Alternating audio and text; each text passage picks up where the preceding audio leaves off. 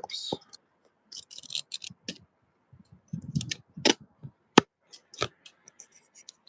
Could I interest you in everything all of the time? A little bit of everything all of the time.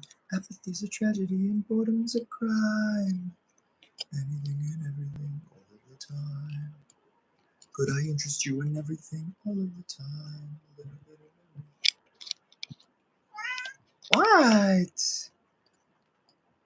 What? Gloopy?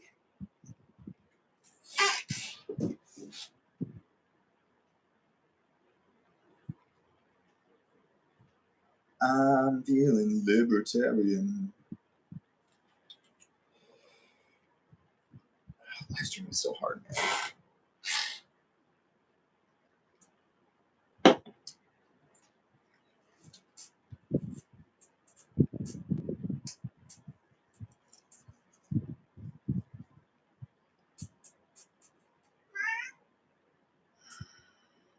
What?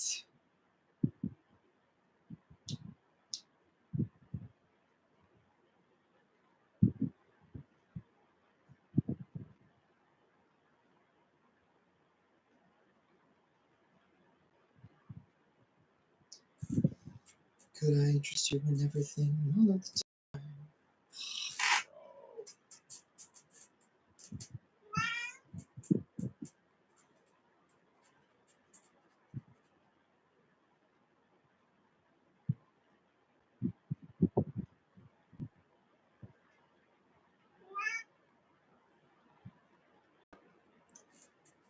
Welcome to the stream.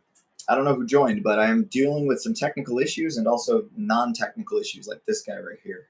This is Glooby, by the way. He's my cat, and he's a pain, but I love him.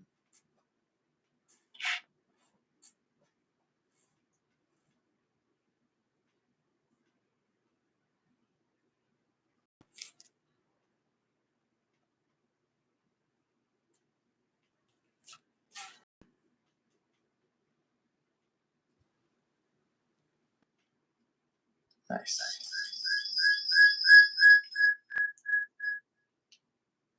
Glooby. Oh, nice. Okay, we'll have a cat cam on then, I guess. Glooby. Where are you?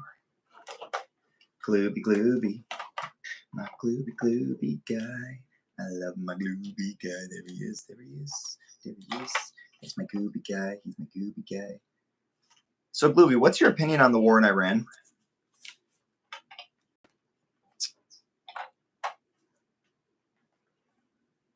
There we go.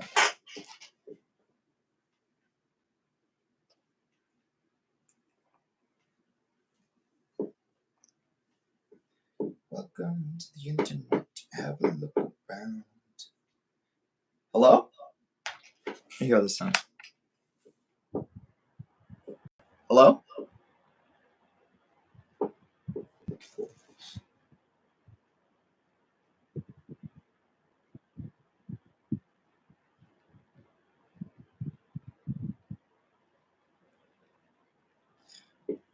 You're such a little goober goo. Alright, cool. So I don't need the cat in the shot, so I can just put my big face. 1 second.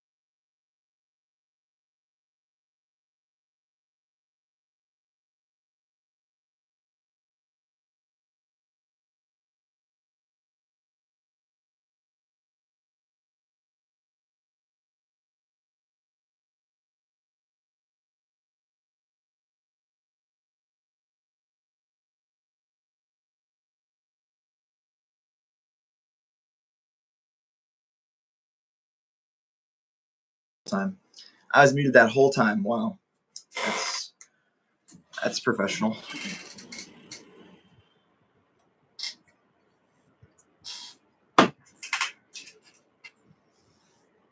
I can actually type without my cat destroying my life.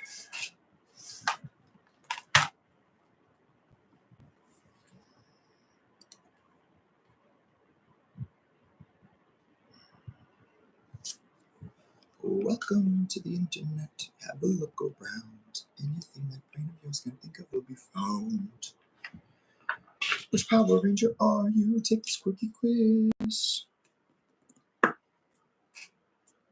Nice. Someone wants to join the stream, that'd be great.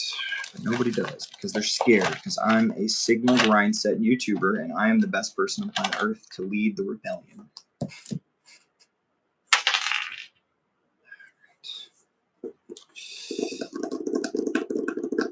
You know what? Just use it as a hard surface, it's fine. Could I interest you in everything all of the time? Nice. How do I build this?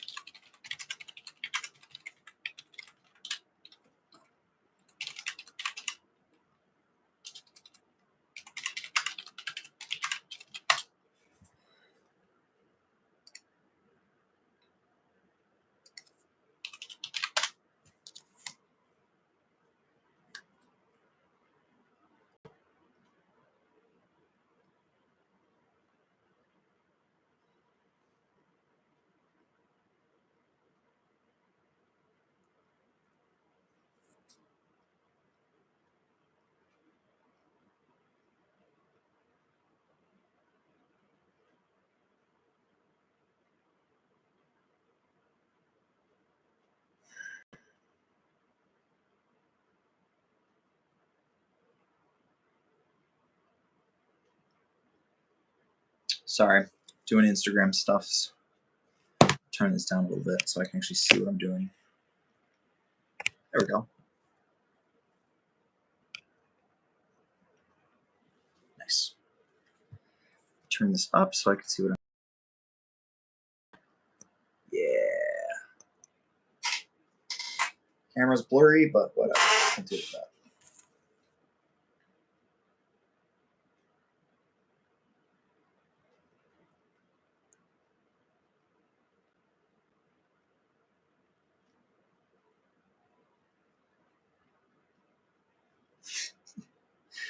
Apparently, we're defunding the Taliban. I guess that's. I don't know why we were funding them in the first place, other than peacekeeping, I guess. But whatever. I mean, we've literally funded the terrorists and trained the terrorists that did 9/11. So, because we're genius. The only proxies we should be worrying about is like actual resistance groups that have vision, not that are based on like literal insanity, radical religions. I don't know why. Like, you can't use as a capitalist country, you can't use a radical theocrat other than like a theocratic Christian, I guess, to like do violence in the Middle East. It just doesn't make sense, or anywhere around the world for that matter. So we'll see.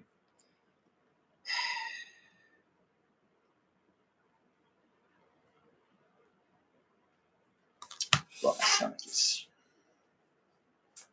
moving. There we go.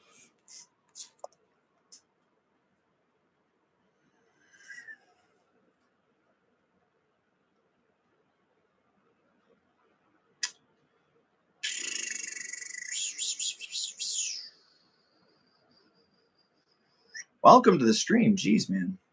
Sorry, I've been having some technical difficulties, and it's not just for the fact that I look libertarian, but I've been essentially talking about the news here. We got 2 viewers in the chat. Welcome, guys. We were talking about the news.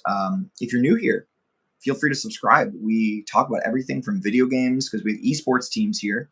We also have regular sports teams. We have political clubs. There's no other university like the University of Michigan. So if you're in the chat, feel free to say hi. It says 0 viewers, but yeah, no, feel free to ask me anything. Would love to chat. And we're going to have a link that you can get on the show with if you want to.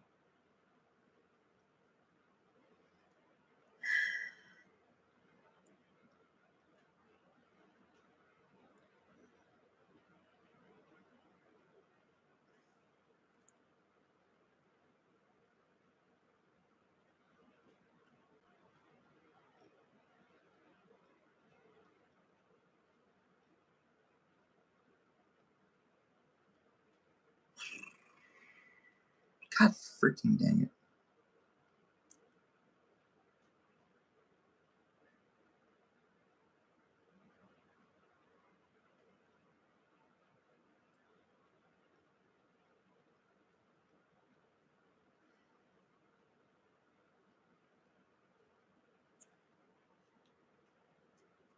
God, I look insane.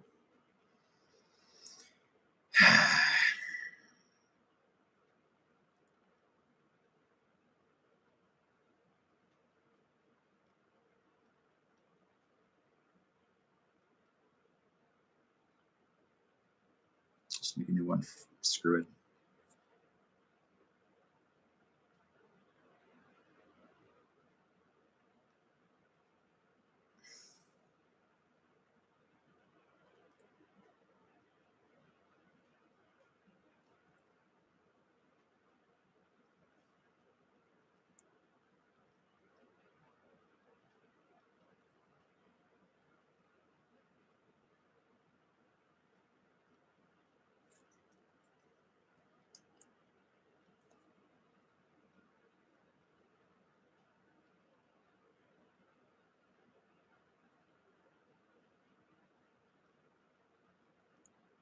If you're here, say hi.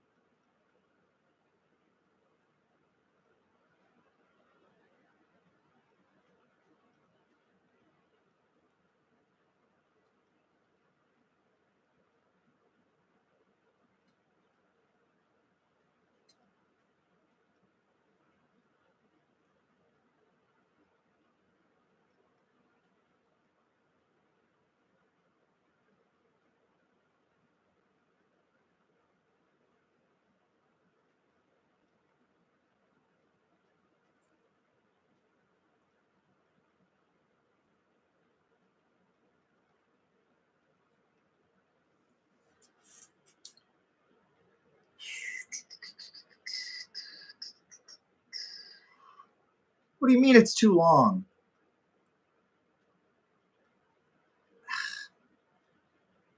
Really?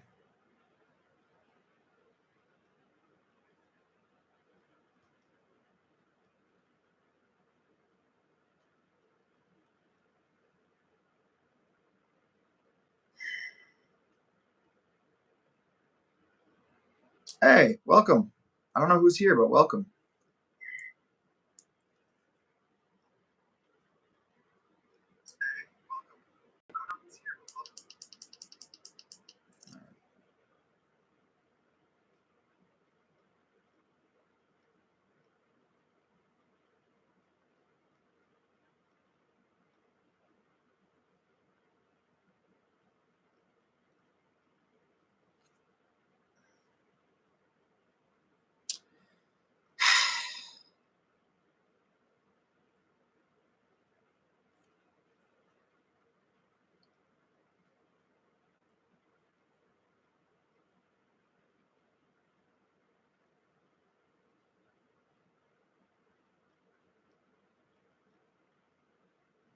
Welcome to the show.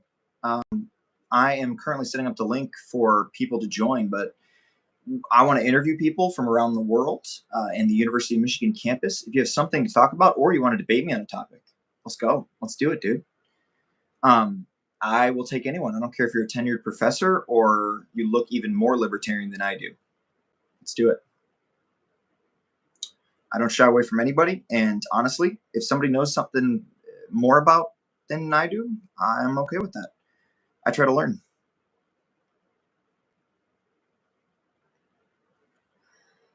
It says 0 viewers, so I don't know if the person actually left or not. But if you're here, please comment. I'm pretty sure the YouTube is broken.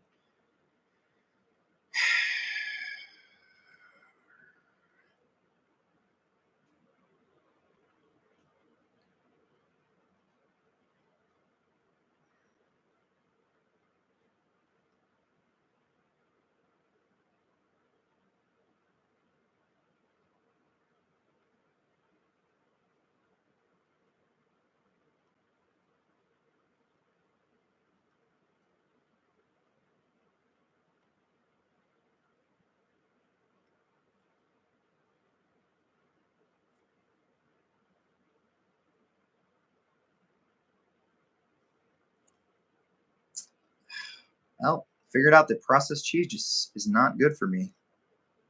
Huh? How about that?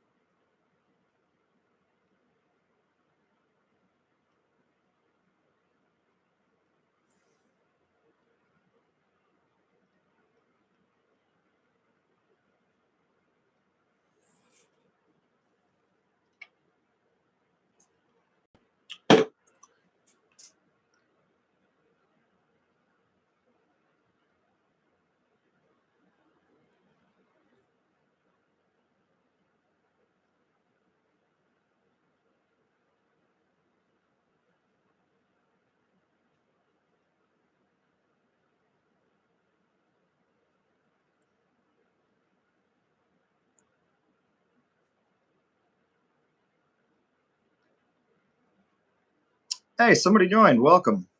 Sorry, I've been figuring out my Instagram. I accidentally screwed up the link, so I had to redo everything. Other than that, things are going swimmingly. And I ate some processed cheese, so oof. It says 0 viewers, but if you're here, say hi. Otherwise, I'm just gonna quietly get depressed and look in my phone.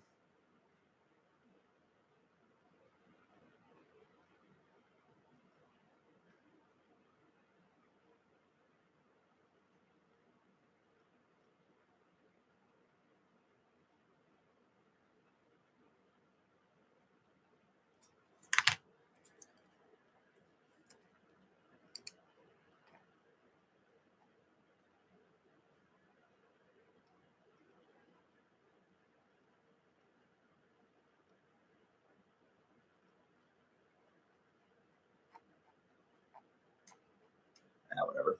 I have a live stream microphone, I guess.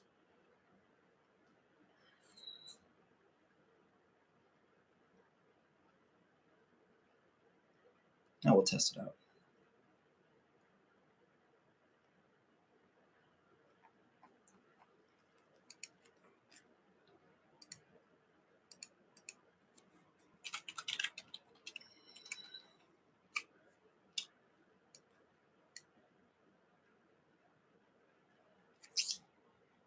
man.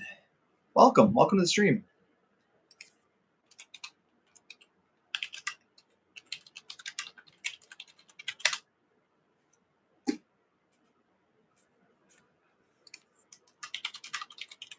Single every single day, do it every single way.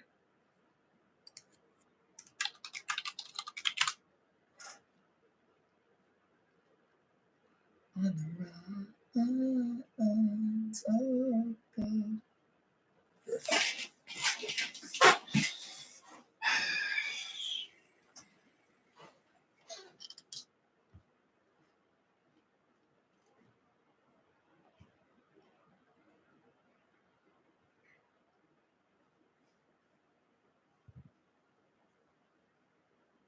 It's definitely the cheese, Mom. It's definitely the cheese. Yeah. Yep. That's okay. It tasted good at least. Ugh.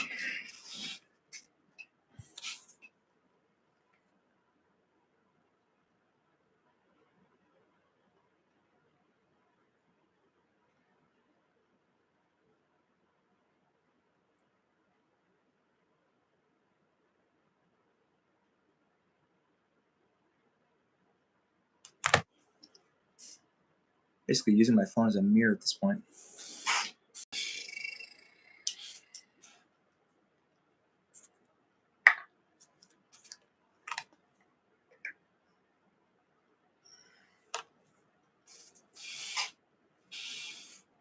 Doing drugs. Mentally I'm in Queens. And zipping the ghosts. Hopefully that works so I don't die. The baby dies.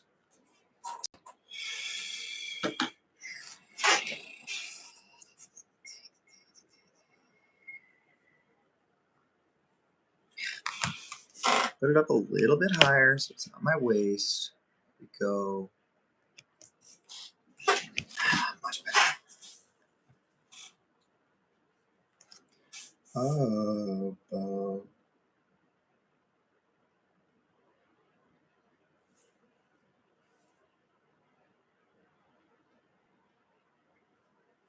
Do it every single way.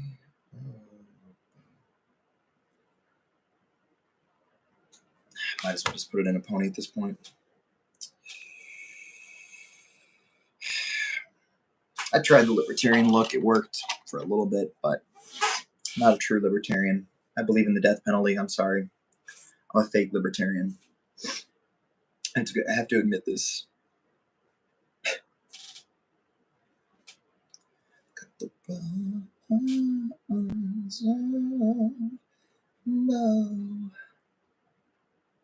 Philotinical, one botanical, son of botanical. F the system, solar plex.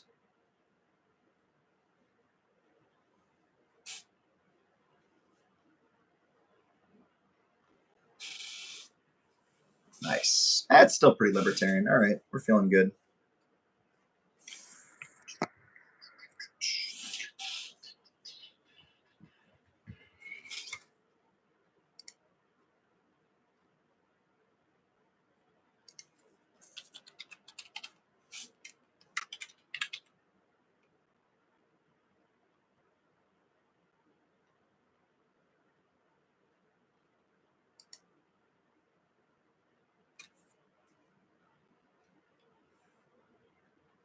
When the lights come in and they go out and it's my turn, I promise that you will sing about me. Promise that you will sing about me.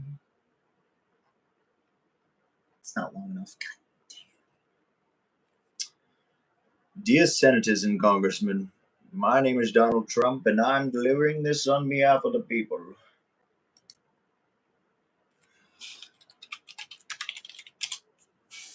Even though I'm straight.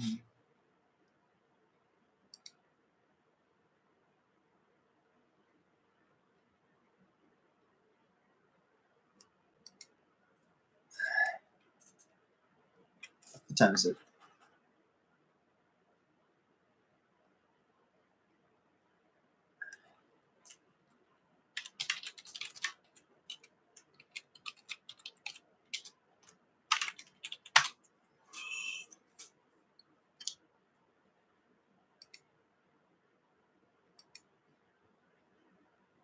good enough.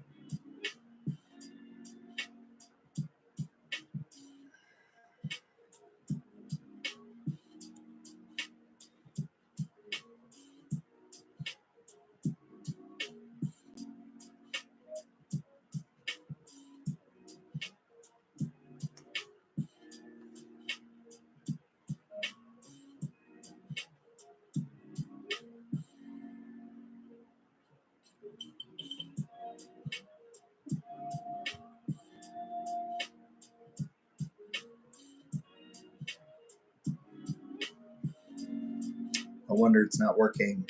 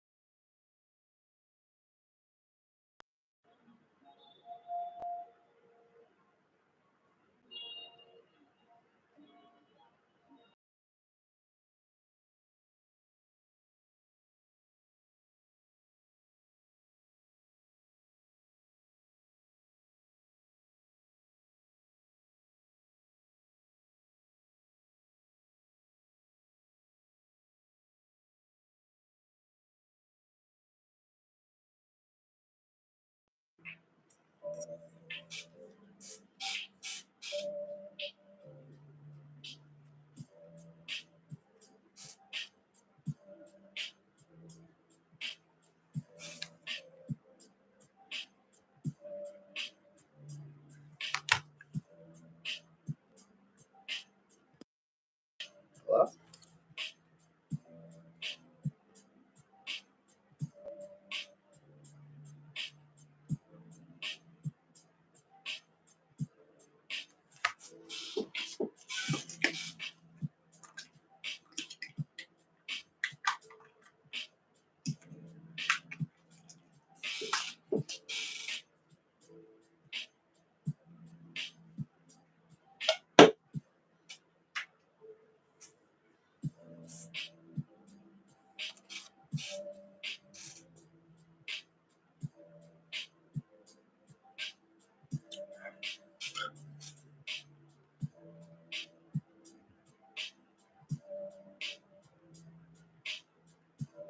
Welcome to the stream.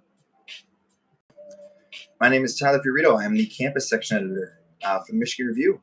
We're going to have a link out there if you want to debate.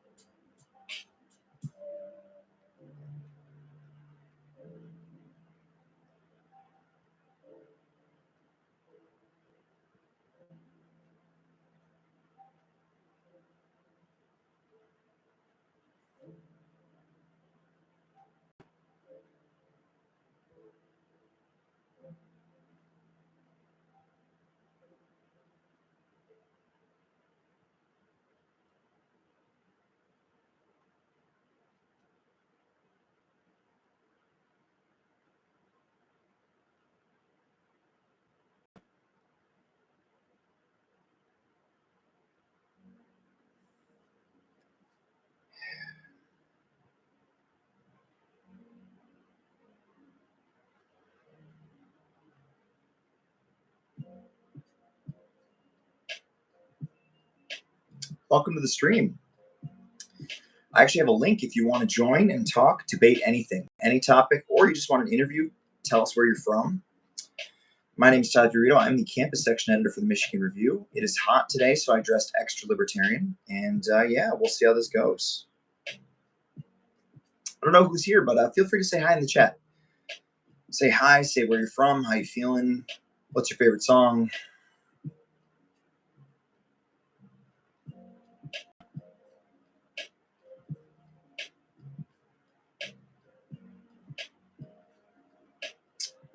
Welcome, viewer. If you haven't heard already, I am Tyler Fiorito. I'm the campus section editor for the Michigan Review. Usually I dress not like this, but you know what? Feeling libertarian today. Feeling very libertarian. Live in the woods. I eat nuts, and what else do I do? I eat tree bark. I built my house out of 2 rocks and a tarp, and I crafted the tarp out of reeds of grass. And you know I'm serious because I didn't just say grass; I said reeds. So yeah, it was a good time. I need a new phone, man. Oh my god, my other phone is literally from 2018. Consumerism is going to win. If you're in the stream right now, feel free to say hi, or you can follow me on Instagram at Tyler J Fiorito, and you can get on the stream. I have a stream link for YouTube. I'm going to post it in chat. I tried to post it so anybody could join, but we're not there yet as a society, apparently.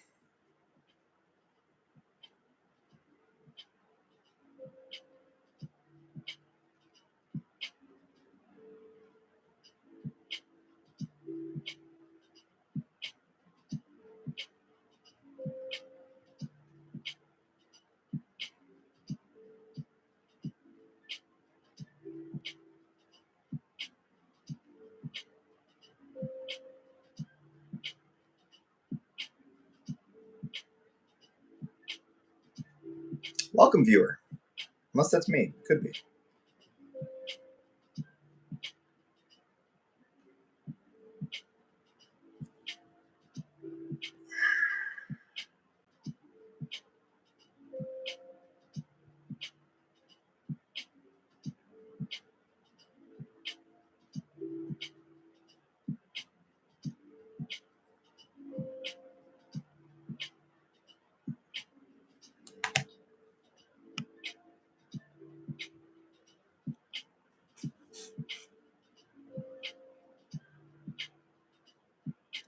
Welcome, viewer. If you wanna debate anything, talk about anything, say how your day was, your sports opinions, your very educated political opinions, or you just want to talk, man, just chill. I'm a libertarian guy, man. Not actually. It's just very hot up here. Oh, man, I'm tired. Welcome to the stream, everybody.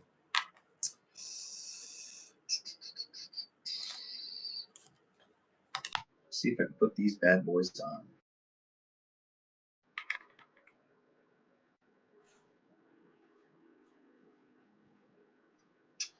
Beautiful.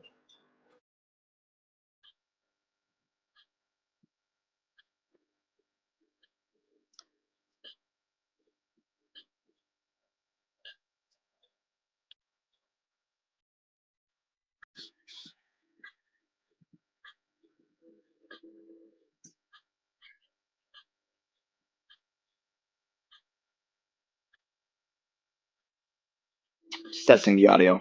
If you just joined the stream, feel free to DM me on Instagram. We'll get you on here, and yeah, we'll debate.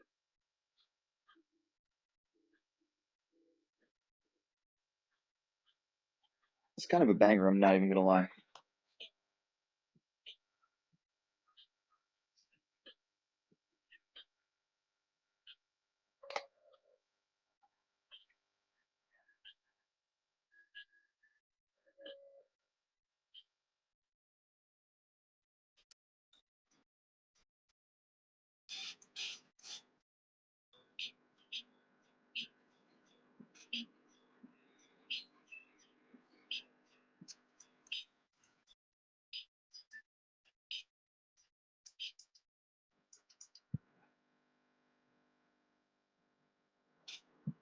Hello?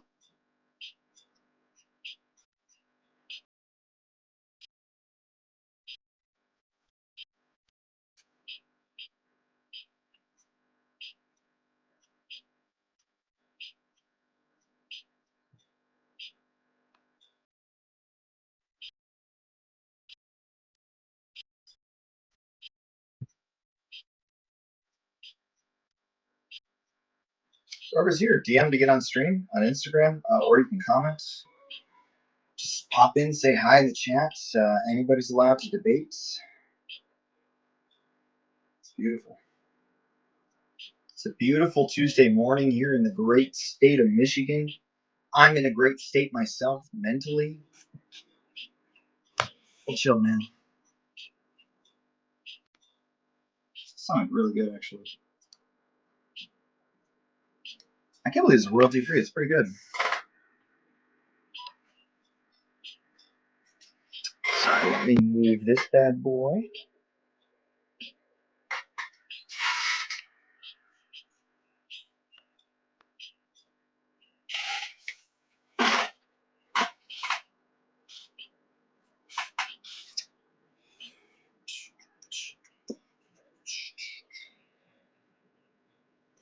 Excellent. All right. Hello? Someone's here. Show yourself. Coward, debate me.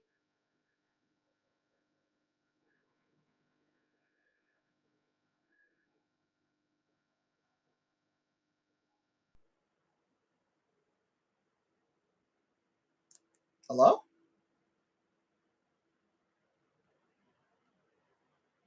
Hello?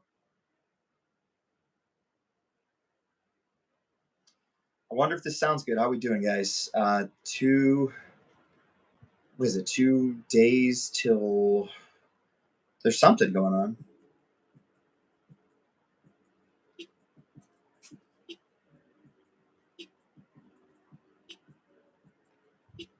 All right, I think we're good.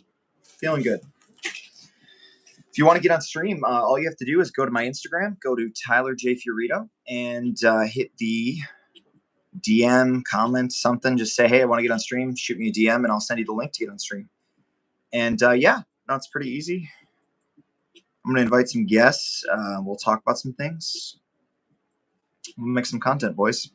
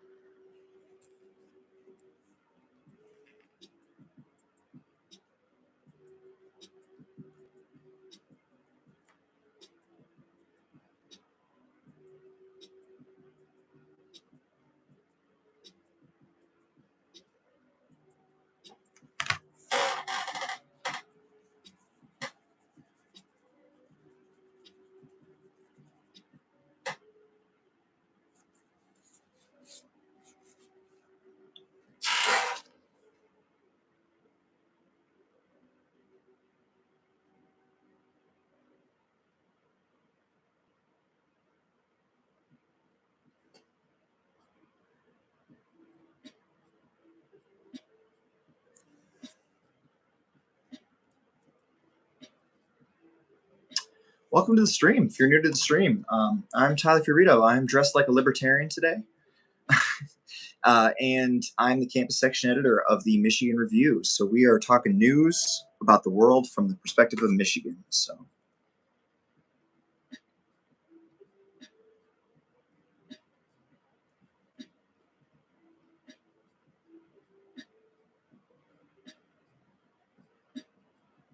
want to come on stream and be interviewed?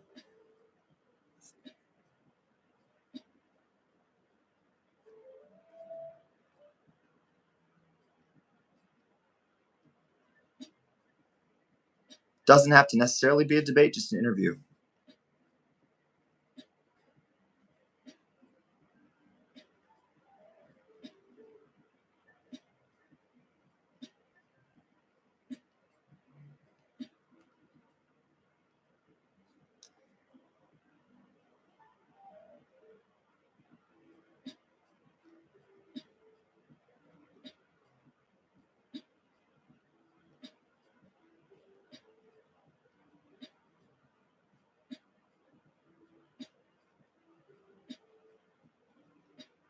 Might have a special guest on.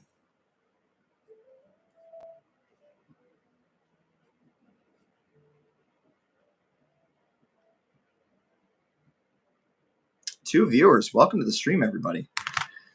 Might have some guests on soon. We had some guests on earlier. We were talking about the war and the potential ceasefire, although it seems like Iran has doubled back and said that the ceasefire is not going to happen. But we'll see. You know, this is a fluid situation. I think Donald Trump's brain is a fluid situation, so we'll see. If you're new to the stream, I am dressed like a libertarian today because it is very hot in here.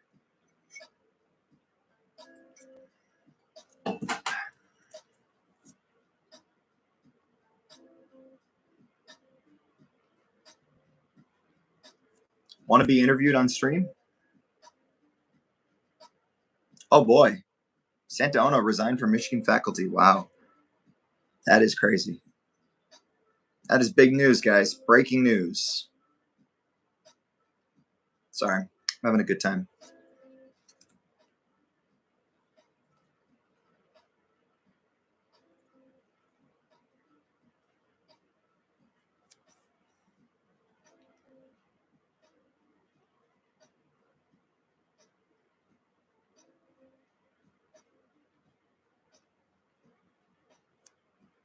This is Tyler Fiorito with his white Jeep having a very weird problem.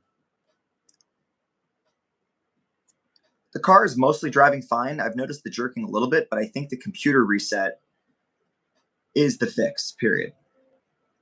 But weirdly enough, when I had my AC on and I turn, not only does it make a weird, like, bubbling noise, like it's leaking somewhere, but I felt it literally leak on my foot yesterday when I turned on driver's side.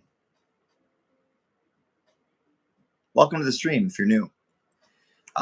I'm dressed like a libertarian today. I'm feeling very libertarian today. I mean, look at that hair. That is very libertarian. So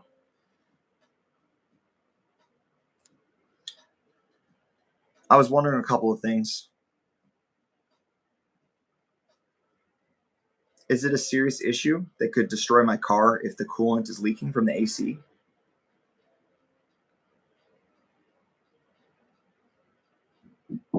What? Did you call it? I'm doing it right now. You're calling it? Yeah. Oh, okay. On stream, dude.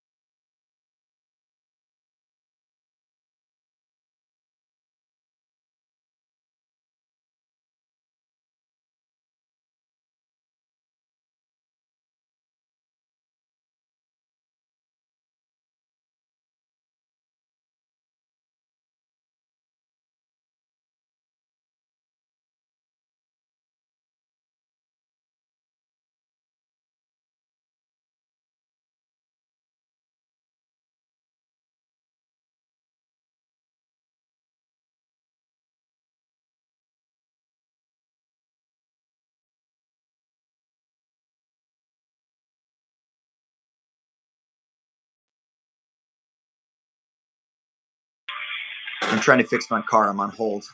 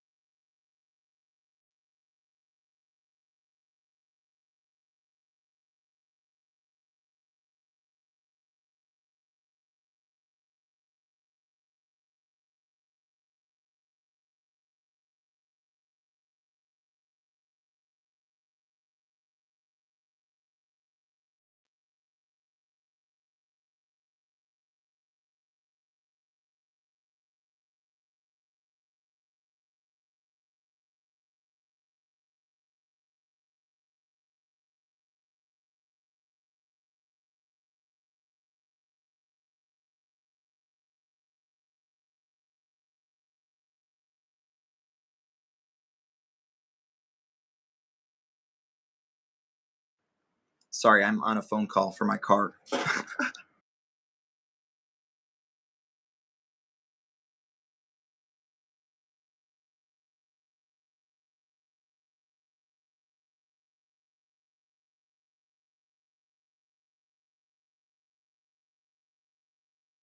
The Jeep itself is when I turn, air conditioning fluid like falls on my foot by the driver's side pedal. Very very strange. And when I turn, it makes a weird noise too for the air conditioning. I've never had that happen before. I'm wondering if there's a leak or something. And the only other thing that I noticed was like the jerking thing was back again. So maybe we could reset the computer. I was just wondering if you guys had a rental car available and if this is like a serious issue we're planning on going today. If you could call us back at 734-796-6826, that'd be perfect. Thank you.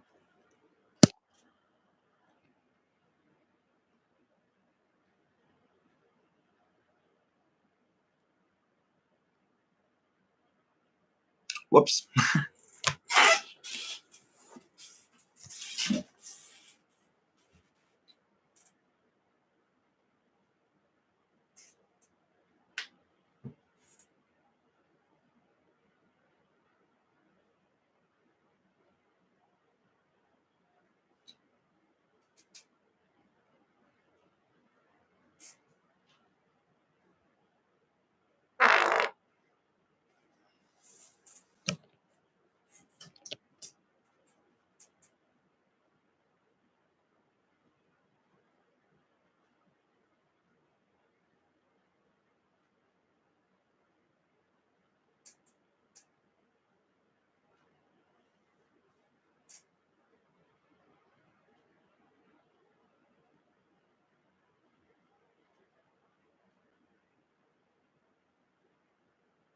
We could set up an interview a different day, maybe! Exclamation mark. I think people would really want to be hearing you since you finished so close second up in the CSG race.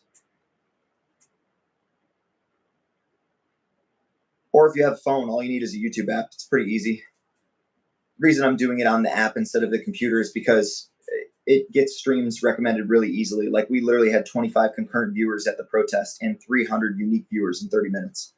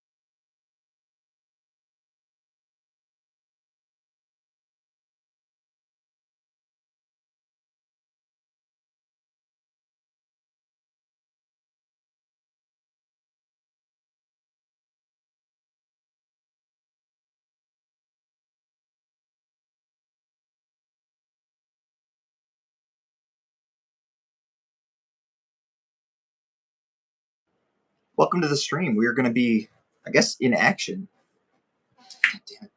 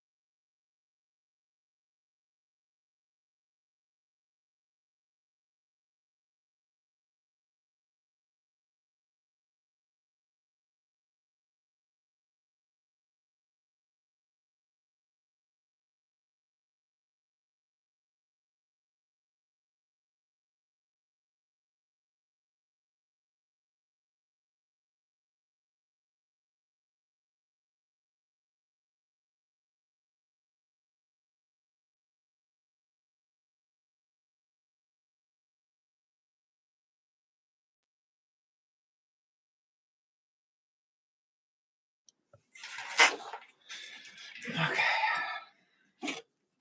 Sorry about that. Setting up an interview.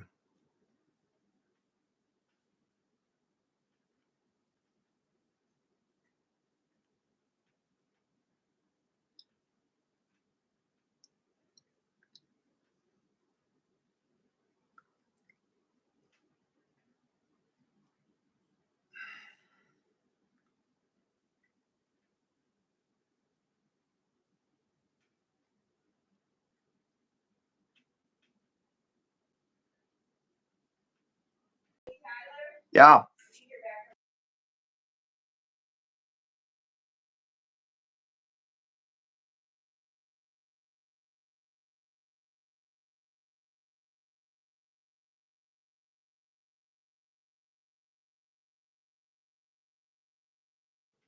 Welcome. Kashava, are you here? Oh, you're looking way better than me. This isn't fair. I'm going to lose the debate, dude. I'm dressed like a libertarian today. But sorry, what'd you say?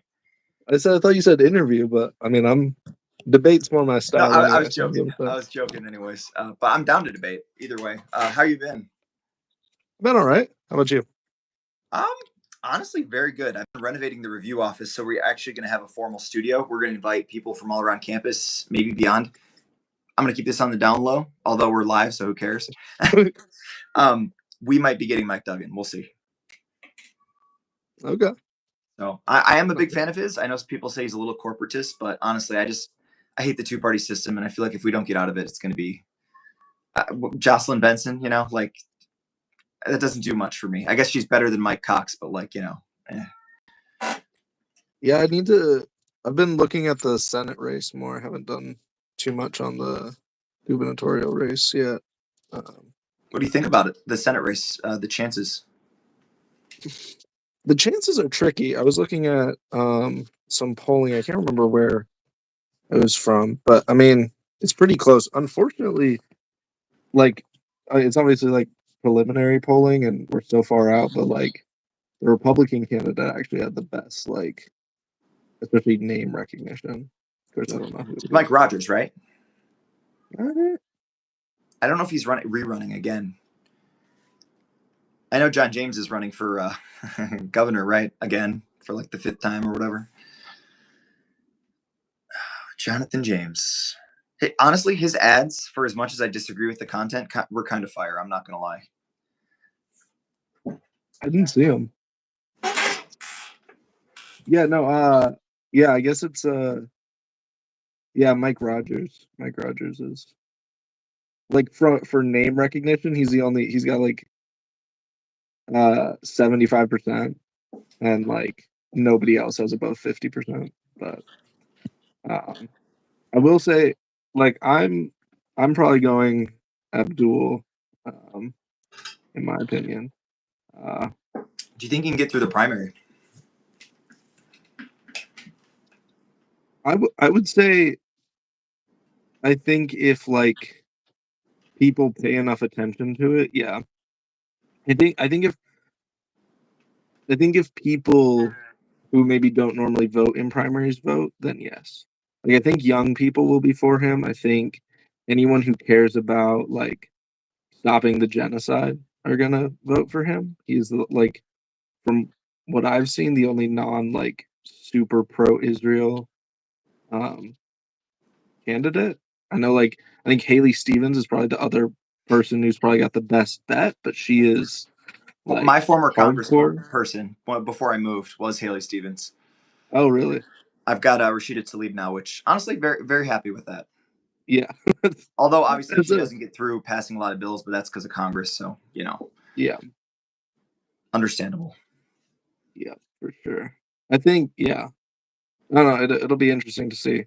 I'm hoping Abdul will get there.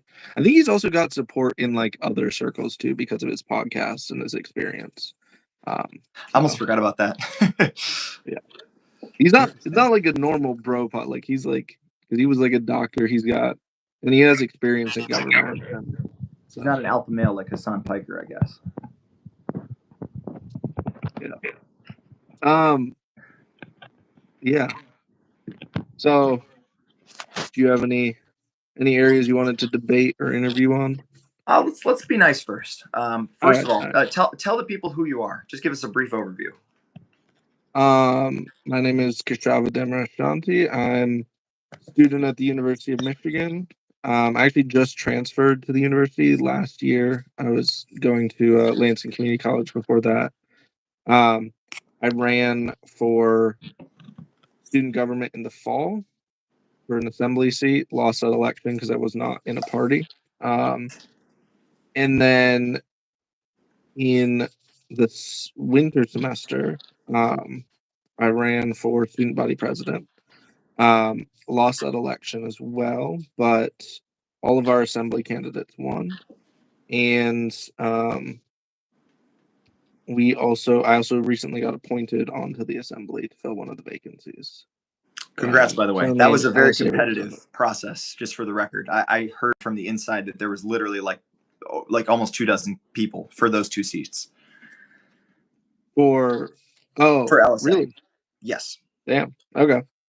Well, that makes me feel better. I didn't know if it was competitive or not. I was like, because so at also some back like at Lansing Community College, I was on their like academic senate. They didn't have a student government, so they only had an academic senate with like 2 student representatives. And I applied to it and got selected. I was like super happy about it. And then I found out afterwards there were 2 seats open and there were 2 applicants. So I was like, it was still cool. It was a good experience. I was able to do some cool stuff there, but it was not at all competitive. Win's a win in my book. Don't tell people how many people there were. Just tell them that you won. Exactly. Yeah, I should keep. I mean, on my resume, it doesn't say that there were only that many candidates. But Gotcha. So, what would you generally describe your political positions as, like a general ideology?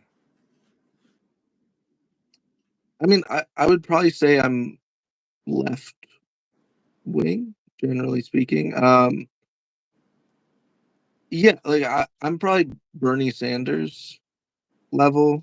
Uh, I was probably, you know, anti Israel, like a little bit more anti Israel's actions a little bit sooner than he was, but other than that, pretty in lockstep with his views.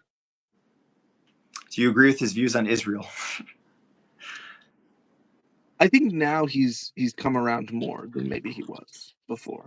Um, I don't know sort of exactly the nuances of where he stands. I think right now I think it's interesting because I think there's a lot of people who might be right now. Like I think he's good on it. I think when Israel is doing like super horrific stuff like they're doing right now, um, it it brings out a lot more people that like maybe I don't agree with on how they view Israel's sort of more slow burn human cruelty.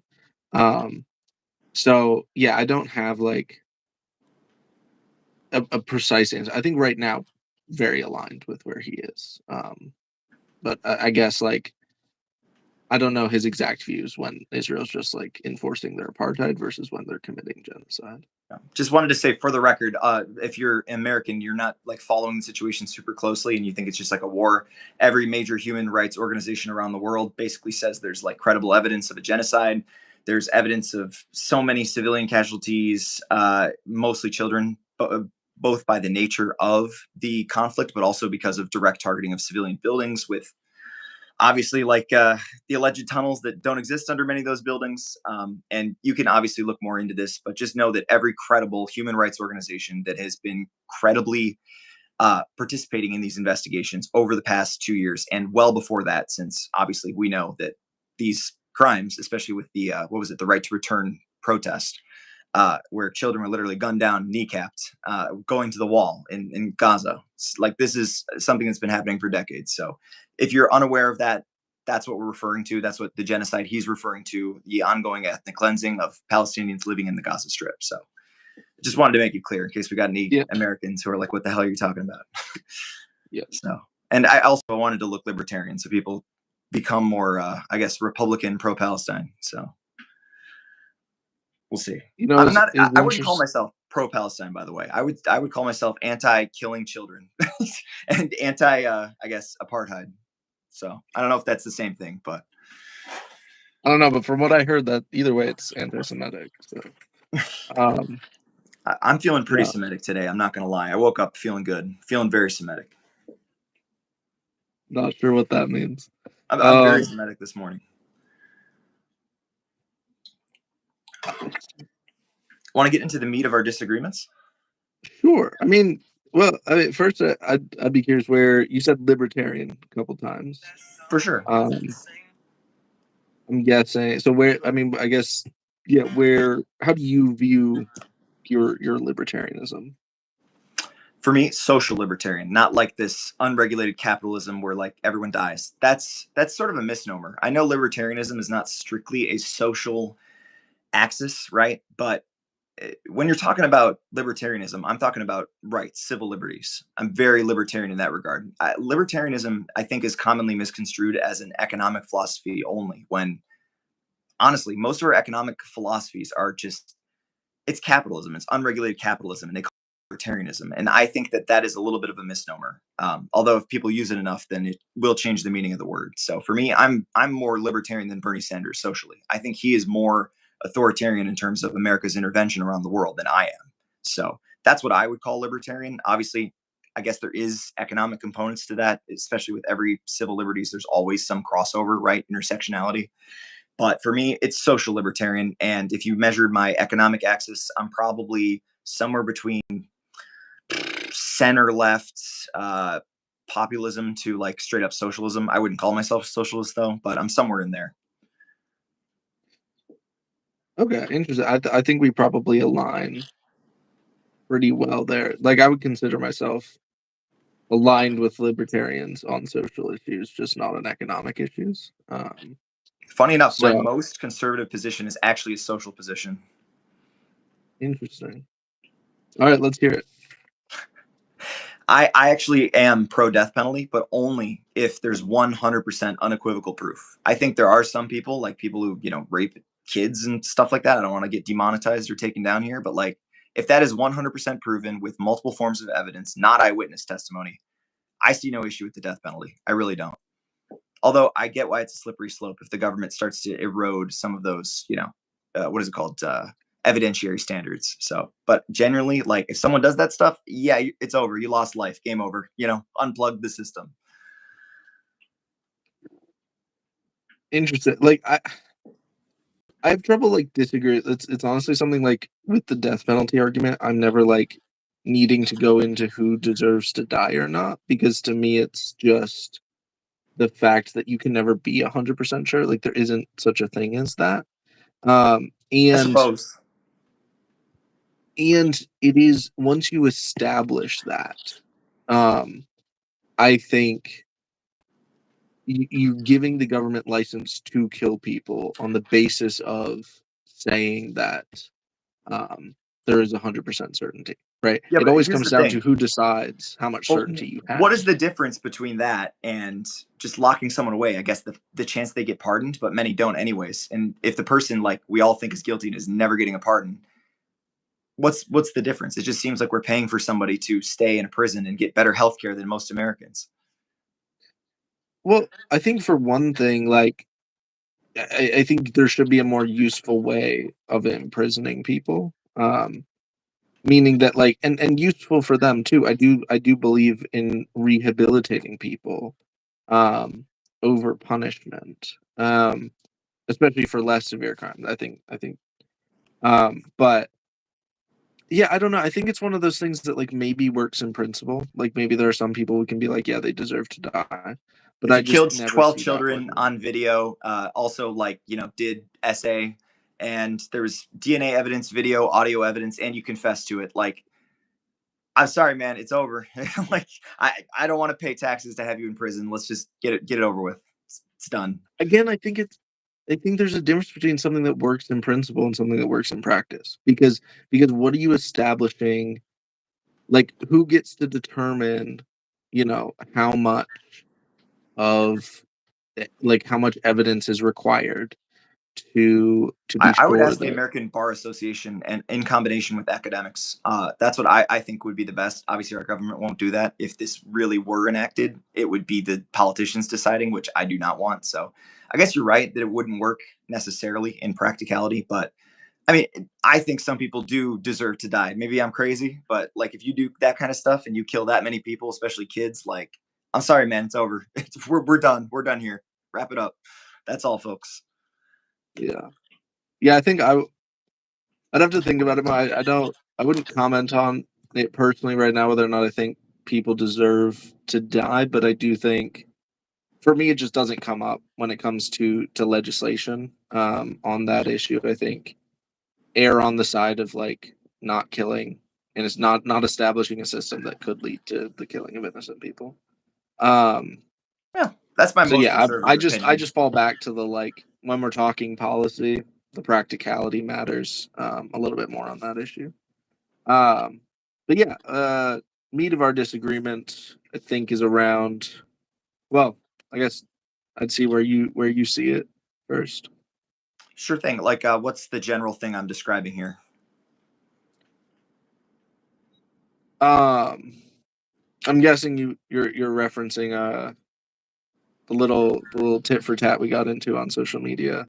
Honestly, I Uh, don't mind that. I wish more people would do that because I yeah, feel like people, especially in student government, are afraid to talk about anything controversial. And honestly, it was productive, in my opinion. yeah, I agree. I think it's important to have discussions with people you disagree with on something, especially when like I think you and I probably agree 90%, but there's a 10% that I think is important that we disagree on.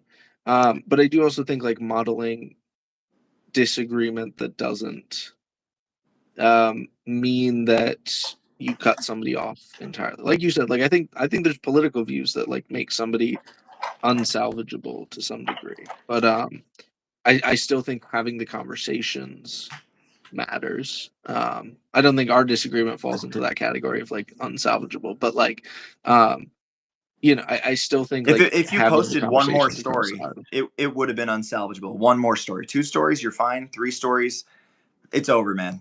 No, I'm That kidding, of feels like a course. double standard because I think you posted 4, so I think, and yours were way longer than mine. I have more experience. Yeah. I get more credibility. Okay.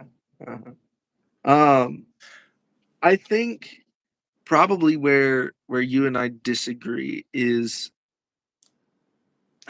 well, I don't know. I guess my question is like, what is your purpose in criticizing the pro-Palestinian, pro-divestment movement on campus? Like, what are you seeing as the usefulness in that? When, yeah, I'll just throw that out there as a question first. Before I answer that, I just wanted to say some people don't know the history. So basically, like over the past 2 years, I've generally been, honestly, I called it a genocide as early as 2020, December 2023, in that article about the even criticizing the protesters.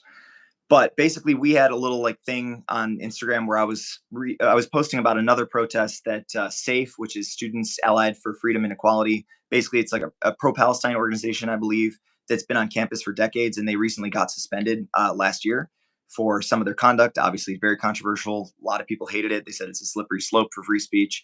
Personally, I also agree. And basically, like I criticized a lot of the tactics because honestly, my main criticism wasn't the fact that like they were pro-Palestine really at all. I don't think I ever really criticized. I'm trying to remember if I ever criticized the idea of being pro-Palestine. I don't think so. I think literally, if you go back as far as the first time I wrote about this, which was December 2023, I literally wrote, I said, I'm not criticizing the idea of Palestinians getting equal rights, but I am criticizing the inefficient methods that with our protest is doing. And basically, we went back and forth. What was it yesterday on Instagram about like optics, and then I posted a longer 3-hour cut of like my general opinions, and I went over the history too. Obviously, no one's watching the whole 3 hours. My game plan was to just record, and cut it down to like the general points. So, and your question was, what do I hope to get out of like criticizing? Like, what's the goal of criticizing the pro-Palestinian protesters? Yeah. Okay. Yeah. I mean, where do you yeah. I just wanted to remember because I just went to all the history. I just wanted to make sure I'm not Yeah. misquoting you. For me, honestly, I don't know if anyone shares this opinion, which is why I'm libertarian in my bandana. But for me, I see it the same way as the Democratic Party in terms of the function of criticizing leadership. The only difference is there's much more institutional power with the Democratic Party. But I feel like, especially the guys who have been on campus for literally a decade, I don't want to say his name, but there's a guy, he's always in a beard. He never finishes his PhD, and literally all he does is protest. And yes, a lot of the things he protests for are very good and need protests. The problem is he is one of the worst messengers to do it because he's this 38-year-old man yelling at 19-year-olds about being pro-Palestine, being, pro reparations, whatever the next thing is. Like, you can have literally the perfect opinions, 100% everything, pro peace, pro, equal rights for everybody. Everybody has a basic standard of living. But if you're this disheveled person who like swears at people to get attention, like it doesn't matter if all your opinions are good. Like for me personally, I used to be Catholic 18 years. I grew up 18 years Catholic, believing in a God. And I've seen the worst era since then in the last 5 years of my life. And so I'm agnostic now. And I don't know if there's a God or not. But what I do know is there's human suffering on this planet. And even if something like, prostrating yourself, I suppose, like with rhetoric, might not be 100% reflective of your beliefs, like I think the utility in being willing to amend your rhetoric and tactics if they're not working and being like having the humility to do that in service of a greater good is worth it. Honestly, I know like in a 100% moral society, especially people after 9/11 who are Muslim wouldn't have to do that. It's very much this baked in Islamophobia. But at the end of the day, I'm not here to have a philosophy debate about Islamophobia. I'm here to save lives and divest. And right now, there's no movement from our current leaders of the protests. It's the exact same thing that's been happening for 2 years. And not a dime, not a penny has been divested.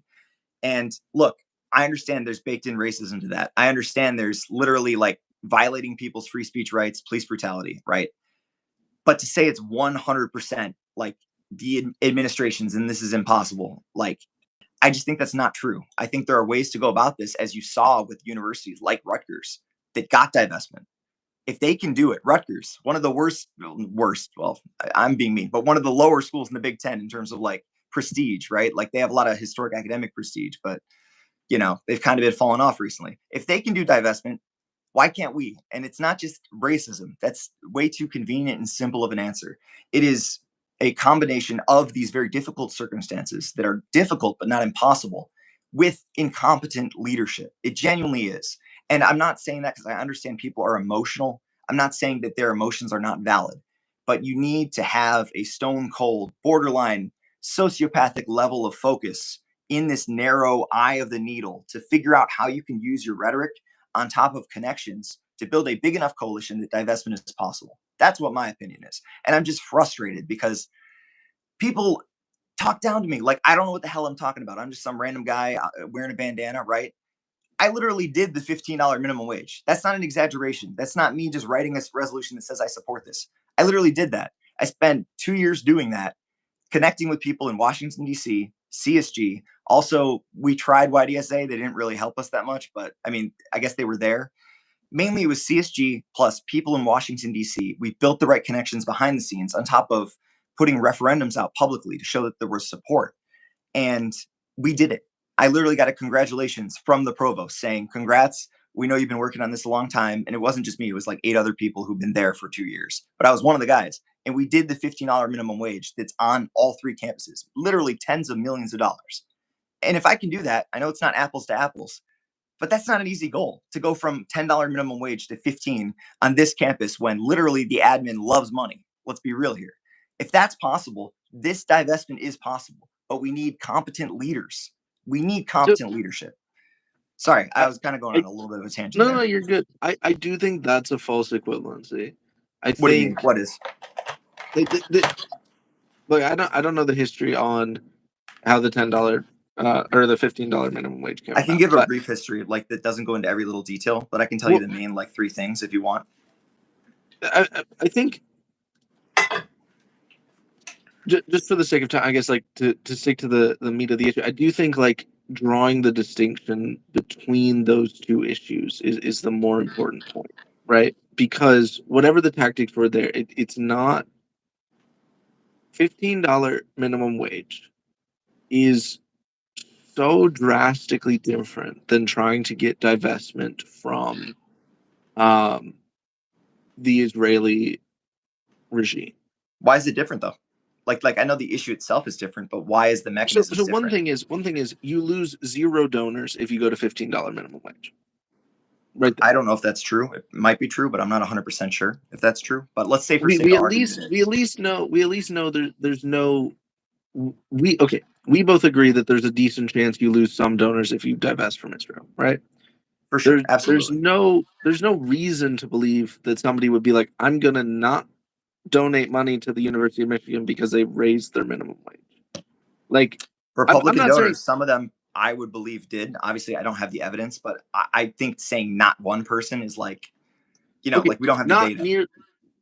Okay, right. We can't have absolutes, but the numbers are not comparable on what you're risking in donors, right? You don't have people who I don't think you have a student movement that's against it.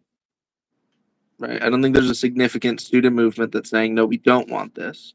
Right. There is when it comes to you don't have the federal government saying or the state government saying, you know, we might pull funding if you do this. Technically, right? That's not true. Well, although it was the state Republicans obviously objecting to that, which they always do. Although at that point, I mean, it was like a $30 million investment. I think they used Michigan's own donations to fund it. So like it wasn't like an issue, but the Republicans did object. Just obviously, I know what you're saying though. Like it's much more controversial, right? Right. Like the pressure is not even close to comparable. You don't like, and I think divestment's always going to be a harder issue. It was a hard fought battle, even in the divestment from South Africa, right? And that there too, you didn't have a pro apartheid movement, and it was still difficult. The University of Michigan didn't do it until they were forced to do it by the state. And so I think criticizing a movement that does have a low chance of success, I don't think there's a way you are going to get divestment from Israel with like every single industry, including civilian industries, is what you're saying. That's impossible, is what you're saying. I think it would even be impossible, not impossible, but I think very, very difficult. And the reason I'm saying this is my point is that I don't think it's useful to say they're not, to criticize them on the basis that they haven't achieved their goal, because it's not that's not the only thing. Can I elaborate a little bit? I don't want to interrupt you. You're kind of Sure. cooking, although you're cooking me a little bit. But I can elaborate. That's not the only thing I'm criticizing them for. But okay, I guess my point here is if they're organizing on the issue, what is the usefulness? There's a difference Define between organizing. criticizing. What? Define organizing. What do you mean? Like just setting up protests or?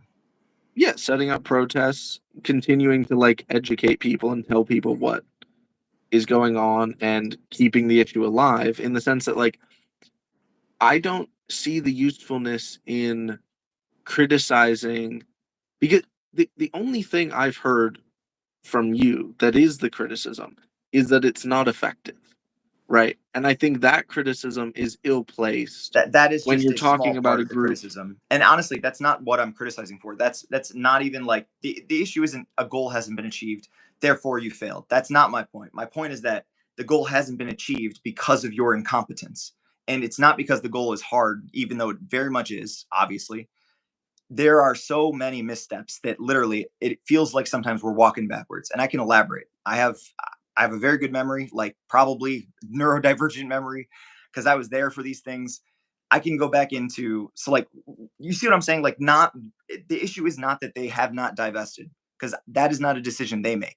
But to increase the probability of divestment happening, you have to be very smart in your calculations. And I think this movement has been led by people who are the most vocal speech givers, but they do not understand the political game, like me and the $15 minimum wage people, like you even. But Honestly, you're very calling good at them out politics. publicly, do you think I could see that being a conversation you have in private, where you say, hey, look, I think we should go about this differently. But when you do it in a way that is, I'm going to call you out in public, I'm No, I going to think say, so. I I think the wouldn't way have. you're doing it is wrong. Doesn't that just hurt the movement? Doesn't that just hurt the cause, because you're showing that they're using a tactic you don't think is the way they're going to achieve it? Why not just use the other tactic Well, can I say what and let tactics them they were use using? theirs? Can I What? say what tactics they were using? I am doing Sure. that, by the way. But can I say why I think they're incompetent? Yeah. Sure. Okay. So I don't know how much time you have. I don't want to keep you here forever, but I think this is a very important conversation. How much time do you have? About 15 more minutes. Okay. Well, I'll try not to make my next point 15 minutes. Although I do appreciate this. So first and foremost, October 7th, obviously immediately after protests, obviously optics there are one thing, but the whole issue, I didn't have that much of an issue with the protests immediately after, because obviously the idea of, breaking through the wall and all that, in theory is noble, but obviously the circumstances where there were war crimes committed made it look bad, especially when people were saying free Palestine right after. Obviously, I understand that context. Most Americans don't, right? So they see that as, wow, you're cheering on terrorism, which is, that lacks a lot of context, in my opinion. So I didn't have an issue with that. And I thought the first couple, maybe the first month or so was fine. It was protests. It was, literally we are getting to genocide point in the first month. We have already eclipsed the death count, whatever, tenfold from October 7th with Palestinians, and half of them being children. And I was like, okay, that's a very valid point. I'm going to keep my eye on this, see where it goes. After that, it was protest. We're going to do, the words I always see is hands off protests, hands off this, hands off that, hands off our Palestine, hands off Iran, hands off, I don't know, insert social service we have.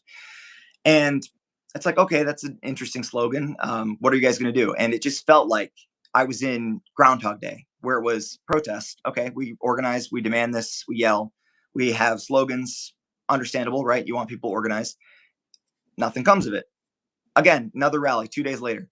Nothing comes of it. Another rally 2 days later. Nothing comes of it. I'm like, okay, I guess I don't know if they have like a formal proposal for divestment or not. And then I looked up, I did research on this.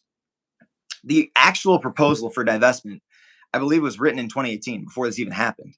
And a lot of people don't even know what companies are on it in the movement. They just want to divest from Israel. And it's like, I understand that that's much easier to chant and much easier to pitch when you're talking about divesting from a state that's doing genocide. I get that. But at some point, you have to talk about, what does divestment practically mean? What are the steps that we can do to get it? And I feel like the people who are leading this protest for one, I don't know if they're capable of having that conversation because of some of the more recent things that have been done. I want to be wrong there. I haven't met them. They don't want to talk to me, probably. I'd be willing to have a conversation with them and help them get a practical proposal down. If they don't want to talk to me, that's fine, though. I'll do my own proposal. Second of all, I think the tactics and just the absolutely baffling optics were just, honestly, it was insulting to me as somebody who has been in politics this long and understands the humanity of Palestinian people. I was like, dude, you are messing up the bag for everybody here. You're messing up the bag. And I understand genocide's much worse than having, very charged language. I understand that. My point is that we don't get divestment if we play around with really, really incompetent leadership who continue to reinforce the same point that a genocide is happening, genocide is happening, genocide is happening, without a specific goal afterwards. And the goal is divestment, but they don't have a formal proposal that is updated to the current BDS list. Okay. Here's the thing, though. Yeah. One of the reasons why the other chant is disclosed is that a lot of the university's divestments go through like investment groups where you don't know exactly what they're invested in.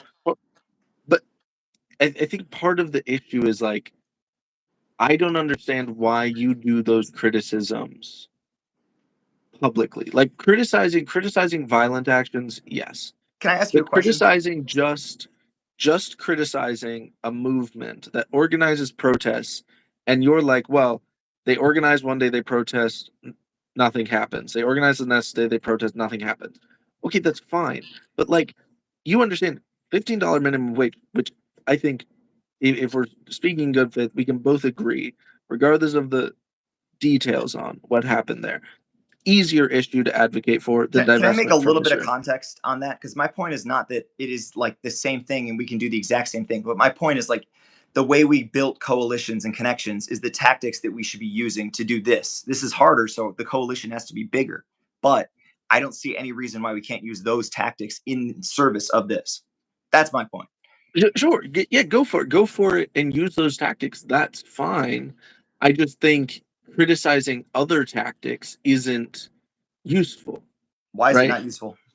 What is your purpose there? If people want to protest and advocate for the issue in their way, why does that prevent you from using your tactics to do it your way?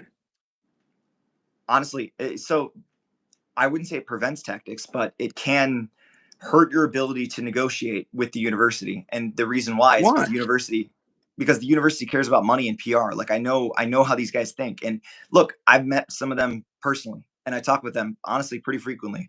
And they literally, like, the main thing, obviously other than Trump suing the university, which is like the biggest fear right now, is ensuring that the image of U of M is safe. And I know that's kind of a silly thing to care about, but that's what they care about. And if you don't play by those rules, you're not going to convince those people to do what you want. That's my point. So play by those rules. But why criticize people who are because they're the face of the movement visible? Because why criticize the people? Dude, I could literally be 24/7 pro-Palestine content, and I will not be the face over Safe and Tahrir. They're the face of the movement. And if they keep fumbling the bag, I'm not going to be able to achieve these aims. I think it's the same thing with any type of movement. If you have people either on the fringes, or in this case, literally leading the protest, it makes it harder to say that we separately are negotiating good faith, because the admin doesn't know the intricacies of the divisions within the movement. They don't know that. All they see is pro-Palestine people showing up to their house, putting pig's blood on their doorstep, throwing a mason jar through their window, throwing, But fake blood. every movement has had, pretty much every movement has had issues like that. The civil rights movement had some issues like that. And the people who don't want to act on it are always going to point to that element of it. I'm not defending violent actions. The majority of people leading the protests aren't defending those actions, right? Those are separate issues. And I don't think tying those two together is accurate. Why I've not? seen you criticize the protest movement. Like that was what our post was. They were just saying, look, we're gonna have this briefing, right? I was not criticizing the movement. I was criticizing the fact that they're using the exact same tactics for another war that we started and expecting something to change. That is my point. Not the movement. I agree. Pro peace. Let's stop bombing countries and killing children. Crazy take, right? I just don't. I have very little confidence in the leadership of this protest, who finds it so easy to organize protests and then sit and rest on their laurels and do nothing. Like, they can't get a meeting with admin. How are they supposed to get divestment if they can't even get a meeting? And I understand that admin is obviously the roadblock, right? But if you change your tactics and you show that you're like a reasonable human being, you're chill, it's possible. It's doable. Jordan Acker, literally, I talk to that guy all the time about this. We're trying to set up something related tangentially to this. Can't get into it yet or leak. But like, I'm trying to work with these people. Just because you talk to people you disagree with, even if you find them repugnant, if they have power, you have to figure out how to use that power for good.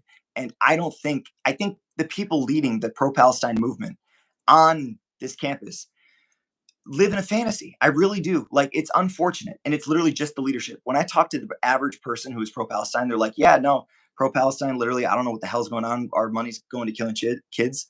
And if I ask them about, what do you think of our movement on campus? They're like, yeah, maybe I went to a couple protests, but, honestly, they just kind of got exhausted, bored. And honestly, unintentionally, it is insidious so far the fact that we have these protests consistently, that people become apathetic to genocide. And that is not their intention, but that is what is happening. That is why people are going less and less numbers to these protests, because they're apathetic to genocide, because all they hear is genocide every day without any follow-up. So they literally do not want to participate because they are emotionally exhausted, or they're focusing on studies, or they're literally so annoyed that they don't want to get involved. So that is my point. It is incompetence that is keeping us locked in this perpetual Groundhog Day. I don't think that it is like the divestment movement has been happening for a while on campus. And I still don't see why it is useful to criticize them for having an event. Like, why? I guess my whole thing is like, why, if that's your issue, if you think It's we not should just the instead events. be what? The issue isn't having an event. Like, having a protest rally is fine. The issue Okay, is but no why follow-up. when they post we're having a rally, why is your response to go and bash them for it, for not having solved the issue yet?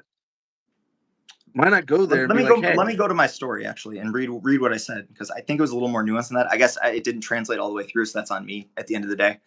Because like I often take very practical stances, and some people read them as like ideological stances, and I understand that's on me. That's not on you. Because my okay, point was, yeah, to be clear though, your headline thing, the thing that you made most visible was solutions, not slogans, right? this is what I wrote. I have it right here. So I Okay. said, so I went to their post, whatever, and then I said, for instance, here's another one of their events in July. Sure, this gets attention and sometimes draws a decent few hundred people, but nothing changes. No realistic policy is proposed. And anytime people have legitimate criticisms of the movement, people say that it's inappropriate to criticize the protesters during a time of genocide. And I said, having a righteous cause does not equal all your tactics work or that your behavior is acceptable. And then my entire point of the post, this was the meat of it, is that this post about their next protest in July is actually from last year, and nobody really could tell the difference because they've been doing the same tactics for a year and a half. And the actual image was from July. Nobody picked up on it until they actually read the last thing. They said, literally, someone responded to me and said, why are you criticizing another upcoming protest? You just did that for Dearborn. And then I said, literally, this is from July 2024, not 2025. And you didn't tell the difference because nothing changed. That was the point I'm making, is that the leadership has one speed. And until we change leadership or change tactics, and honestly, I don't see this leadership changing tactics unless we have a sit down and a heart to heart. But I got to be honest, I have very little faith that they're going to change. I want to be proven wrong.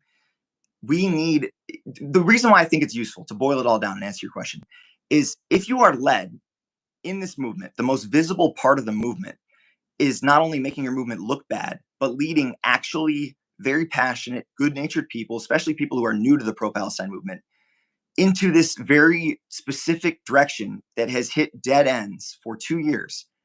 You are hurting the rest of the campus's opportunity to do this, because the Tahrir, the whole point of Tahrir, right, is it's a coalition of 100 student organizations. They are like the de facto authority on being pro-Palestine, right? Like, nobody would argue that. But when they make so many missteps like this, it makes my job harder. It's not impossible for me to do this. It's not impossible for the people I'm working with to actually get a divestment proposal that works. But it makes it harder because I have to constantly talk about this. And I'd much rather talk about why divestment is reasonable and not an attack on Israel. I'd much rather talk about that than the next protest they did, or if some insane person does more graffiti at someone's house. Like, I don't want to have to talk about that. But That's do you get my pointless. point that, like, if that's your cause, why not just do that? Like, you make posts, right? If you think that your post criticizing them is going to get attention, why not just start making posts about why we need divestment and your strategy for doing it? Why is it important for you to criticize that? If you think your criticism is going to have an impact, right? But your only Honestly, reason for doing it I is didn't think so it that was you going to have can an focus on impact something else. What? with them. I didn't think it was going to have an impact with them. It's more for So why everybody do it? else, because I want to show people that there's not just one specific way to be pro-Palestine. And I think a Right, lot of but why people not feel role boxed model in. the other way rather than, like, why not show that your way of being pro-Palestine is you going out and doing the thing, right? Why not show that your way of being pro-Palestine is like, hey, I'm meeting with this person in admin to talk about divestment? Or why not propose your own plan or work with people to propose your own plan and make posts about that rather than criticizing a movement that's doing it a different way? You see my point? There's Like, like if three your answers there. reason, wait, let me just finish Okay, real sorry, quick. my Sorry. bad. No, you're good. If you just said, like, your reason for criticizing it is because you would rather be focusing on a different way to achieve this. Why not just start focusing on that other way to achieve it rather than criticizing them? Like, you're the one choosing to focus on. If that's That's not one of meant the to change their answers. tactic, because you also said you're not planning to change their tactic, you want to show people who aren't already deep in their movement that there's a different way to go about this. But why not just do that by doing the different way of going about it instead of spending your time tearing them down? Well, for one, I'm not tearing down the movement. My main thing is, I feel like, When I say the movement in yeah, that context, I'm not saying the pro-Palestinian movement. I'm okay, saying the protest movement, the Tahrir, the Safe. Like, okay, gotcha. why spend your energy criticizing them if you admit you don't think it's going to change their mind, and the reason you're doing it is to show people there's a different way of advocating for um, divestment. Why not just show that by advocating in a different way for divestment and make posts about that?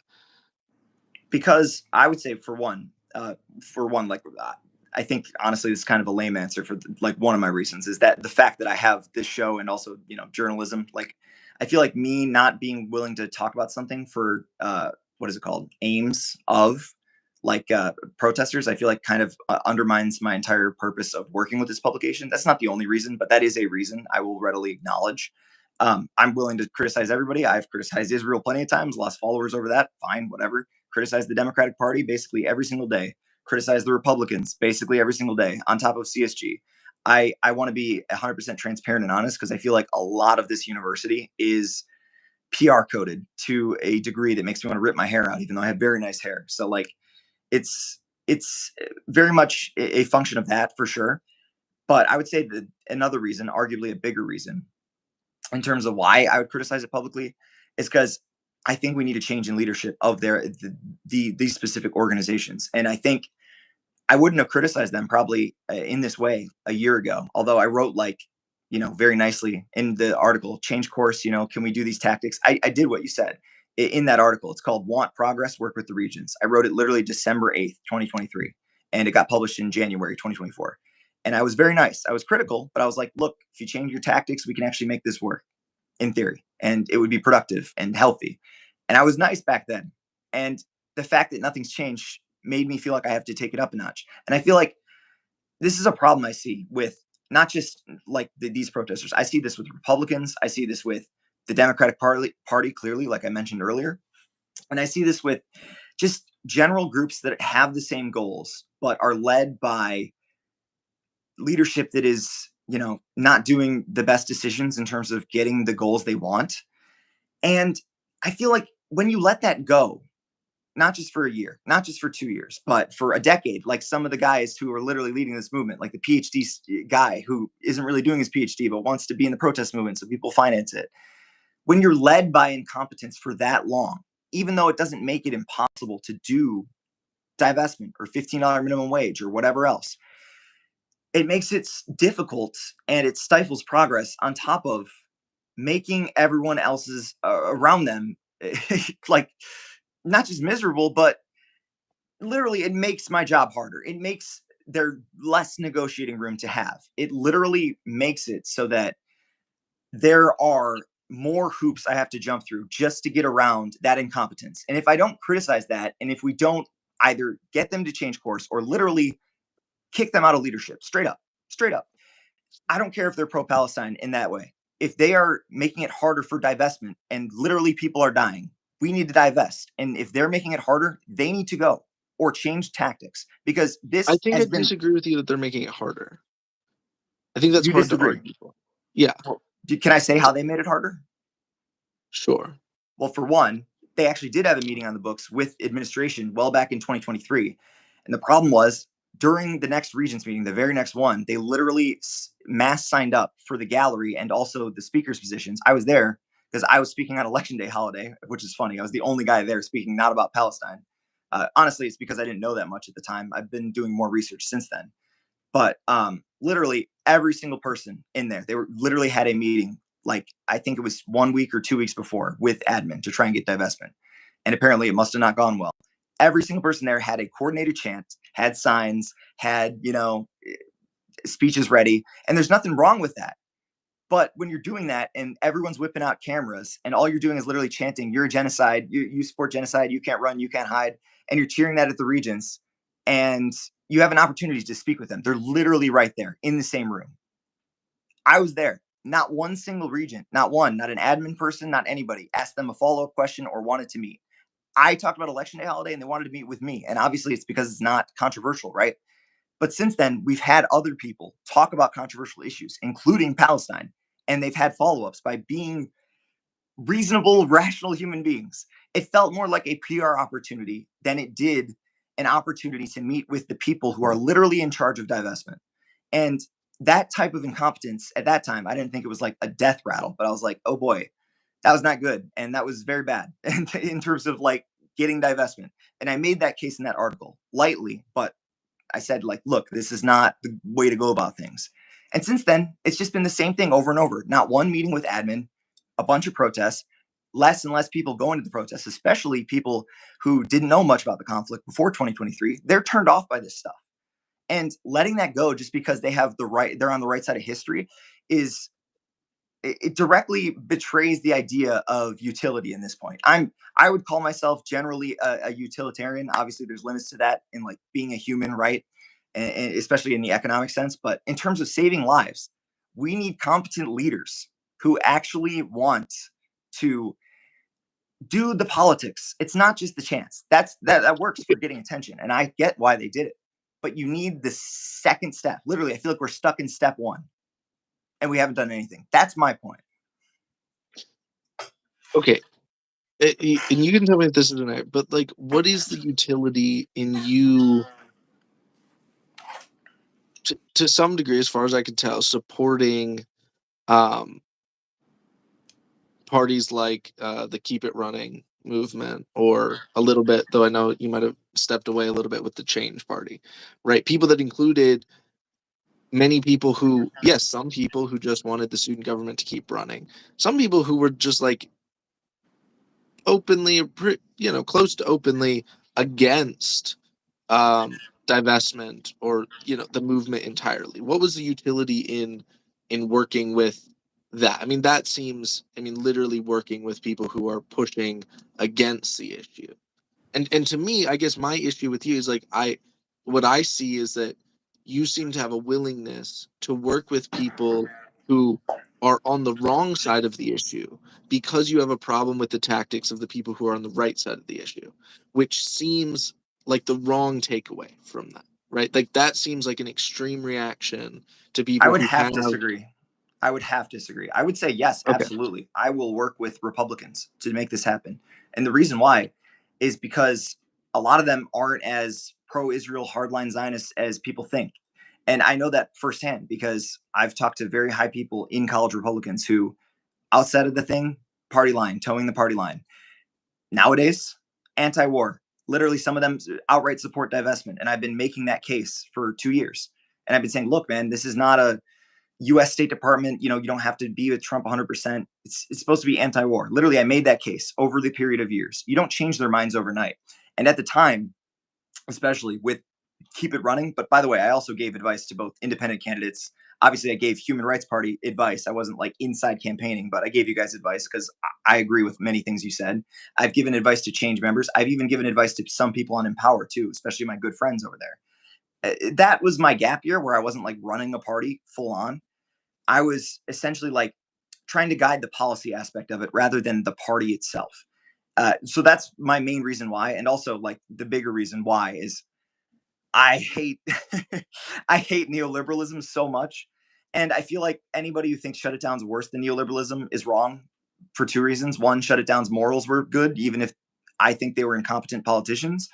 And for two, you don't get shut it down without neoliberals coming beforehand. So if you want to blame someone, blame the neoliberals. The incompetence, like I don't think people realize how incompetent CSG was. They literally got a gift from Santa Ono, $60,000 straight from his pocketbook, in addition to their CSG budget. And it was the biggest CSG budget at the time before, obviously, like the whole, shut down the budget, and they passed it in a lump sum of $1 million.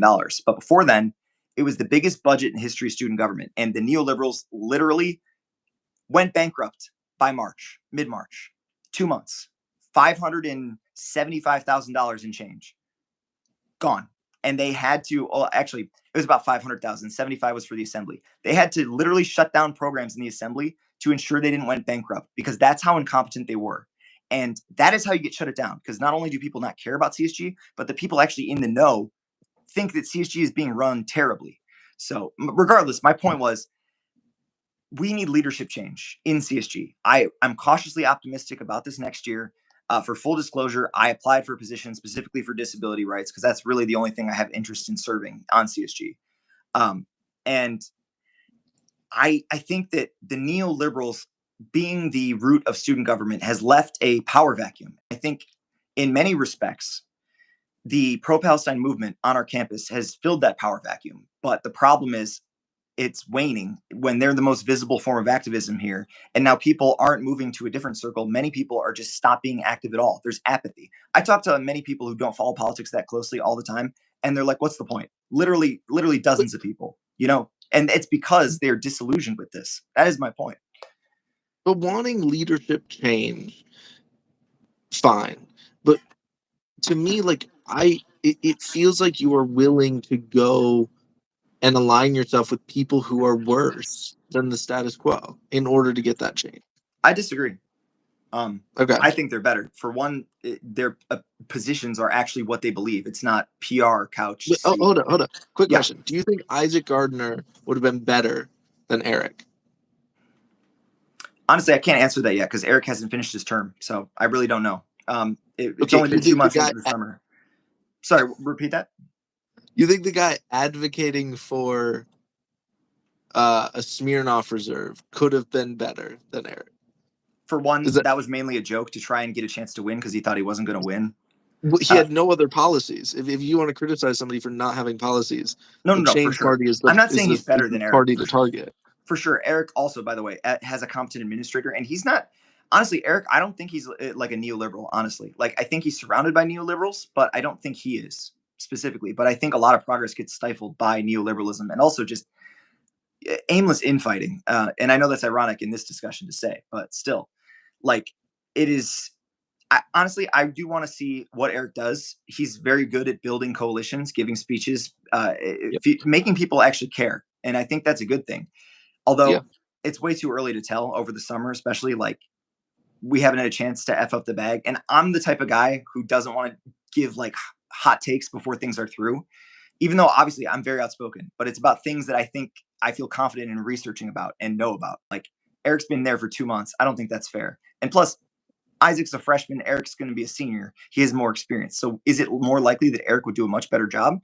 I would say so, but I don't know for sure until he's done with the job, of course. So in regards to, I guess, working with those people, I think literally one of the biggest reasons, I would say neoliberals are my biggest problem, right? But I would also say people on the far left, like socialists, YDSA people, are my second biggest problem. And the reason why is because they don't play politics at all. And that's what I'm saying. Like, you don't want me to work. You're wondering why I'm working with these guys, because it's politics. You have to work with these guys.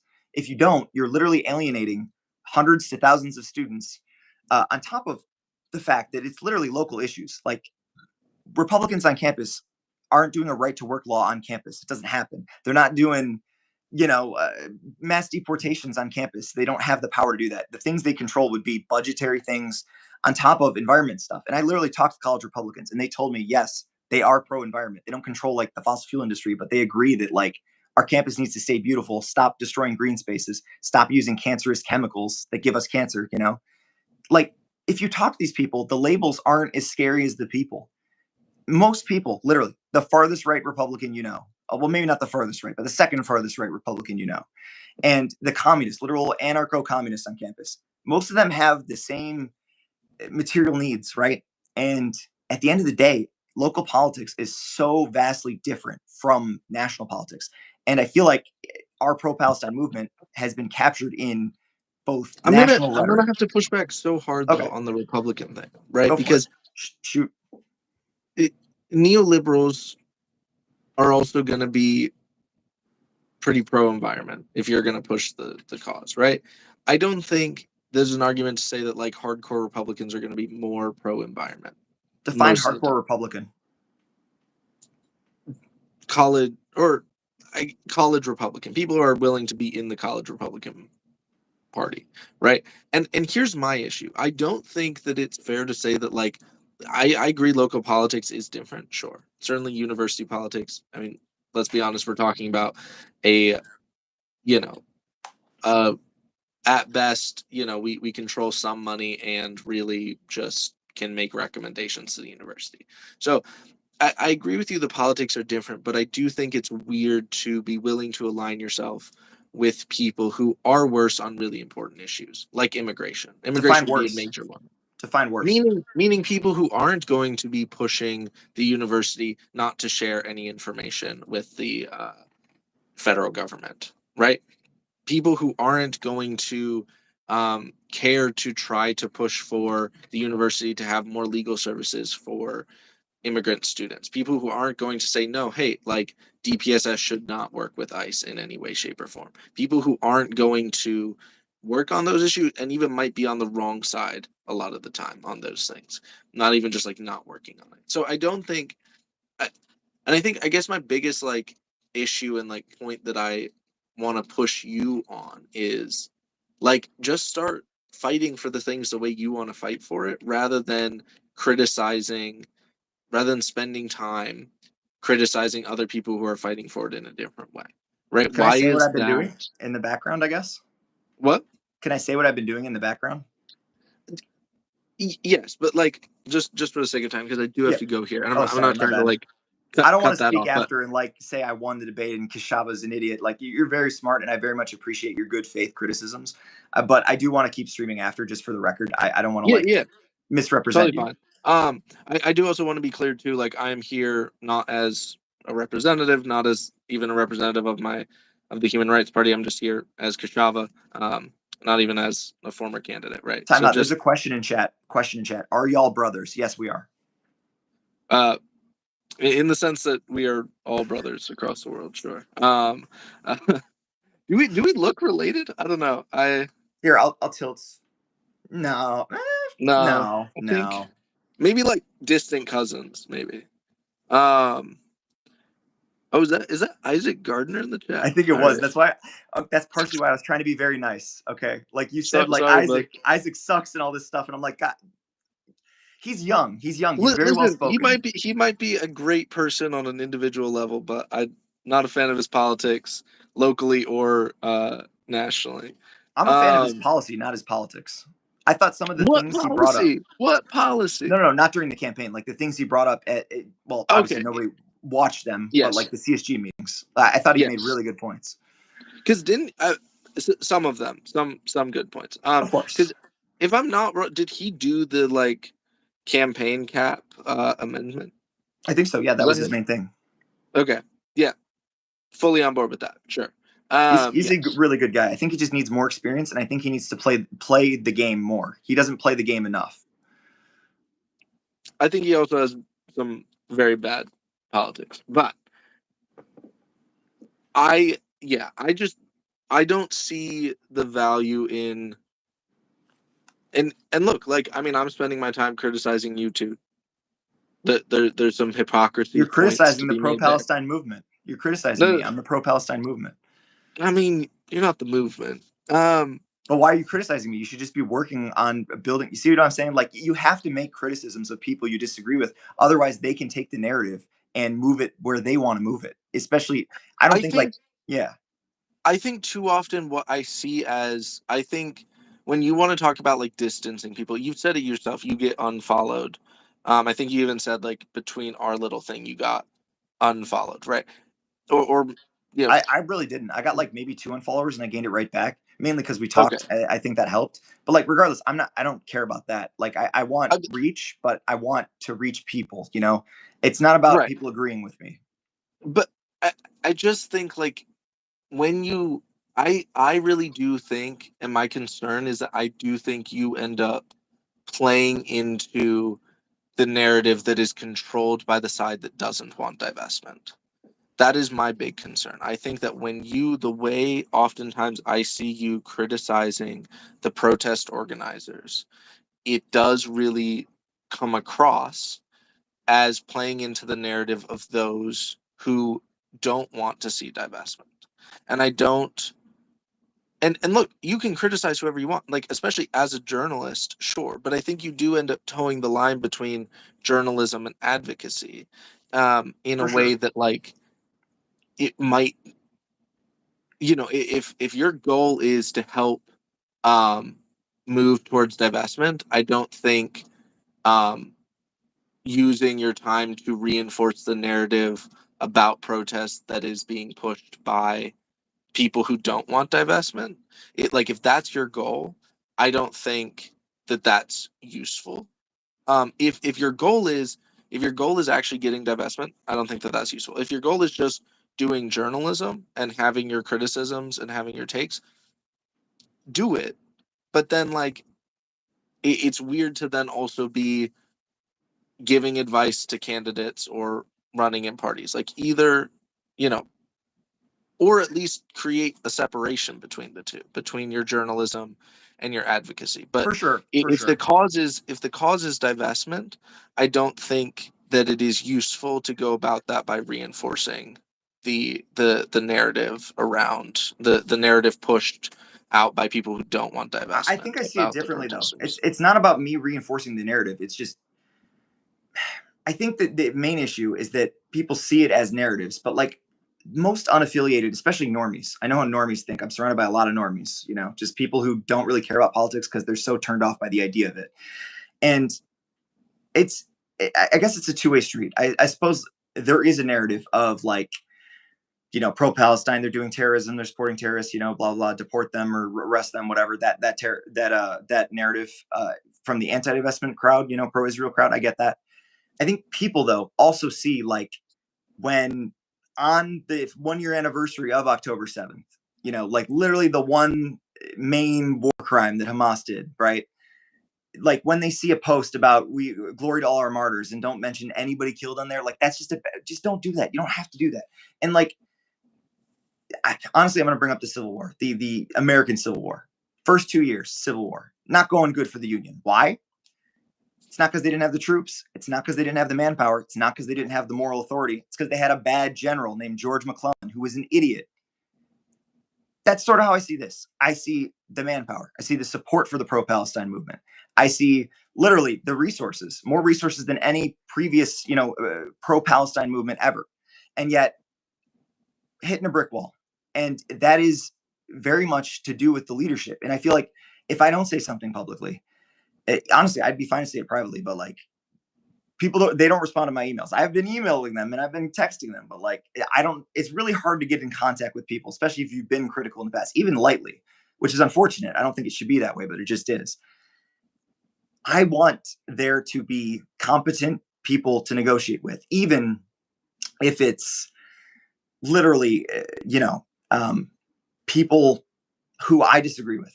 I want there to be competent, good faith actors who actually talk about the merits of those positions if we can reach any sort of compromise. And I think there is a compromise for divestment, specifically for companies that are complicit in war crimes, like civilian industries. Obviously, like that's one thing. But if we want a realistic goal here, ending the weapons is the biggest thing, right?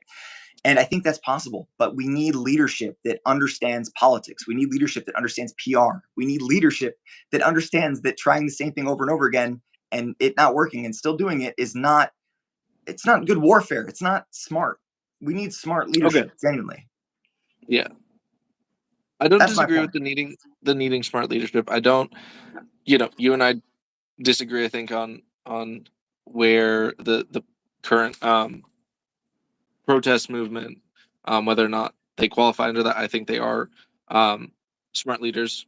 I think what have they done? I think that's smart. I think that's an area. I do have to go. Sorry. I'm not dodging. I just have a hard cutoff. So for the record, I won the debate. He is leaving in shame. No, I'm kidding. Hey, I stayed much longer than I planned on, just because I felt like I was winning so hard. I think the chat disagrees. Yeah. Do they? Yeah. I'm not seeing anything. The guy on the left made a great point. Or maybe they meant politically left. I don't know. That's a good question. Right. Yeah. Yeah. And who's left? Wait. I'm left. Oh, you're yeah, right. yeah. You're on the far right, dude. Yeah. So I actually have to go too. So anyways, let's pick this back up again, because I think this is a valuable conversation to have, honestly. Okay. And I don't just want to talk about criticism, by the way. I think we should talk about the actual solutions next time too, for sure. I do just want to make one more point really quick, because you mentioned, like, I do agree with you. I think that, oh, wow, this drains your battery real fast, doesn't it? Okay. Coward. So, no, I'm kidding. Yeah. Okay. So, yeah, my phone just like dropped like 10 percentage point in the last 5 minutes. Okay. I agree with you, and I think we should work on divestment from like weapons. I think that's a great cause. Yes. That is, if you're going to do that in a way that is not calling out Israel specifically, it is just a separate issue from divestment from Israel's genocide. Yes, it will have the impact of divesting from those weapons too. Yes, that is good. I am on board with divesting from that, but I don't even view that as a compromise on divestment from Israel. It's just a separate cause, because you're not even making a point about Israel's genocide is bad, especially if you plan to work with like Zionist organizations. Like, still a good cause, still a good thing to do, but you are not making any point about Israel's genocide in doing that. You're not putting any pressure on Israel. You're not starting a domino effect for divestment from Israel. You're just advocating on a different issue. And I think that is where I think, like, form a different movement. You'll get a lot of the same people, but if that's where you think the compromise is, that's where you think the like thing to push for is, I think it's more useful just go for that. And again, this is like, as a journalist, do whatever you want. Yes, independent journalism is good. Do that. I'm not going to tell a journalist what to report on. That's fine, right? But as an advocate, if you care about the cause and you're going to work on a different cause, like, I don't think it's useful to just keep criticizing the people who are going to stick with this cause, even though it's difficult, even though, like, It's probably not going to happen anytime soon, but it's important to keep disagree. the issue alive and keep pushing for it. That would be that's where I'll leave it. Again, I want to say I'm speaking as an individual, not as representing anything else in this. But yeah, I think that's where I would want to leave it if that's cool. Yeah, of course. You know, Well, we'll do this again, but I appreciate you coming on, man. And you know yeah, what? I won the debate, for the record. No, I'm kidding. I don't think it was that much of a debate. I think it was a discussion on different perspectives, regardless. But still, yeah, I'll be around. Good luck to you, man. yeah, you do. How do I leave this thing?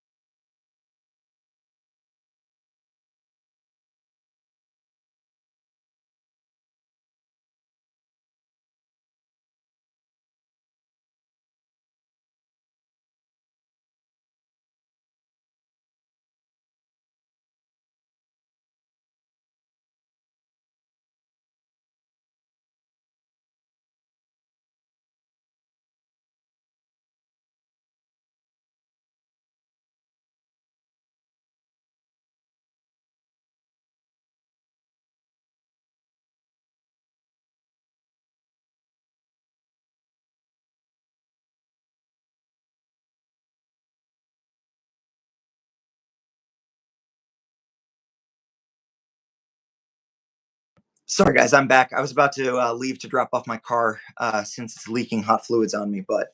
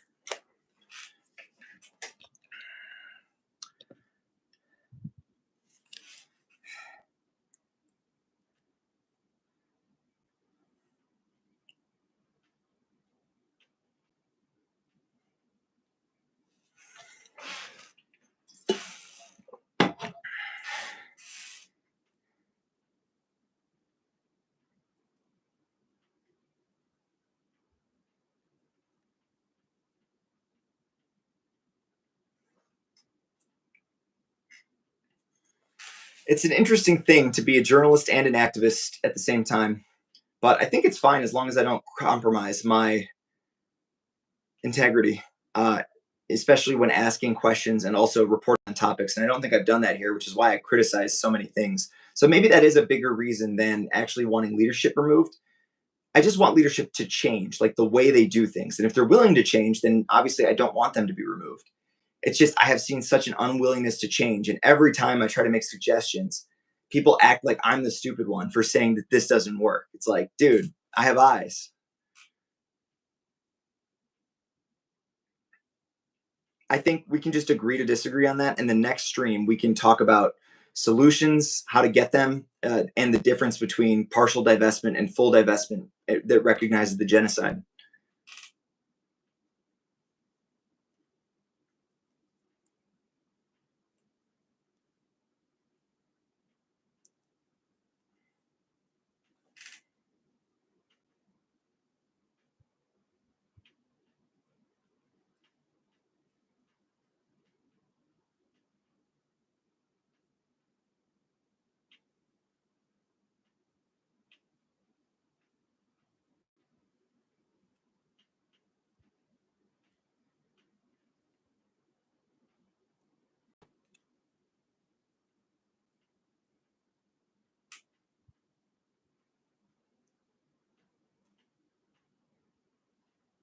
Who's here? Welcome.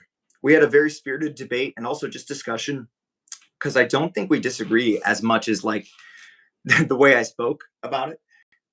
With Kashava, former vice presidential candidate for the Human Rights Party, ended up, because of some political differences, running as a solo presidential candidate, and actually placed second in the most recent elections in the University of Michigan, and he got well over 2,200 votes, which was honestly pretty impressive for being a solo person in a small new party. And I think that it was honestly a very, very good showing for him. And now he got appointed, because so many people supported him, to fill a vacancy that was left by somebody who took an executive position. So he's serving in student government.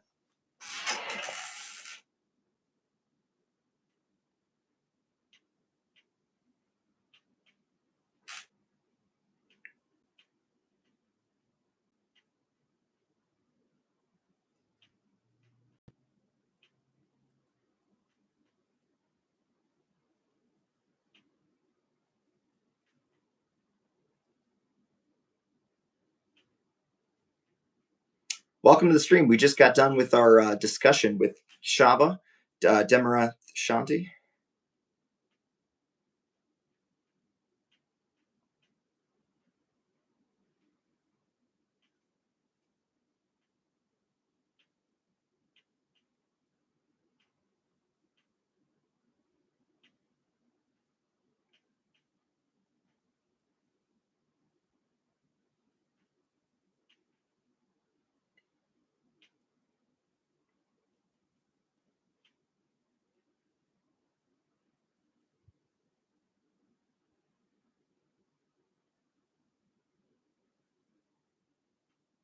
Anyways, yeah, let's invite the next guest, I guess.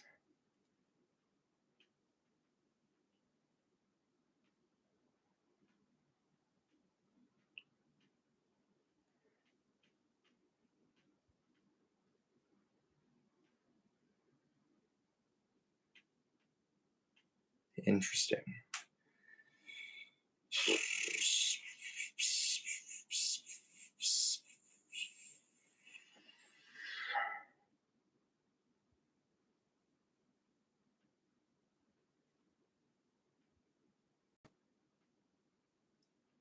Welcome to the stream, whoever just got here. Kashava just left, but there's actually a link to get on.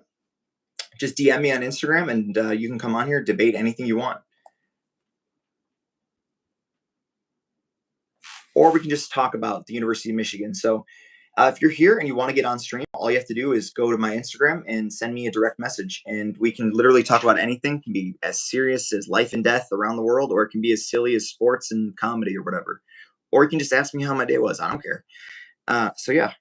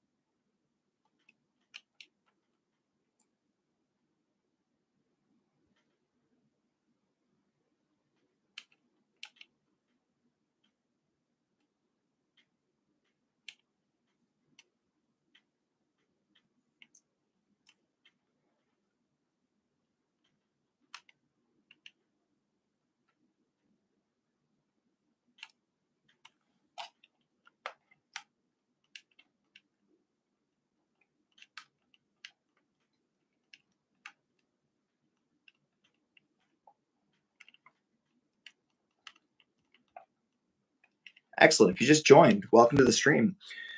We are just wrapping up a debate, and more of an interview than a debate, but a debate nonetheless, with Kashava, who is one of the most, I guess, high-profile pro-Palestinian advocates that's also in student government, at 2,200 votes.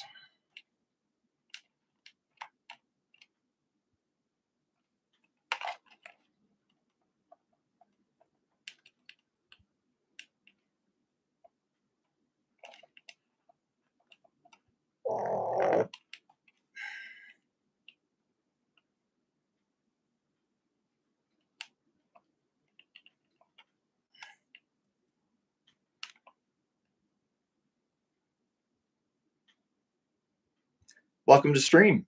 If you just got here, we just wrapped up a debate with Kashava, but we are looking for more guests if you want to debate anything about the University of Michigan campus or just be interviewed about your experience, what clubs you're in, how you're doing in life, job prospects, fears. Do you believe in ghosts? I don't know. Just DM me on Instagram and I'll make it happen. We got a couple of viewers up in the house. We just wrapped up a debate with Kashava, although we are looking for someone else to continue. We had a very spirited but good faith discussion.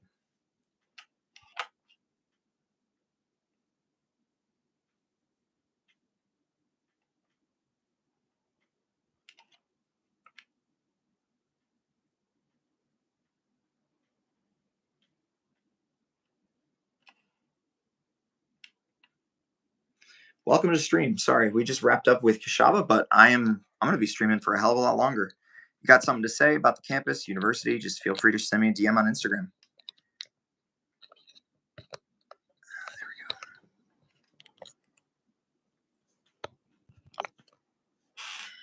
go.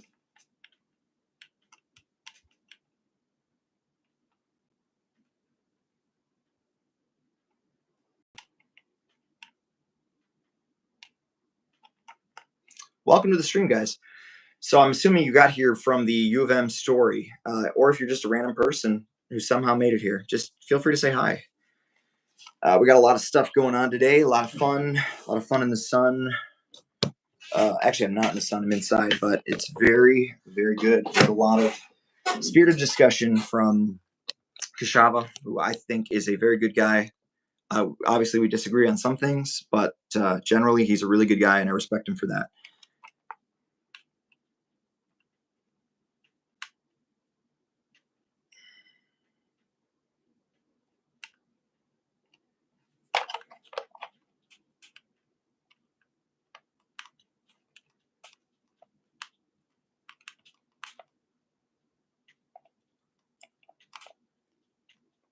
I just got done with a massive debate and interview with Kashava, who was the Human Rights Party presidential candidate that received over 2,200 votes. And I think our conversation went extremely well and was good faith and got a lot of viewership.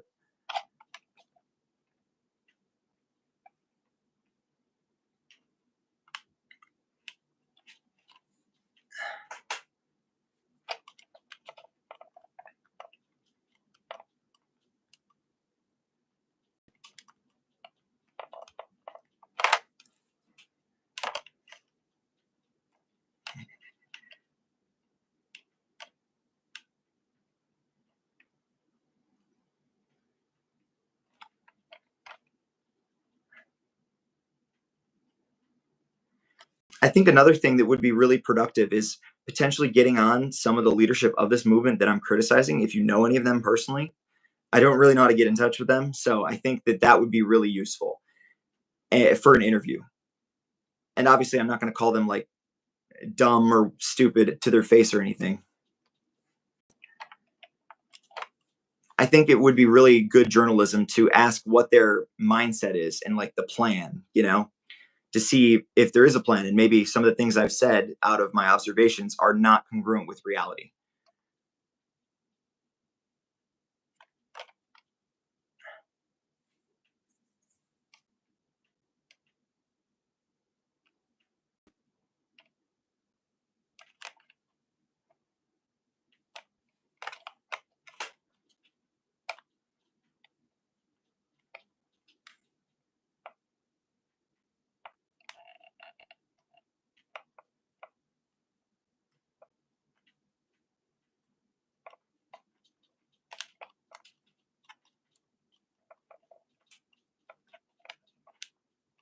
Welcome to the stream. We just had a massive, very productive, good faith debate with Kashava, who is the most prominent pro-Palestine advocate on campus.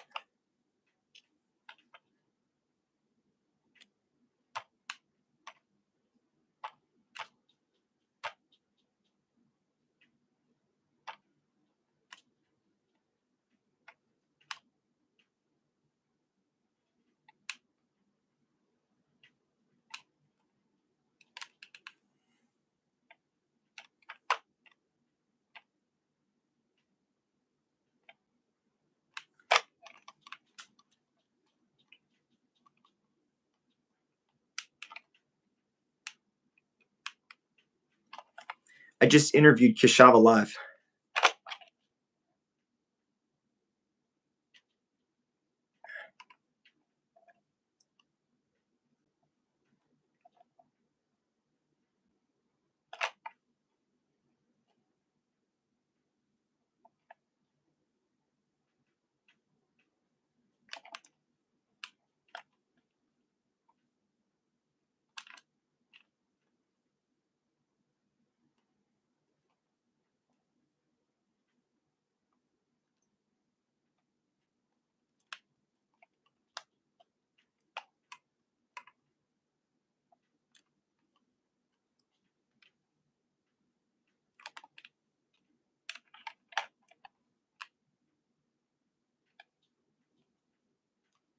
That was a very productive discussion!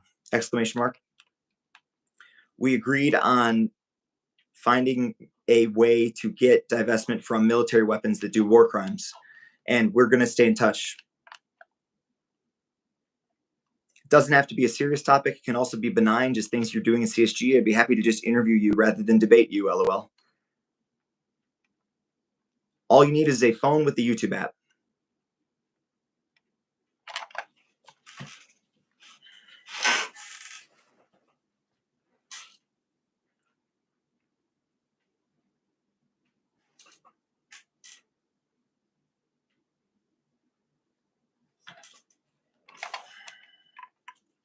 Mentally, in Queens. How am I even awake? I don't know.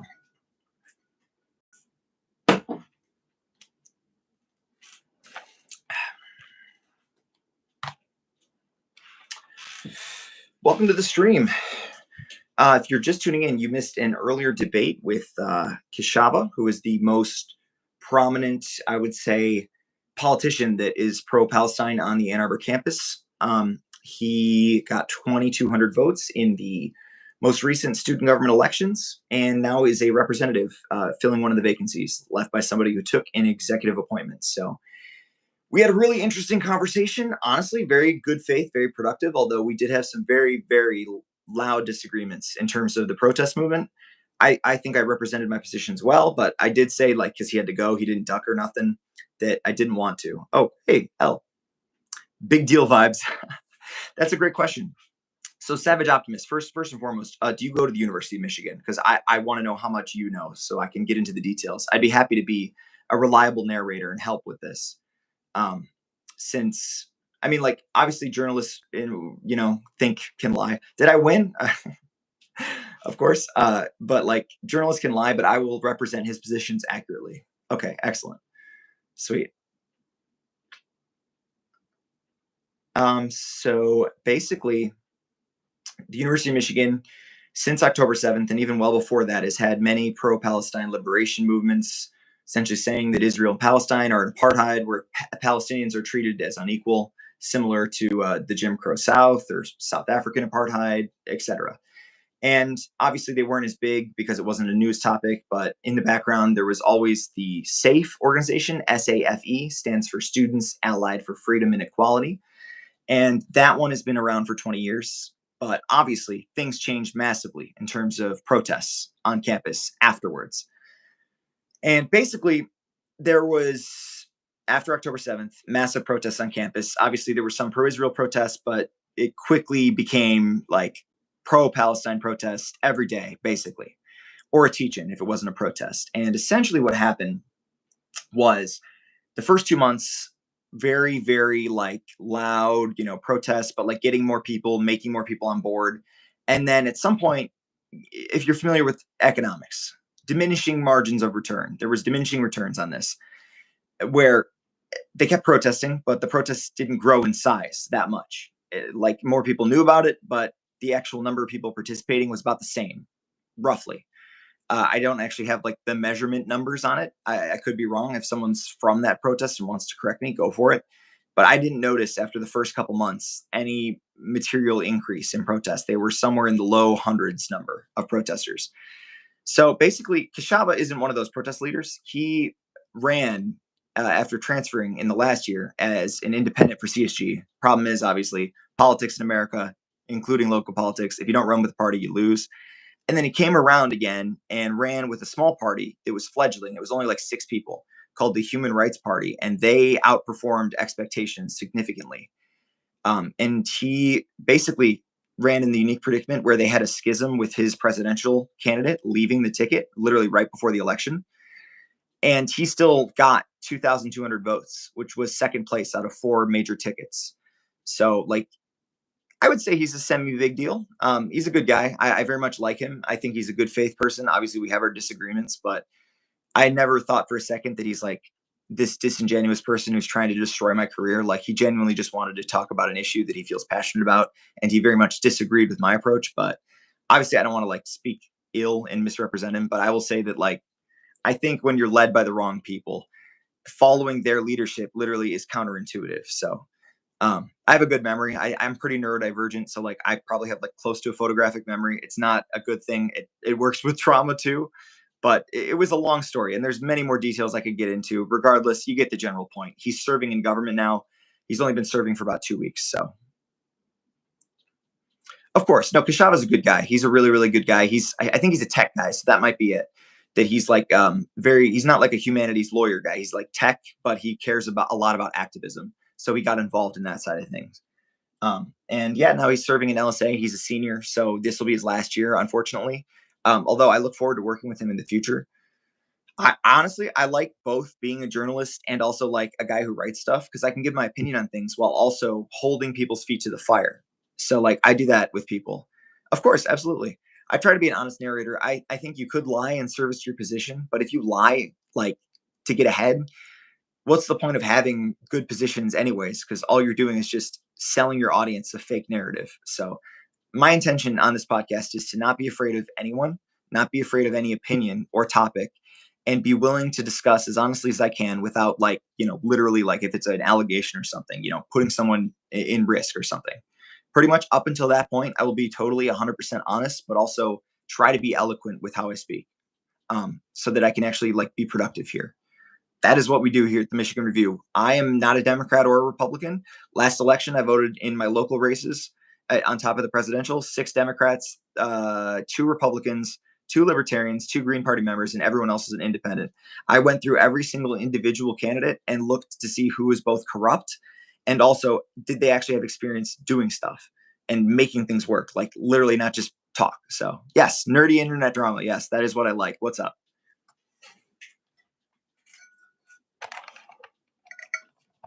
Also, feel free to subscribe. We're going to be doing this show a lot. I'm going to take all comers on for debates and just talks. Doesn't always have to be contentious. So, yeah.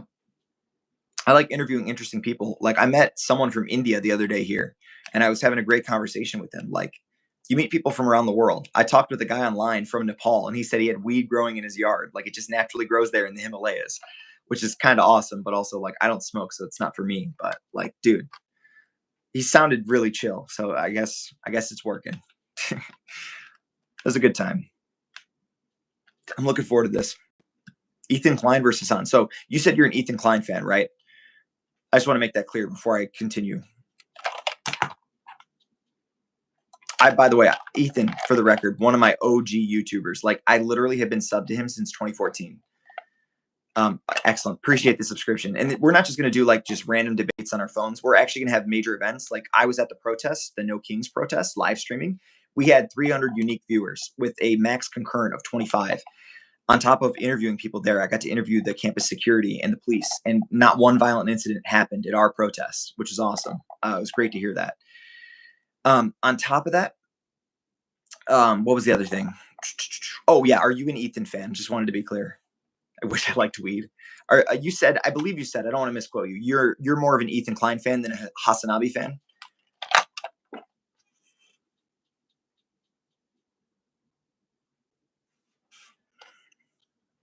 Interesting.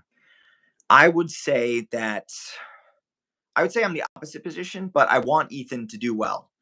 When I watch Ethan, it just doesn't seem like he's having fun, Like, I understand that he's literally Israeli, right?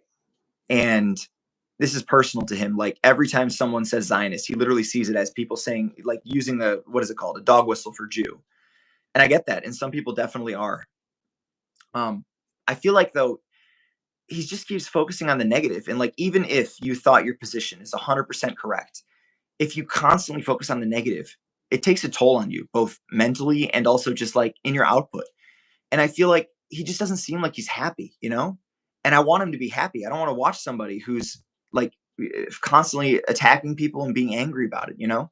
I want him to be okay. I don't want his family to do badly. Obviously, I disagree on some things in terms of his position on Israel, right? But I feel like he's not happy. And I feel like it shows in his content. He doesn't seem like he's happy to do it. And I think that like Hassan honestly doesn't need to engage. I still am learning more about the content, right? Like the thing that bothers me most about Hassan is he has a massive ego, and I feel like he refuses to admit it. I feel like there are some positions he takes, and anytime someone gives him like even a legitimate criticism, he instantly responds with sarcasm. And it's like, dude, like it's okay to say, you know what, that's a fair point. Like it's literally not that hard. Just I did it because Shava had many fair points that the more he makes it, I agree with. Honestly, like I thought my biggest like impetus for criticism was because I wanted them removed, but honestly, I think it is the journalism. Like I wouldn't be as vocal if I wasn't a journalist. And I think the way he described it is fair. See, it's not that hard. It's really not that hard. And I wish Hassan would, I guess, engage with legitimate criticism more, you know? Critique, so you don't feel like he's trying to critique Hassan the same way you're trying to critique your local movement. I suppose I think he's trying to, but the problem is it's different, you know? Like my movement is, I don't know, a couple hundred people with students leading it. And the thing about students is like we have student orgs who get money and things, right? And they work together. Hassan is like a guy with what, 30 to 50,000 viewers every day. I feel like it's different dynamics. And I feel like the problem is Ethan keeps getting like stuck with like random people on the internet, like Denims or whatever, like these people who are nowhere near Hassan's size. And it's like, if you really wanted to debate Hassan on his issues, like don't bring up Bad Empanada, whoever the hell that is. I've literally never watched one of his videos. I don't know who the hell that is. Denims, I've seen like a clip of her. She's like a girl who used to like Destiny, I think. I don't know. Like all these smaller people than Ethan, giving them lifeblood. And I understand it's legitimate to address criticism, but doing it over and over again is just not healthy. And I want him to be happy. So I think honestly, either taking a break from the internet or just literally, I want to see him make a silly video like the ones he used to do in 2016, like making fun of Logan Paul, like for doing the fake, you know, colorblindness thing. Like that was hilarious. I just want him to be happy, you know? And I think maybe on a monthly basis, doing what he started YouTube off doing, just making videos to make people laugh and make his wife laugh, make each other have fun, you know? Just once a month. If he made a video on the regular old H3 channel that was about something fun, like it would not only allow him to obviously recoup some of his audience that he's lost, but it would also make him happier. And when you're happier, you can form more coherent like debate things. I think his debates with people would have gone even better if he was in a happier, healthier state of mind, you know? And I'm not saying he's on drugs or something like that. I don't know him. Maybe he is, maybe he isn't. Doesn't matter to me. I think being in a negative space surrounded by negative people like takes a toll on you. I've been there. I had a negative friend group when I was in high school, like that would make fun of me and like call it jokes, and I would laugh along, right? Just because I had a ton of anxiety, untreated anxiety, which I'm now better from. And it drains your energy, you know? And I feel like a lot of his staff isn't also willing to like step in privately off the scenes and say, hey, look, man, you know, I love working for you. That's why I work for you. And literally like, I just want you to be happy. And like these little random internet trolls, you want to talk about Hassan? That's fine. He's a big creator, but like some dude on Reddit with like 1,000 followers on Twitter is not worth talking about. And also, I see your next comment. I have to say that the bit concern trolling. I mean, honestly, if it was from someone else, I think that's fair. I just genuinely saying what I feel. I worry about him. Like I want him to be happy. And I watch less and less because I just feel like every day it's a new negative thing. Like he cracks a joke and then gets stuck on a negative thing. And it's both for him personally and also like the content gets better if you're having fun making it, you know? Like, is he having fun doing this? I don't think so. it just looks like he's constantly defending himself, and sometimes that's necessary, but not to this degree. Like Hassan doesn't do this to this degree, and I think if he did, Hassan would have a smaller fan base, honestly. So I get like people would probably like be disingenuous about concern.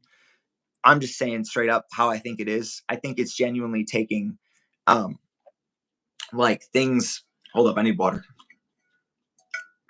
I think it's genuinely taking things from people who are not at his level. Like I'm sure Hassan gets literally thousands of people every day telling him like he's an anti-Semitic person, he sucks, stop streaming, you know, you're terrible, champagne socialist. And like sometimes he addresses it, but if he's already addressed it a bunch of times, like he very much ignores it or makes a joke out of it. I feel like Ethan takes it seriously and it lets him upset him, you know? I don't know. But I see what you're saying, like telling them to calm down when they're upset for a valid reason. Yeah, I suppose. But that's why it's got to come from someone in his life. It shouldn't come from random people on the internet. It should come from somebody in his life. Like, I feel like Idubbb's biggest mistake was that he didn't reach out privately, you know? I feel like Idubb should have called him privately and said, look, man, like, I want to make videos with you again, but like, you haven't made a video in 6 years or whatever. And like, all you're doing now is talking about this, you know, serious stuff. Like, I was in this for the entertainment and I'm worried about you. If he said that privately and never made it the content cop, I think that would have been fair. I agreed with some of his criticisms there, but I think voicing them publicly in a content cop was not the best move, in my opinion. I understand like Idubb's like was talked about, so he had to say something, but like Content Cop, I love Content Cop, by the way. I think it's one of the best series on YouTube. But if you want to actually change his mind and try to help him get in a better state, that's not the way to do it. So I get your point though. Benefit of stepping into your power. Yeah, no, for real. Like it's beating a dead horse. And I know it's some of it's legitimate criticism for sure, but it's just like people can have legitimate criticism of me, right? Like I look like a homeless person, libertarian living in the woods, right? And that's fine. It's legitimate, right? If someone said that to me every day and just spam my inbox and I constantly talked about it every day, for one, I mean, it could be funny for a little while, but after a while, it would just get old and not fun. And I wouldn't be having fun. So, like, you know, like at some point, even if what someone is saying is true or partially true, or like it's genuinely a problem, like addressing it has no utility there. It just wastes your time, wastes your viewers' time. Instead of being happy or even hell, I could take a sip of water instead of replying to a comment.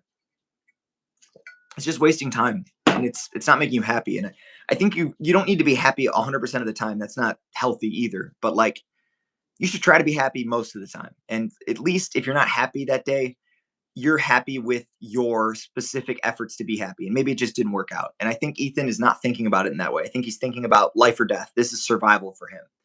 And I don't think it is serious, but it's not that serious. He has a show. If he just talked about like the topics every once in a while instead of every day is something to do with Israel Palestine, maybe like once a week talk about Israel Palestine update. This is what's going on. This is what's going on in my life. Like that would make him happier. You know, calm down. No, I'm kidding. Yeah. You don't say the words calm down. The trick is honestly, I was taught this trick at work is speak in a softer tone. When you're speaking in a softer tone, people usually do not yell at people.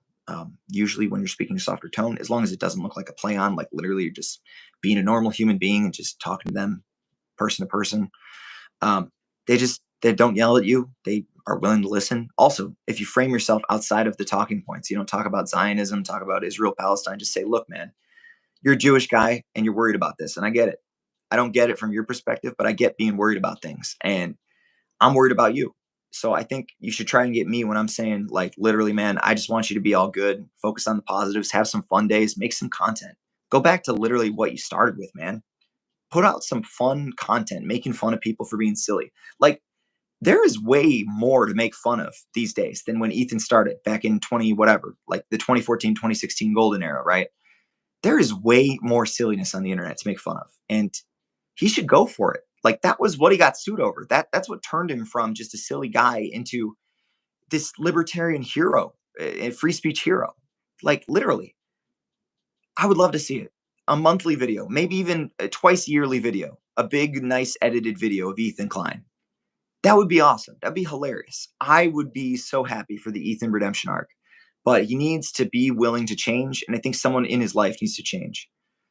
Yeah, no, for sure. Like, he makes a lot of different content. I just think, like, when you leave the channel on dust, like, I think the content nuke was literally his first upload in like 6 years or something. Like, at that point, you're straying from your roots a little bit, and you can evolve and grow. He doesn't have to do that. Like, I think it was every week at one point, but abandoning it and just doing this podcast where he's talking about serious issues, trying to make jokes time to time, but there's also a lot of YouTube drama. It's taking over his life, you know? Like, every time I see his Instagram, I see 10 news stories about some shit people did. And it's like, dude, like, come on, man. Like, come on, man, you know?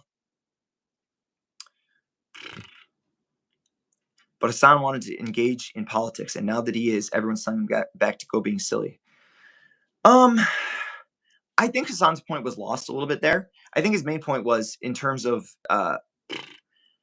like, are you talking about leftovers? Or you're talking about the debate they had, because those are two different answers. I think leftovers was basically like bringing Ethan into Hassan's world without, like, you know, trying to hardline indoctrinate him. It was sort of like giving him a little push, making some jokes here or there, clowning on right wing people. It was like serious, but also like Hassan isn't always serious. He makes jokes. And leftovers, I don't think he wanted Ethan to be a true political player. I think he wanted him to bring his comedy from an empathetic worldview. I think that's what his ultimate goal was. Because, like, Ethan being a socialist doesn't, I mean, it's not going to move the needle politically. I think him entertaining people is different. So, and yeah, the Instagram, yeah. For me, on my stories, I only post one school story a day because I don't want to spam the school story. So I posted this to get people to tune in, and we had hella viewers. I didn't just do it for the viewers, but we had hella viewers. I do one post there, and then I have student organizations I work with, and I have posts on there too. And then on my personal Instagram, I try to keep it between like one post, at least one post. So it's like I'm talking about something, but the most I've done is really like 5 or 6. And it's because I have a back and forth with someone, or someone does something really insane. And usually what happens if I post more than that is I take down the oldest post. So I think Ethan, though, when he's posting 12 times, just like about people that hate him, like, focus on the people that love you, man. Like, there's literally some of your biggest haters were fans of you originally, and they've moved, you know. Leftovers, okay, perfect. I don't know if I agree with that. I don't think Hassan expected him to be fully Hassanified. I don't know, maybe he said something about that. I think he genuinely just wanted to, like, for one, it's entertaining to have a dynamic where people don't 100% agree, but also for two, I think he wanted to use comedy and use, what is it called, commentary videos in service of, like, left-wing populism, left-wing socialism. And I think that was an interesting idea. Honestly, I wish it would have gone on longer. I think it would have been really cool to see them navigate the Israel-Palestine issue on that show. Obviously, it wouldn't have been, you know, as many jokes and whatnot, but, like, what's more powerful than having, like, a pro-Palestine guy and 2 Israelis literally, like, talking respectfully about the issue? Like, that would have been such a powerful statement. And it really sucks that it didn't happen. And honestly, I think the biggest mistake that happened was doing that last conversation over Zoom or whatever instead of in person. I think the in-person conversation between them, honestly, for as much disagreement as there was productive. I thought Hassan and Ethan were talking about both feelings and the realities of the situation in a very respectful way. And I think being online, you saw it in the last debate too, made it impossible to have a conversation because you're not there with them in person. And in person, you're much less likely to overshadow them and talk them and railroad them or have miscommunications. And I think that was a mistake. And I think that's what turned their friendship into outright, you know, nothingness, apathy, and then eventually into Ethan hating Hassan and Hassan firing back. And that's where we are today. I think in-person conversations and humanizing people, even like with Kashaba, that's also what I disagree with him. I don't want to talk too much smack because he left and I don't want to, like, misrepresent him, but he was saying, like, why should I work with the Republicans and give them advice in their campaigns? And the reason is because they're on campus, they're students, they're people too. I'm not going to throw them away because they grew up in a Republican household, which is the biggest reason why most people are Republican that are that young. I'm going to get them to have empathy, and I'm going to get them to understand that, like, you can still be a person who's generally capitalist while also agreeing in a social democracy where everybody has healthcare and people with disabilities are treated fairly. And that's why I work with everybody on both sides of the spectrum, because we're human beings and people are susceptible to propaganda. I was. And I know what it's like to be a young Republican, because I was about, 10 years ago. I was a Republican as a 15-year-old. Like, I understand where that comes from. And it's not because they were born evil. Nobody's born a Republican. Nobody's born maliciously evil. They are taught to hate, or they're taught to be misinformed. And I think that's the difference between Kashaba and I. Although I don't want to speak for him. I think that I view value and utility in not just talking to those people, but working with them on common goals. Since they have voices too, and they have votes, and they have taxes and jobs and lives. So I'll be right back. I actually have to take a quick bathroom break. But I will put my cat on the camera until I'm back, because of course, why wouldn't I do that? So thanks for tuning in. We'll be right back.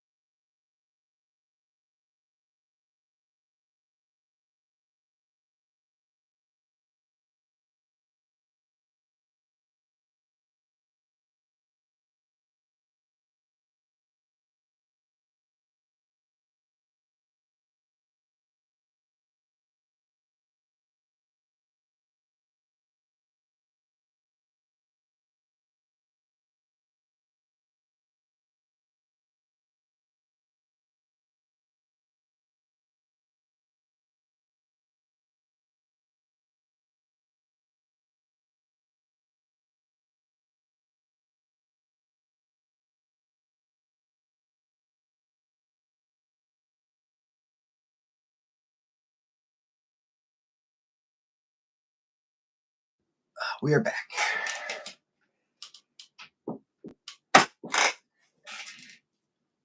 Welcome, welcome, welcome. We are back, guys.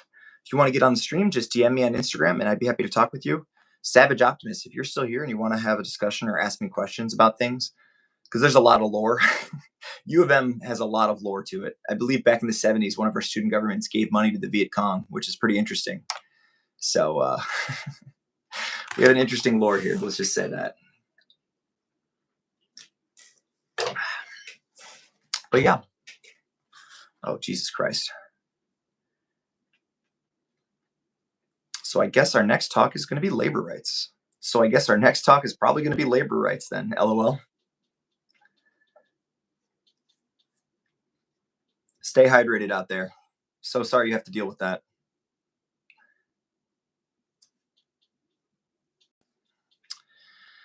Excellent.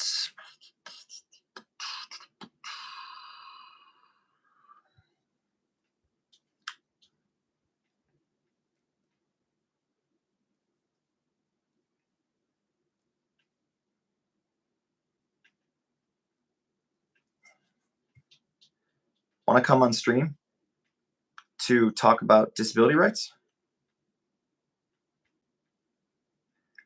I just interviewed the biggest pro-Palestine politician on campus, and it went pretty well, I think, although we did disagree on a couple of things in terms of tactics.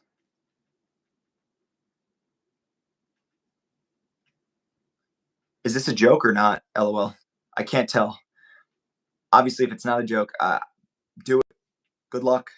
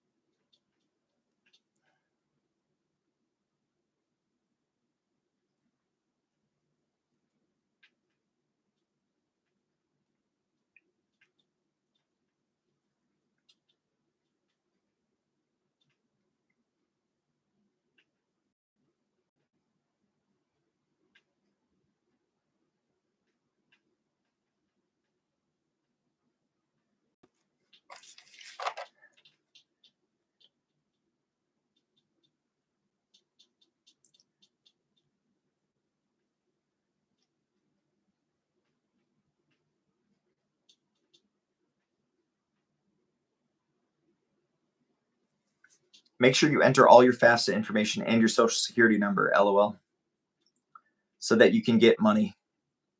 And if you do it and it gives you the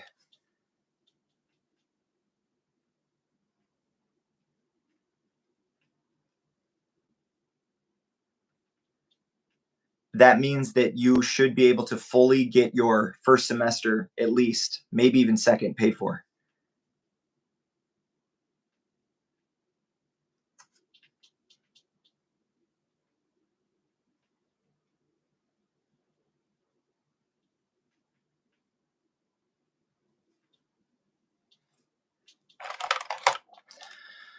Oh boy.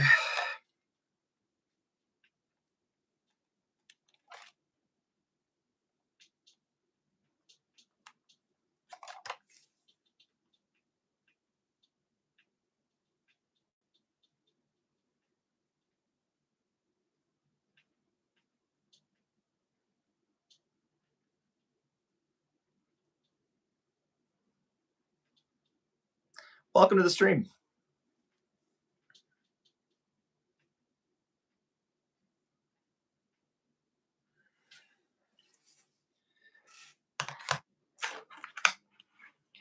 Much better.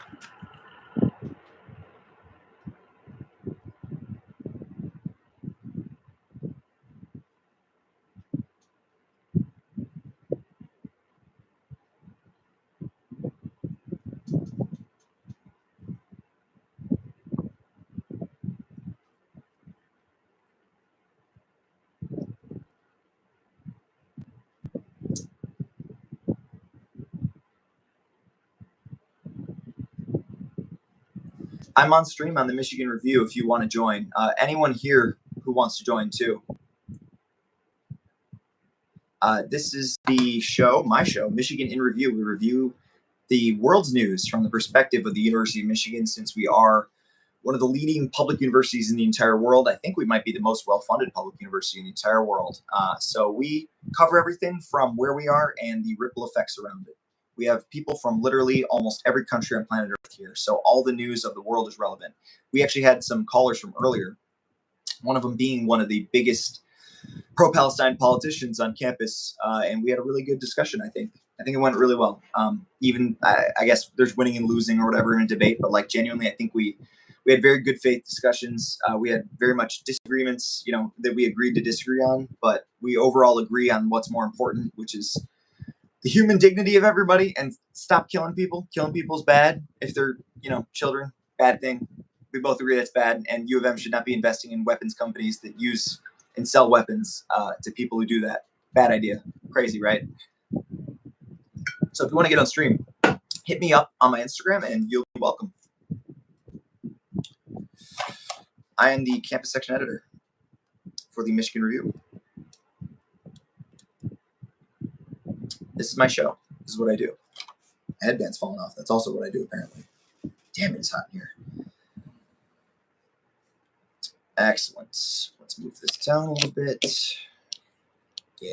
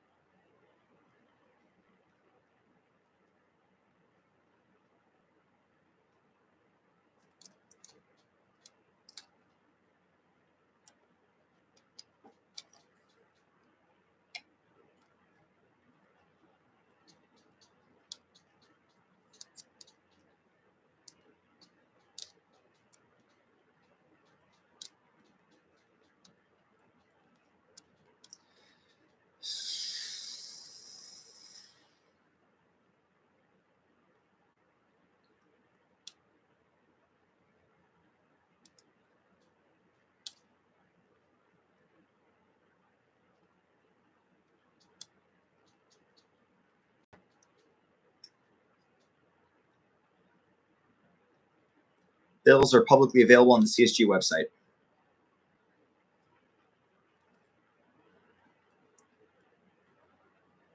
If you go under the legislation tab, they have one that does every single previous year, or at least it's supposed to be, and you can sue them if they don't.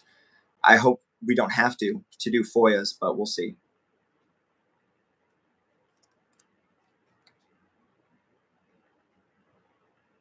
God, my stomach is killing me. Thank God we did not go today. My stomach is not doing well. Somehow I debated pretty well, but man, it is alive, dude. It's like aliens. Something's going to be born.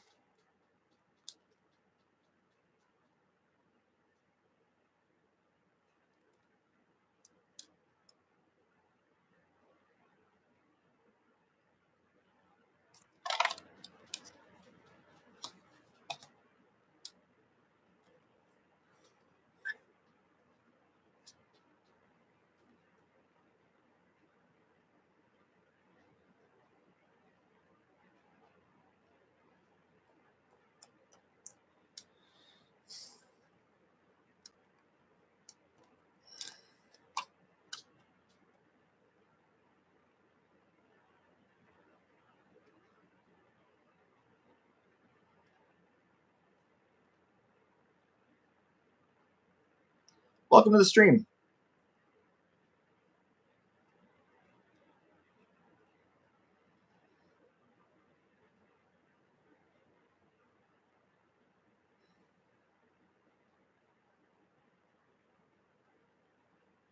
Oh, 6. Someone's here. Excellent. So we had a very interesting discussion. We actually had literally like 100 viewers over the course of an hour, with like peaking at somewhere in the couple dozen. We had a debate actually earlier with one of the biggest politicians on campus who is pro-Palestine. He got 2,200 votes. in the last election for the University of Michigan.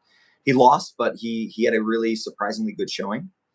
So we were talking about that. We're just talking about news, sports, politics. If you want to get on the broadcast too, by the way, just go to my Instagram and you can get on the broadcast, ask me literally anything. There's no off limits topics. Main thing about the Michigan Review, which is this channel, is it is all about freedom to express yourself. And if someone has an opinion that you think is wrong and shouldn't be platformed, instead of deplatforming them, express that with your own platform. The great thing about the internet, for all of its flaws, is that everybody has their own platforms, you know, even if you're small. Obviously, some people can bully people with the size of their platform, but at the end of the day, you can do that. So, yeah. So this is my show. It's Michigan in Review. We cover the world's perspective from the perspective of the University of Michigan, because the University of Michigan, if you've never heard of it, is, I think, the most well-funded public university in the entire world. And we have people from literally almost every country on the planet at this university. So we cover news from the perspective of people who are affected by it, and we ask them, because there's really not another melting pot quite like it. We have incoming freshmen from Kenya, from Nicaragua, from Haiti, from Argentina, like literally any world news that some people who are from the United States would never hear about, right? We interview them on this show, and we also review the news. And on top of that, one other thing I like doing is reviewing other people's journalism, and if they're doing good journalism or bad journalism. So the reason why I'm dressed like this is because this is my libertarian outfit. I just felt like it was appropriate for today. It's really hot today, so I hope that answers your question. Also, I know quite a bit about sports. I'm the campus section editor, so I've been actually here. I did my undergrad at U of M, and I loved it so much that I came back. I'm studying sports management actually in the graduate school here. It's one of the top 3 sports management programs, I think, in the world. Maybe top 10. I might be getting that confused. So yeah, it's been fun. I care a lot about politics, but also sports, and just I want our campus to be better. Our campus is good, but not great. We can do better, especially with the amount of money we have. And I want to ask questions to administrators, people in positions of power, and they're going to be tough but fair questions. And if you can't answer them, we got to make a change. You either get knowledge, get educated, or you get out. And if somebody starts attacking me as a moderator, which has happened before, I will make it crystal clear, relentlessly, that they are not answering this question that I asked them. That has happened before, where I ask a fair question about somebody's history, not in a mean-spirited way, just saying, what did you do at this time to do this, if you're in charge of something? And I've had people attack me for asking that question. So I just want to make things better and also just have fun. It doesn't have to be serious all the time. If that works. For viewers, by the way, if you want to get on stream, just DM me on Instagram and I will literally platform you here. You can ask me a question. You can just, talk about where you're from, talk about sports. I know a lot about sports, honestly, too much. It's to an unhealthy degree. Yeah, no, for real, for viewers. We're individually interviewing people too. So I have standing interviews coming up with some others, but we are right now in free time. I'm in my office at home. We will have a professional studio, though, this fall, which is going to be really fun. I plan on doing a lot more live shows then, live debates too, just for fun. Yeah, no, as long as they're good faith. Although if someone is being like terrible and they do an ad hominem, I think you can make fun of them. It's fair. Or if it's really funny, do an ad hominem. Like if you want to say I look like Bret Michaels, but he's over the curb, like something like that, that's funny. Go for it. I have no issue with that. So, and like I said before, go to my Instagram if you want to get on stream. The link is there, and all you have to do is DM me. Literally, just say I want to get on stream and talk about this, whatever. Literally anything. Could be something I've never heard of. It could be the price of grain in Mongolia. Like, could be anything. So. Yeah, no, we've been live for about, 3 hours and change? So it's been a very good stream. You can't DM me? Okay, sorry about that. Comment on one of my posts and I'll DM you. What does it say when you try to DM me? I've been trying to fix that. Not a big Instagram head. Man. I also have an email I guess I could put out there. Instagram drives me crazy. It's designed for like toddlers. I don't know. It's so stupid. They're all about anti-spam. And it's like, I'm literally a journalist. Like that is my job to spam. That's my job. Like, what do you want from me, man? So yeah, what's your Instagram? I can DM you, I think, for some reason. It's so dumb. the hell is hidden words? Oh, sure. Interesting. Oh, I remember you. You were here a couple weeks ago, I think, right? See, my memory's good. Welcome back to the stream. We have people tuning in from India earlier. We had people, where was the other guy from? Oh, God. It might have been Honduras, but I'm not 100% sure.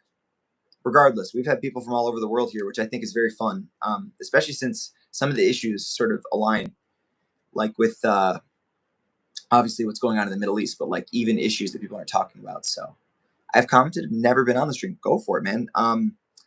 Let me give you my email. I'll put it in chat. It's my school email. I don't care if people email me. I get a ton of comments. Someone spams me, whatever. I'll just block them, or U of M will block them, literally. So I'll put that in the chat. Sorry about that. I don't know why that is. I literally say that everyone can DM me, and they're like, no. Instagram, thank you for thought policing me. You know, I thought I wanted people to DM me, but I guess Mark Zuckerberg was right. People should not be DMing me. So, ugh. Okay, I'm sending it in chat. YouTube is lagging. Come on. I just sent it. That is my email for U of M.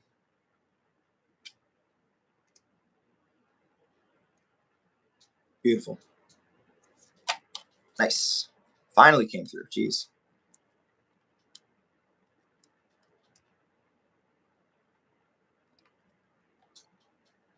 I guess following me on Instagram would work too, because then I could actually DM you. I don't know if you'd be able to DM me, though. It's weird.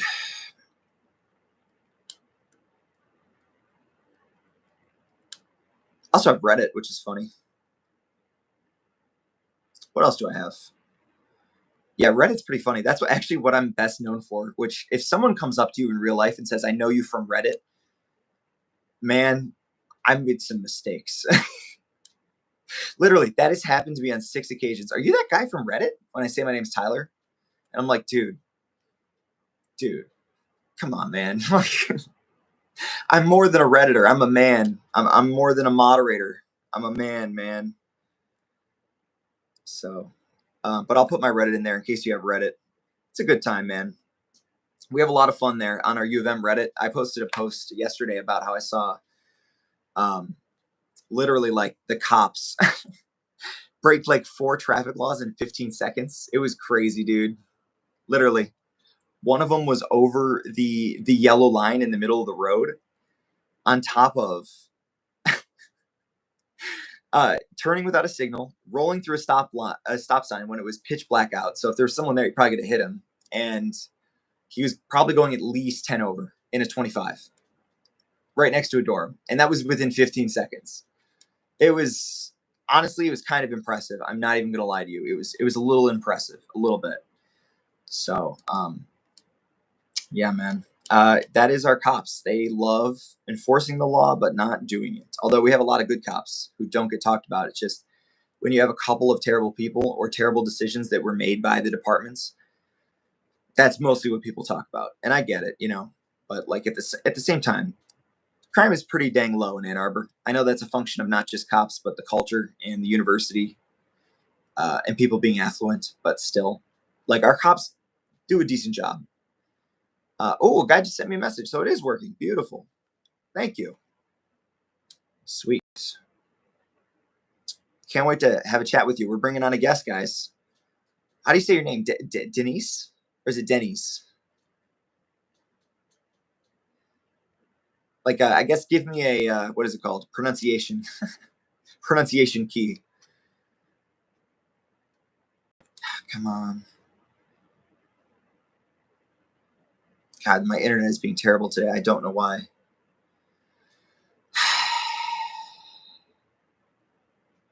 It's literally not loading the DM. I'm sending it to you on your email. That's irritating. I have fiber internet too. AT&T, man. I love AT&T for the record, just so we don't lose that sponsorship in theory. Okay, sick. I sent you the email. That is the live code to get on. So yeah, I'll see you in a second. And when you're on, I'll be happy to introduce you. If you want to get on the stream, like I said, follow me on Instagram, or you can do email or Reddit, and we'll just go in succeeding order. Treat this like a radio show, but instead of a radio, I'm literally just in my room.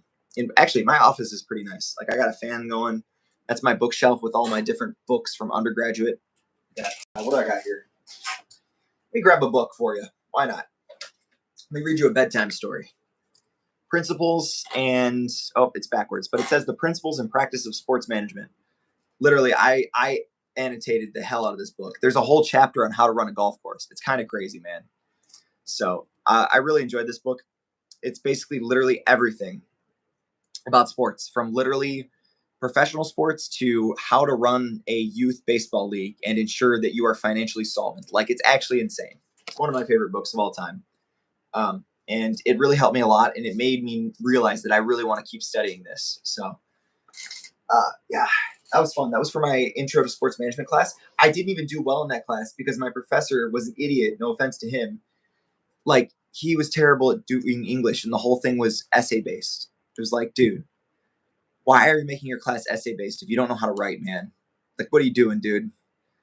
Seemed like a really nice guy, but not a great writer, didn't give super helpful editorial feedback. Although, to be fair, he was reviewing and editing literally like 50 papers. Like, he was probably overworked, in my opinion. So, and that wasn't the only class he teaches. So, like, it's understandable, but it wasn't the best, in my opinion. Unfortunately, anyways, yeah. Let me know when you get on, Denny's. Perfect. We got 2 viewers in here. We were talking earlier about politics, sports, culture. How was your day? I don't know, anything. And yeah, this is my show. I'm Tyler Fiorito. I am the host of Michigan in Review. No topic is off limits, but we try to cover it from the perspective of University of Michigan, since we have people around the world. So if there's any topic you're curious about, feel free to ask. I do both objective journalism and also commentary, analysis, and debates. I do it all. Excellent. Beautiful.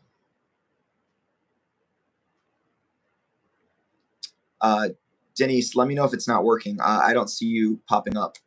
So it'd be great to have you on stream, though. I'll send you the actual email. That's the link through Instagram. So perfect. 300 subscribers. Dude, we are going to hire you.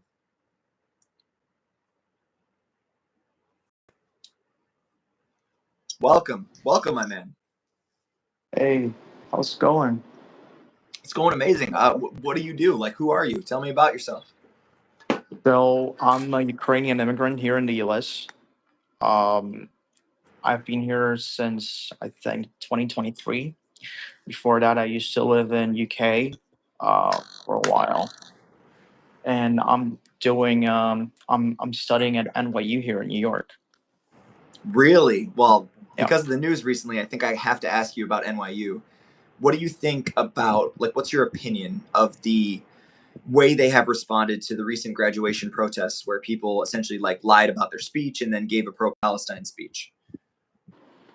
I guess I represent the more moderate people in at NYU that don't really care much about that issue. But I think like I get why they did that because they have Barron at Stern, so they wouldn't risk angering the administration. I'd say so. I kind of understand what they did there. Honestly, though, I was surprised to see Barron go to NYU because I thought he was going to go straight to the NBA. Yeah. I know a friend that knows Barron in person actually. Really, you should Yeah.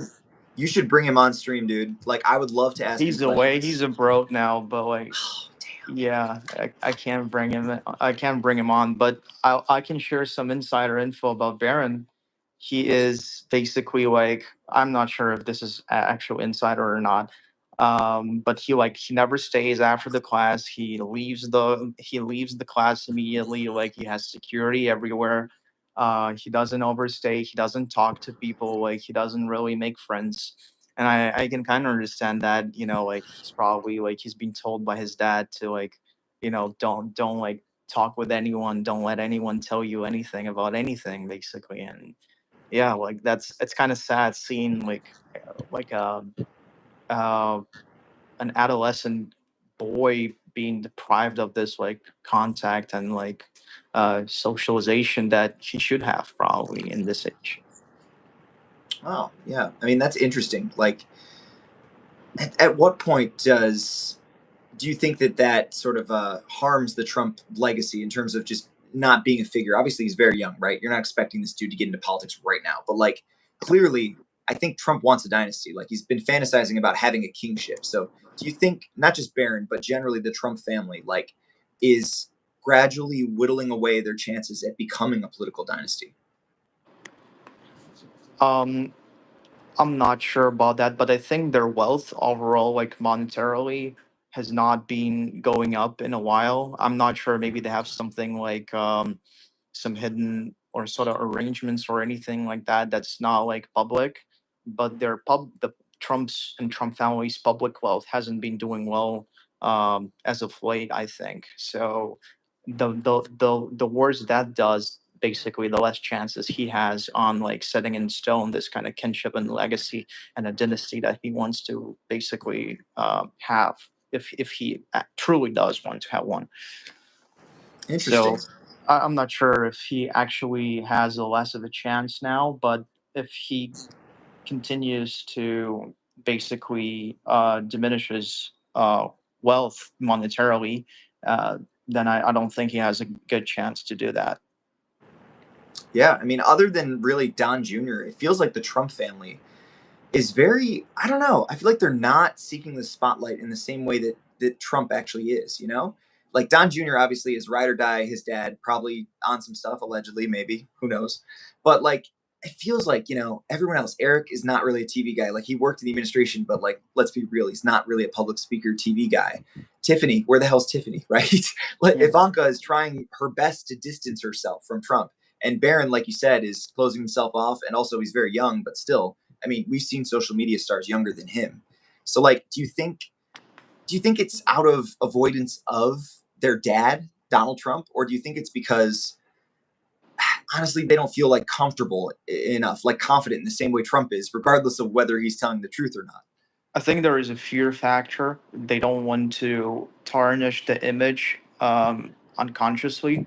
Like they don't want to do something wrong to like basically make the image of Trump appear not in a way that he'd like it to be. So they're being like extra careful with that, I think, and like not really showcasing their own opinions unless it's something like valiantly in support of Trump. Or they're, I guess what they're trying to do is just play it safe. Yeah, that makes sense. Although I got to ask you something, probably, I guess, a little more serious, because you said you're from Ukraine, right? I am, yes. So obviously, Ukraine war goes without saying is not exactly going well, especially in the era of Trump, who has had a reluctance to support Ukraine in the same way Biden did. And obviously, Ukraine more recently has been having less manpower, and none of the options are great. You either lower the conscription age and more people die for your youngest generation, right? Or you get troops from NATO, which could start a massive war. So they're not going to do that probably. Or you hire mercenaries who aren't exactly loyal to the cause, right? And cost a lot of money. So I guess my question to you is not about like military strategy, expert, all that stuff. Like, do you think what do you ultimately see as the resolution to this conflict, if any? A frozen state of affairs, like how we used to have it, in the East. I think it's going to get frozen. It's going to be a stalemate eventually. And it's just going to be like kind of like an Israel kind of situation. We're just going to have something like a draft, like, or whatever. Like you got to serve for like 5 years after you graduate or something. And then you're like kind of can go into civilian life or something like that. But a lot of people underestimate the effect of like if the war is over or at least the active stage of it, the effect of uh, the army and the people who served in the military coming back to civilian life, people who've been like for years now resolving their conflicts and their issues with a gun in hand, going back into civilian life. I think that could be problematic. That's very fair. Actually, a good question for you. So you said you lived in the UK, right, in the past? Yeah, I did. So were you living there when the invasion first started? I have been living in UK when the invasion started. Actually, sorry, my wife's wondering what I'm doing. Tell her that you're on with a journalist who has been cited by the New York Times, which is actually true, but I didn't expect that to happen. I'm But on a I live don't look stream. like it. Does your wife want to be on stream? It's up to you. No, it's fine. It's fine. She Okay. went back. I've been in Ukraine when the invasion first started. Really? My sorry, I've been in the UK. I misspoke. That night, I remember it pretty well actually. Like, we were all stressed out about like the and when I've seen like the articles starting to pop up and like, um oh, this like the line of defense has been breached. Like the Russian army was sighted at the outskirts of Kiev and stuff like that. I remember like having this extreme anxiety for like the whole like entire day until basically the presidential administration said that the kind of like the affairs have uh basically been stabilized. The front line has been stabilized around Kiev. Um, but it's been horrible like the whole entire day and every day since then. It's pretty bad, and especially the Bucha massacre that happened. It's just right, like I think it's like 20-30 kilometers away from Kiev. That's like 15 miles away from the capital city. That's like a village where Russian troops like killed and robbed and raped dozens of people like in the early hours of invasion. And I have a friend who used to live there, and she evacuated before the war unfolded, but I think her house and her property got robbed. So Really? yeah, it's been real hard for all of us, and yeah, it's basically like it's incredibly hard. It's a difficult thing for all Ukrainians, but especially for those who are in Ukraine still. Dang. Do you ever plan on going back one day?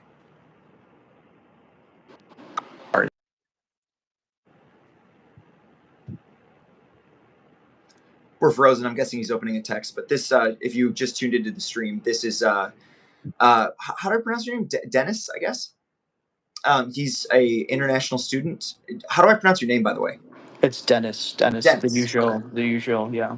Perfect. We had a couple new viewers tune in, so I was just going to say this is Dennis. He's a NYU international student from Ukraine. So very interesting questions about Barron Trump protests at NYU and Ukraine, of course. And we were just talking about the situation there. And I was going to ask, do you ever see yourself going back to Ukraine one day, either moving or just visiting? There are two reasons why I would go back to Ukraine. Well, okay, like if we include the visiting, like just tourist purposes, then three reasons. Yeah, if I won't be at risk at getting drafted, I would go back to visit. But to live in Ukraine, I haven't planned on living in Ukraine like since I was a teen, and I had like some international exposure. So I guess I would only go back to Ukraine out of peril or out of great opportunity. And none of those are at my plate at the moment. So Ukraine is basically off limits for me for now. Gotcha. I guess first and foremost, well, we've already done a lot, but like at NYU, what are you studying, and what is like your ultimate career aspirations? So I'm in Tandon, which is the engineering school. I'm studying industrial engineering. Uh, my ultimate career aspirations is, of course, something of more like a business or a senior role in a manufacturing facility here in the US. But yeah, that's about that. That's it. Interesting. I mean, the U.S. makes some good money on on that kind of thing. Although we'll see Yeah. with the state of the economy, who knows, right? Yeah, no one knows. I was hoping Trump's tariffs would help with, especially like boosting internal production and reviving some of the more some of the less competitive industries. I mean, some of the more competitive industries, but like America being less competitive, like steel or aluminum production. But I'm not sure how that worked out yet. I'm I have pretty a funny skeptical little of confession, tariffs. is that my bachelor's degree is in economics, so I Oh, is studied it? a lot of these tariffs and things. And man, this is, dude, it's like playing, I guess, like City Skylines or something, like with like your brother who's like 11, and like it's multiplayer. You're doing the multiplayer mod, and he's got the city next to you, and he is screwing up the bag for you. And it's like, dude, you start to form resentment against your little brother playing City Skylines because he's absolutely has no idea what he's doing. And like, that's kind of how I feel against Trump. Like, I think he sees big numbers, and I think he sees trade deficit as bad thing. It is not bad to be a net importer. It's only bad if you don't have other ways of contributing to the economy. And like, dude, we're a minus 2% net importer. Yeah. Like, it's not that crazy. And like, the thing that Trump, I don't think By the understands way, that. sorry for interrupting. I'm Yeah. not from Odessa. I'm from Kiev. I'm from the capital city. Oh, yeah, I'm of just course, reading man. some of the comments. Of course. Do we have any other questions? I don't know what Stank Nasty's talking about. I guess, do you love Israel? Do I? I'm not sure. I mean, when the October massacre happened, I came out in support of Israel. Ever since then, I'm not sure like what I stand on anymore. Uh, but yeah, like Israel did so much in Palestine. Like I think it like they went overboard. I kind of supported Israel in the early stages. Now, I never supported Palestine. I'll be clear, like from the get go, because like I'm just against the Hamas and like the basically the Islamic law and I'm really against that on the personal level. So I never supported Palestine in that regard. But now that with seeing how so many things and atrocities have happened, I don't think I can support Israel the way I did in the beginning. Do you think, was there like any specific turning point like that you decided to say, I look, think man, it's this just is, accumulated over time. Like, I mean, at which point do you stop? Like, how long do you need to keep on going and like punishing like uh, Palestine, Gaza? I admit I'm not very educated on this issue because I have my own war to worry about, and you know, like I'm not like the most educated person on this. Uh, but like my opinion is just like how long do you plan on keeping on going and just trying to punish those people? Um, I don't know. That's we just actually, funny enough, had a big debate with the biggest pro-Palestine person on campus here. I'm not pro-Israel, by the way. I'm very much, I wouldn't even say I'm pro-Palestine. I'm literally like anti blowing up children. That's bad. yeah. Hot take, killing children, bad. So like, I was debating with him because I do want divestment if our weapons are going to be used for killing kids. And I was debating with him about optics and things like that. And we came to much of an agreement, although he still disagrees with the idea of changing leadership of our protests on campus, which I think are incompetent, our current leadership. Very good guy. He had to leave. And I didn't, I told him, I don't want to misrepresent his positions afterwards. But I mean, honestly, before October 7th, I didn't know very much at all. But since then, I've been literally nonstop reading about it. So if you have any questions about the conflict, I'm not an expert, but I've been reading the books, and I like reading the books because I like being informed. If you have any questions about anything, I guess you said you were doing you did an economics degree. So my question is Keynes or Hayek?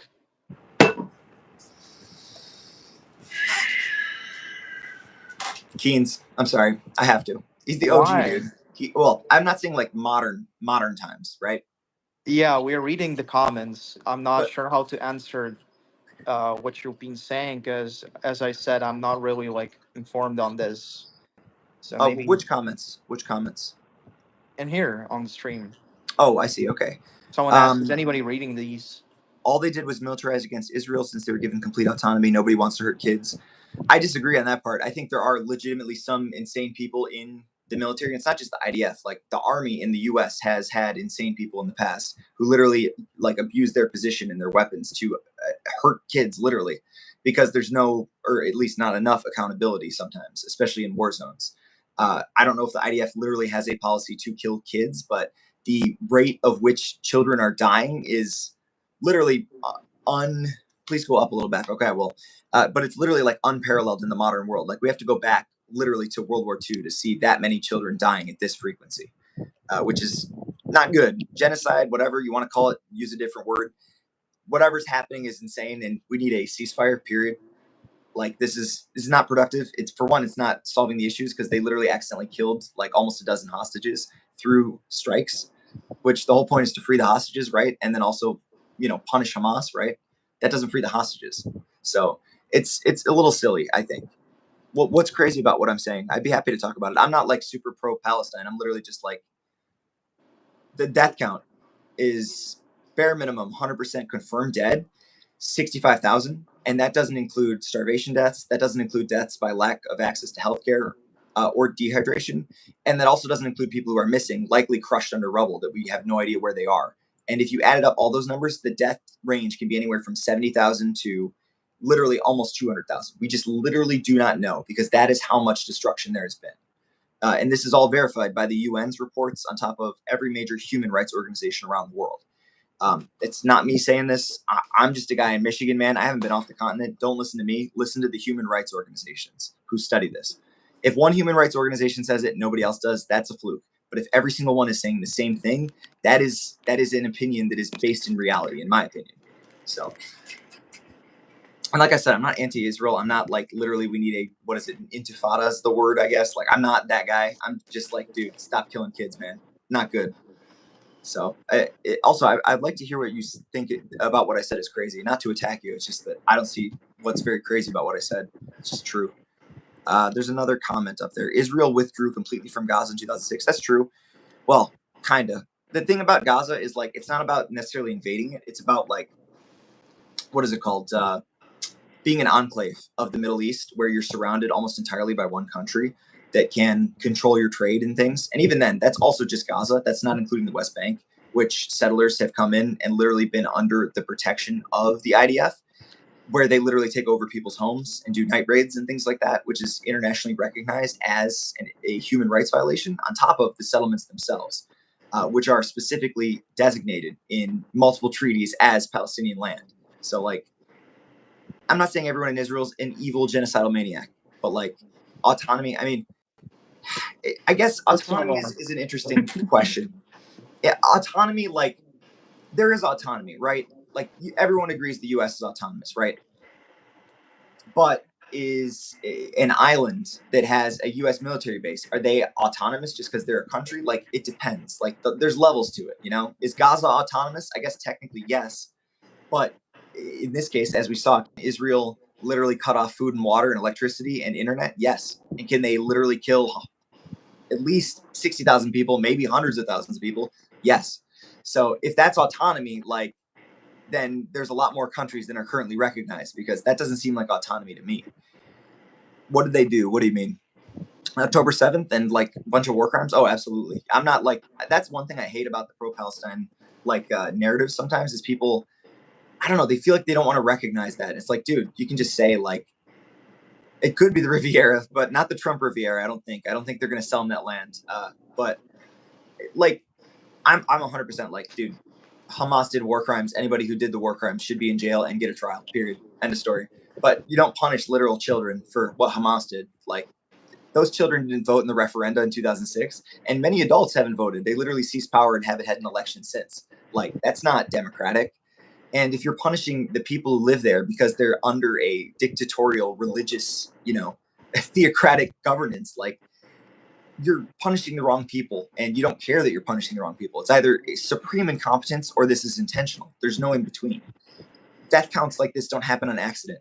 You don't kill 70,000 people because you had an oopsie. You had a missile fire. The only way to do that is if you dropped a nuke, not consistent shelling in these places. So that's all I'm saying. Kids getting killed is terrible. Sadly, civilians die in necessary wars. Yeah, I mean, for sure, but not at this rate. Like, literally, you can look at any previous conflict, and the only other ones that are comparable is like literal genocides that are recognized by everyone, like Rwanda, the Rwanda genocide against the Tutsis. Literally, like, almost every last Tutsi person is dead. They were forced to go to the desert without food and water, and almost every single person died. Like, what rate is okay? That's a great question. I mean, for one, I would say killing people's wrong, right? Like generally, unless they're like literally attacking you or like threatening your state, which obviously Hamas was, which is fair. But I think when you're targeting hospitals and when you're targeting schools, it's not about the rate; it's about the accuracy and the veracity of your information. And when you're destroying those and just saying there's tunnels under there or they're being used as human shields, for one, the human shields argument has been rejected by international organizations repeatedly. Like, it doesn't matter if someone's using a human shield. That's wrong on them. That's a war crime. But if you kill the human shield who happens to be a child, you killed a child. Like, literally, it's like the school shooter argument. Like, you have a school shooting. You don't bomb the school and kill everyone in it. You try to get him to leave the hostages alone, right? And then you kill or arrest the school shooter. You don't blow up the school. So it's just a lack of care on purpose, in my opinion, under Netanyahu's watch. And that's why there's so much death. And I don't think there's any rate that says it's okay. It's about how you do the killing. So anyways, we got derailed by the discussion, but I hope I represented the reality of the situation pretty accurately. I'm just a guy here looking like, I don't know, a libertarian redneck guy, I guess. What are you, though? Are you libertarian yourself? I would not represent the Libertarian Party. Mainly because, for one, the Libertarian Party itself is insane, and for two, I think they want economic libertarianism, which essentially means let corporations run the government, which is bad. It's just the same thing. It's not freedom. I'm a social libertarian, though, for sure. Like, don't do war unless you literally absolutely have to. Like, I think I agree that Israel had to respond to Hamas on the attack, obviously, but not like this. Same thing with U.S. responding to 9/11. I think obviously we're going to respond to 9/11, but Iraq war, that was insanity. Iran war, come on, dude. We don't need to go to Iran with the nukes. We had a nuke deal and Trump tore it up. Like, come on. So, like, I'm a social libertarian in that literally we should be punishing violent people who do violence and letting everyone else live their lives without government interference, without censorship. Like, it just seems like common sense to me, dude. I am being objectively. It's just death counts. I think, like, literally the death counts speak for themselves. I personally, my personal opinion is that I think at this point we're getting to a level of genocide, but at the same time, I'm just a guy. I didn't study history. Like, I know history because I read it for fun, but I didn't study history. I'm not a genocide scholar. Don't listen to me. Listen to people who have devoted their lives to studying genocides. That's what I would do. How much do you respond? I mean, I would say, honestly, if Israel didn't bomb hospitals and schools, they'd probably have a lot more international support because they showed more restraint than they ever have previously. I think initially, like, if you wanted to pursue like the people who retreated back into the strip, into hiding, and some civilians got killed, that's reasonable. It happens. You're trying to pursue the people who literally just did war crimes. It happens. But when you're literally doing, like, literally, it's like 92% of all farmland in Gaza is now uninhabitable. They can't grow crops there anymore. That's not appropriate. When you're destroying every last hospital and killing doctors and literally have the highest rate of child amputees per capita on the world in Gaza, that's not appropriate. That's not holding people accountable. And on top of that, I would also say accidentally killing your own hostages. And Netanyahu, as a quote, said himself, verbatim, the hostages releasing them won't end this war. That's what he said. Netanyahu, not my words. That means you are trying to punish the population. That means you are not necessarily interested in getting the hostages home, in my opinion. So that's just the facts I'm dealing. I'm not like Palestine needs to take over and we all got to do a liberation army. Like, I'm literally just like, dude, this is not acceptable, period. Anyway, sorry. We have a guest here. Am I being rude? I'm so sorry. It's okay. No problem. I wanted to talk more about the Ukraine war because it's interesting. I haven't spoken to too many people who actually are Ukrainian. So I wanted to hear your thoughts about Putin. What's your opinion on Putin? I think he's a sick person. That's a tyrant. That wants to restore the rule of monarchy and dictatorship, de jure, not just de facto, in Russia, and wants to restore the borders of the Russian Empire as they were in the 19th century. I think that's what his plan is, and ultimately to basically solidify himself and whoever he chooses as his heir to the throne as the only legitimate rulers of Russia and the basic Slavic region at large. I think that's what he's trying to do. I think he has no regard for life, for anything, basically for human suffering or any sort of like uh, self identification of a person. He just uses it as numbers and as um, his ultimate like conquest goal of conquest. That's it. I don't think he even any sort of argument that goes against his agenda is basically means nothing to him unless you back it up with force and unless he can respond to it with his own force. And in only that case, he's willing to listen because that's the only language he understands: force and power. Yeah. Do you think potentially, or at least eventually, if this is not true, that maybe he started this whole thing because he realizes he's what, like 71 now, right?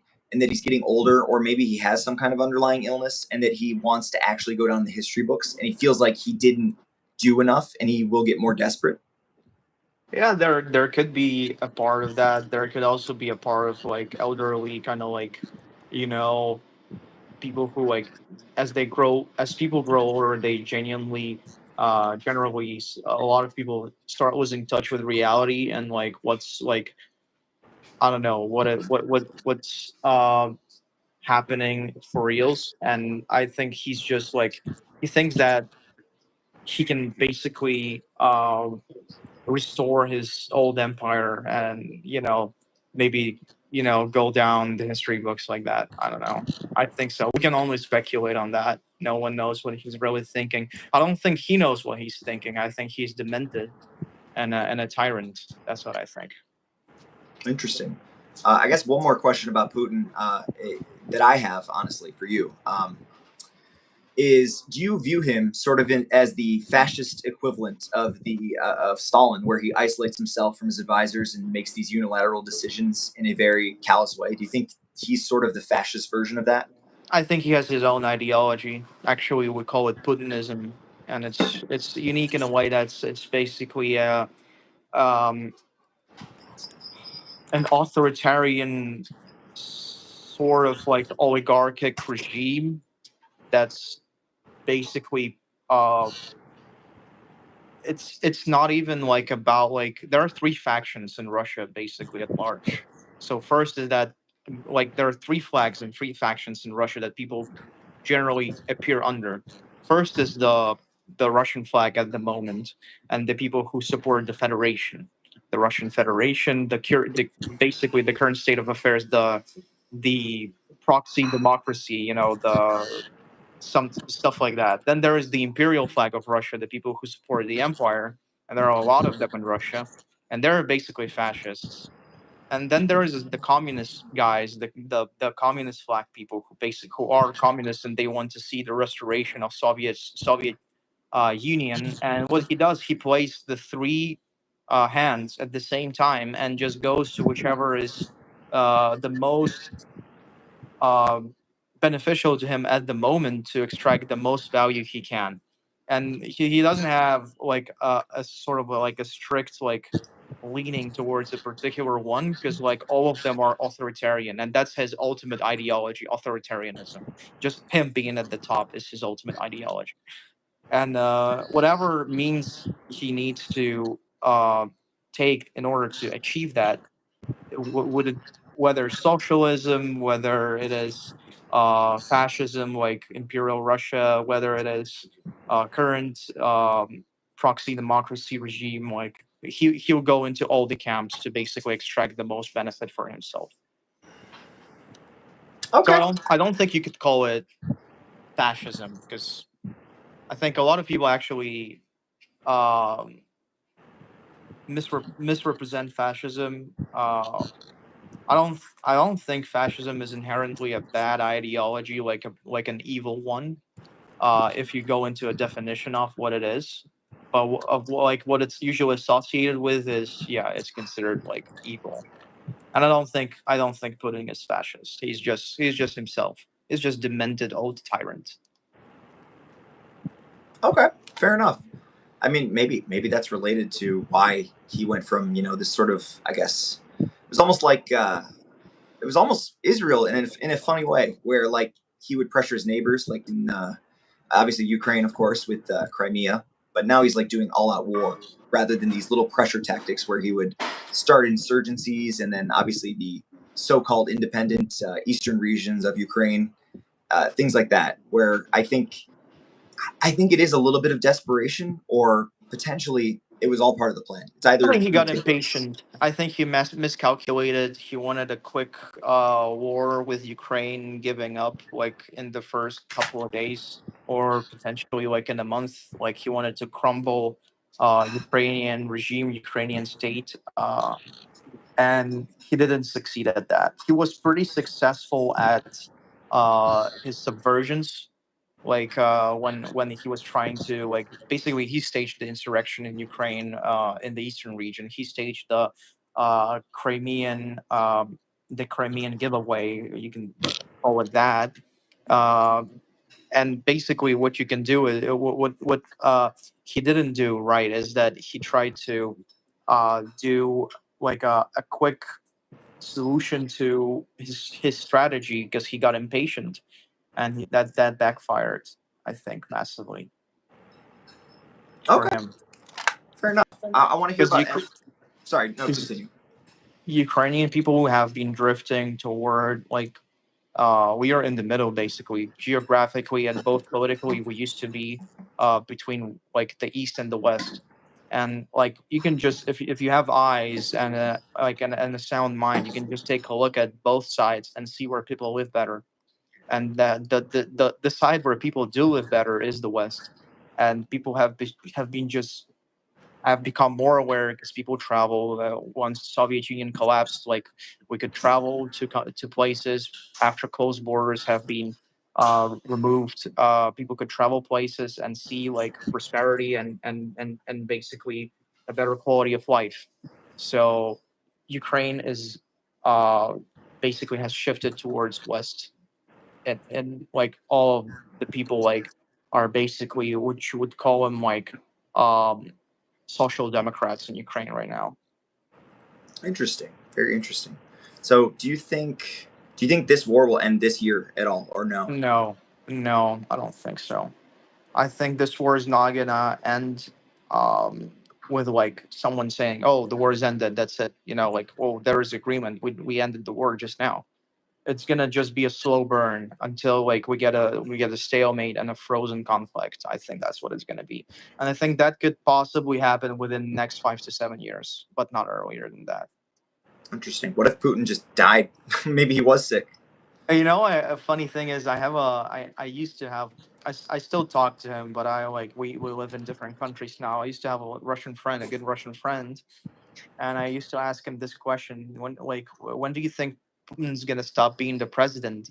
And he just said, "I don't think he's ever gonna stop being the president. He's just gonna become a cyborg and live forever and then rule AI forever." Putin. Or yeah, or are we gonna have an AI Putin and just like have the AI Putin just like do the government like after his death or something? But I that's wouldn't be what's gonna happen. surprised. I would not Yeah, be surprised at this rate. Why not? That's what's going to happen. If I was him, that's what I would do. yeah. It's crazy, Uh, man. that's Damn. just I don't know how much. I don't want to keep you here forever, but how much time do you have? I mean, I gotta go soon, but like it was fun to talk to you, man. Of course, dude. I'll be streaming a lot for Michigan in Review. Like, these conversations are really helpful. I think reminding people, literally, Americans need to be reminded that the war is still going on. Literally, the only time we saw it was that whole fiasco with Zelensky and JD Vance and all that. The very Oh yeah. embarrassing moment for us. Very embarrassing. But literally, other than Disrespect. that, yeah, dude, seriously, it's like a child. He's literally like a child. It's a child's mentality. We are run by children. We are a nation of children. So, anyways, but thanks for coming on, man. And I'll be doing this a lot. And if anything happens at NYU or Ukraine or hell, just say hi. We'll have you on again for sure. Yeah, no worries, man. Thank you for having me. Yes, tell your wife you're free. Oh yeah, I will. She'll know. Of course. Thanks, man. Appreciate it. All right, have a Uh, good one. of course. I think we're gonna have someone else on next in the bottom. Maybe I'm gonna actually refill my water, and I'll be back in a few minutes.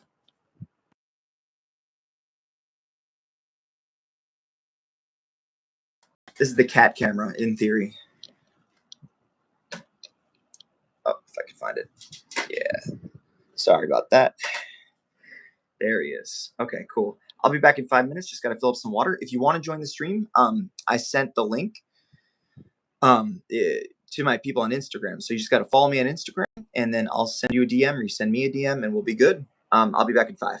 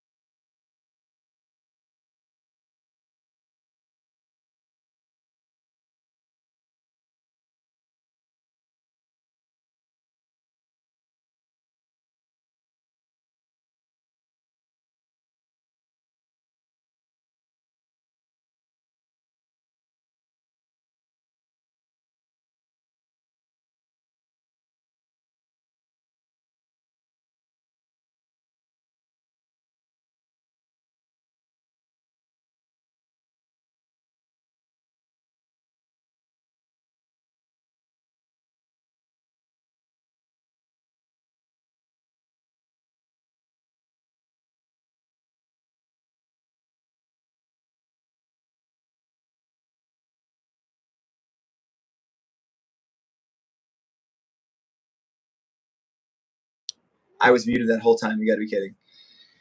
Whoever just joined, we were talking about serious political issues. Oh, goddamn cat.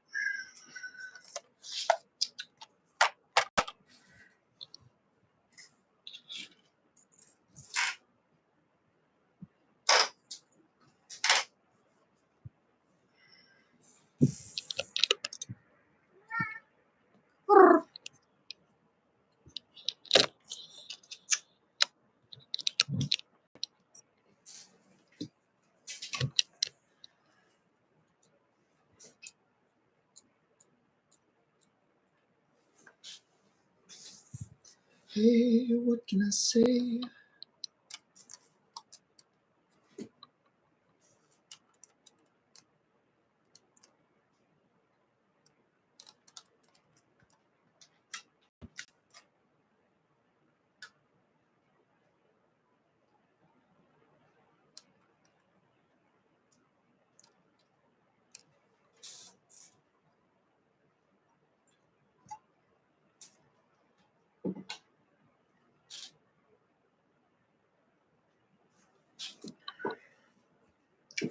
This before he destroys everything. Yeah, here we go. Thank you, Gloopy.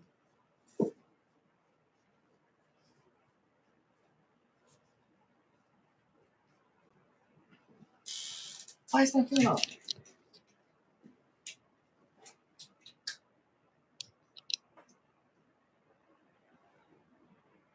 I was wondering why it was so hot in here.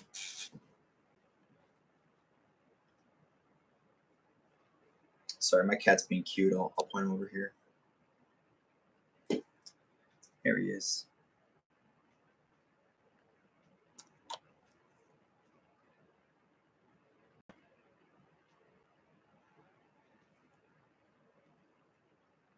I'd like to mention in advance so I don't just move in and act like an ass. I can't get in touch with them. It could be because I have the no caller ID problem with my phone.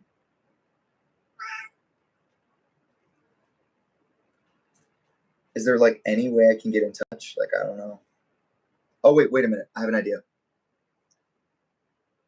I'll let you know if it works. I'm going to call the receptionist. She did answer, so maybe that'll work.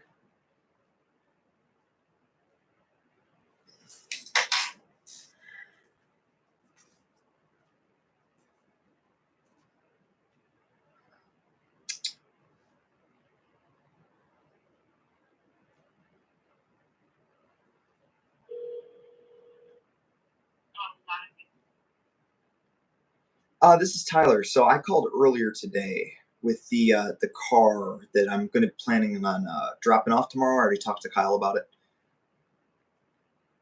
So I was just wondering because my mom is going to be out of town. She's going to be on a plane, so obviously can't get her to drive. No. I was wondering if it's like if there's like any place that I can for literally like maybe an hour or two before I get a different ride to like work on my laptop, just like sitting there because I won't have a ride. Obviously, there's no rental right now. Like maybe in a corner or somewhere. I have work to get done and I have nowhere else to, I guess, go. Don't want to be a bother, of course.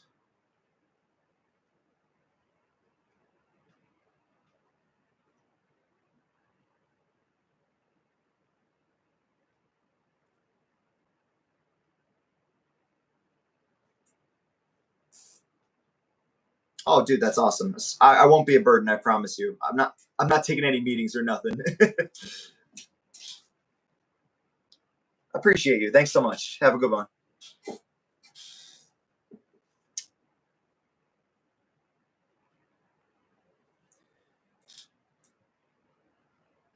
They said it's totally chill, and they said they were glad I asked. Love when people are nice.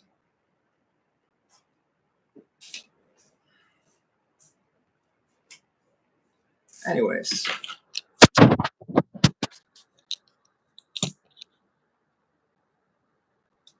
Is there a way to shorten this a little bit? No.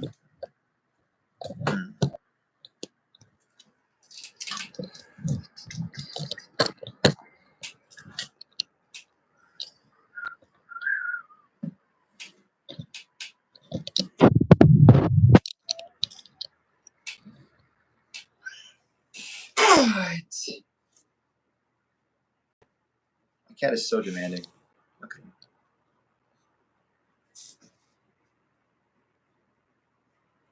Glooby. Glooby, glooby, glooby. Glooby, glooby, glooby, glooby, glooby. He's my glooby guy. He's my glooby guy. Love my glooby, glooby, glooby, glooby, glooby. My glooby, glooby, glooby, glooby, glooby.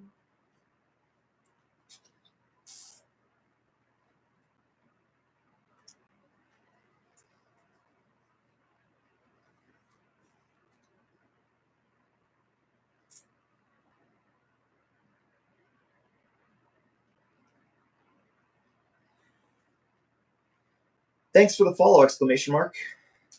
Are you guys heading down to the conference too? Question mark. I'm actually live streaming right now at this current moment, and if someone is free and they want to talk about what they do for their chapter, I'd love to interview you guys! Exclamation mark. I actually interviewed a international student at NYU who goes. Welcome. Someone's in the stream. Sorry, I was petting my cat. He's being very demanding right now. Look at this guy. Look at this guy. He is so spoiled. He doesn't even realize it. Anyways.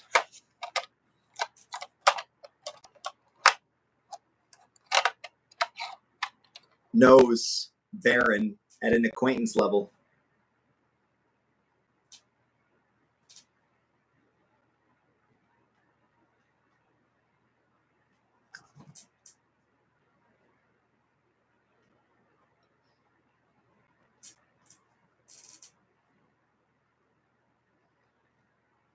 Totally understand.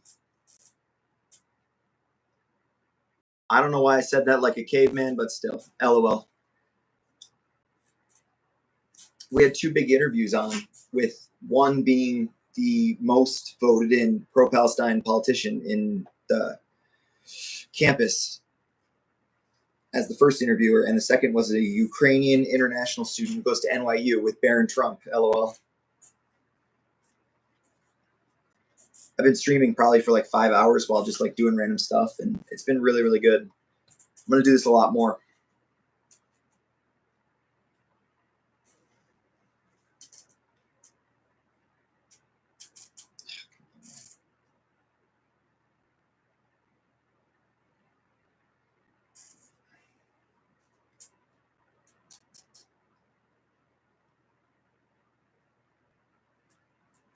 Welcome to the stream. We just got finished up with a guy from Ukraine who now is an international student at NYU. He lived in the United Kingdom when the invasion broke out, and now is probably going to stay in the U.S. long term.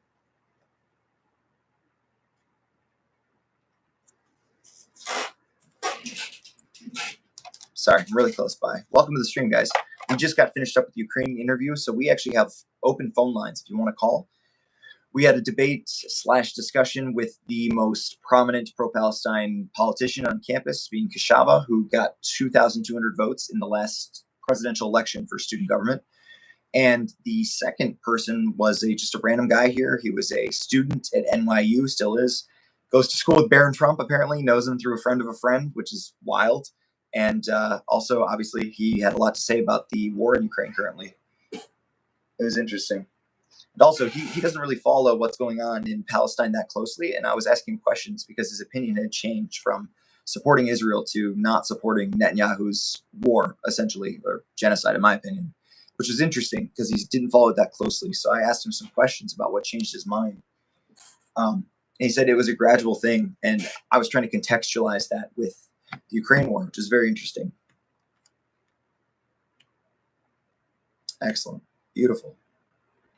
We're chilling. If you're a viewer here, feel free to say hi at the comments. If you want to get on stream, just DM me on Instagram. Got to follow, though. Got to build the brand, build the house that I built my nation on.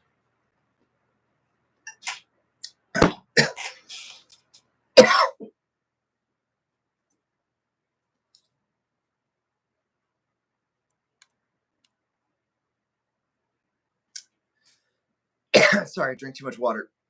It's deadly. Everyone who drinks water is dead.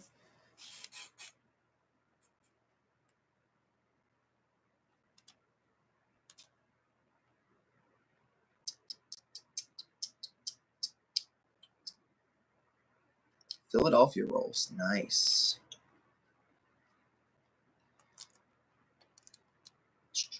Glooby. Sorry, that's my cat. He's right over here. He's a little menace. Look at him. Look at how evil he looks.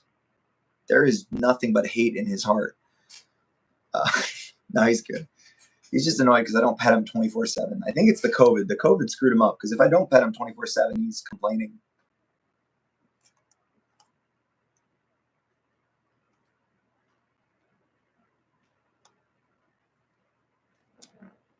Oh, you're such a weird little cat, you little goober. Oh, boy. Oh, he's a good boy.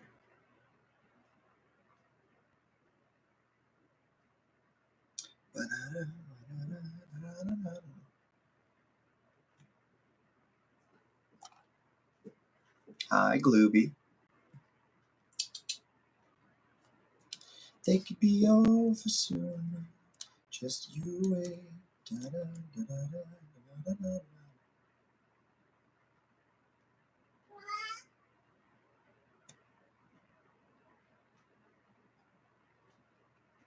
Send LOL. I'll report it live. I'm live streaming.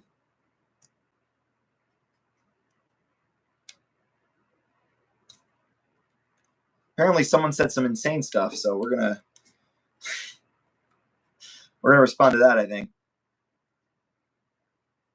I've been live for the last 5 hours. We interviewed Kishava and a student named Dennis from Ukraine.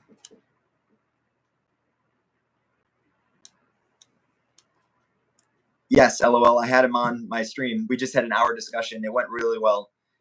Personally, I think there was a little bit of debate elements, but I don't think anybody won or lost other than like both of us agreeing on human dignity, which was good. As long as people are being good faith when they call out people, I have no issue with it.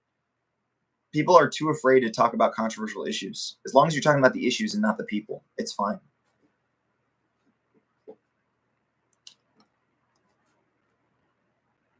Amazing. Whoever my one viewer is, I hope you're not stalking me.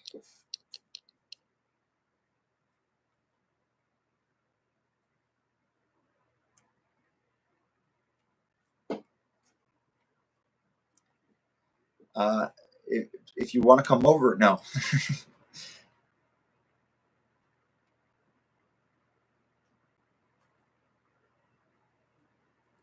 We're going to be following it up with a part 2 for sure, especially one that's less contentious and more about solutions. Although it was fun to debate. I think I did pretty well. But there's no real winning or losing when it's just a debate. It's about the action. Anyways, I don't know who's here, but if you're here and you want to be on the stream or you just want to ask me questions about literally anything, even how my day was or sports, like I love studying stuff. So feel free to subscribe. And yeah, we actually have a lot of news to break. There's a lot of news coming out.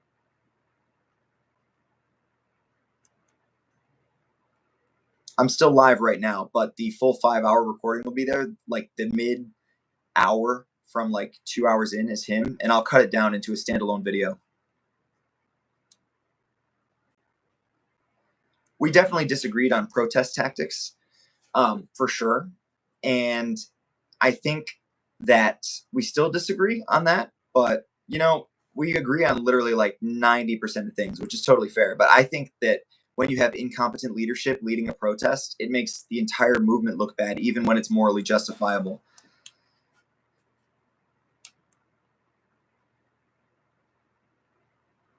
Oh, man.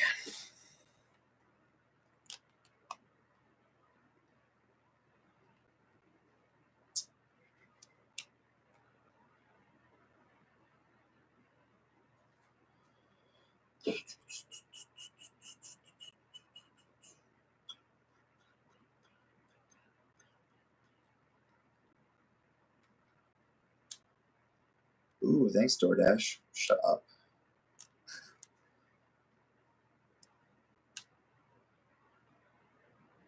How do I add a new address?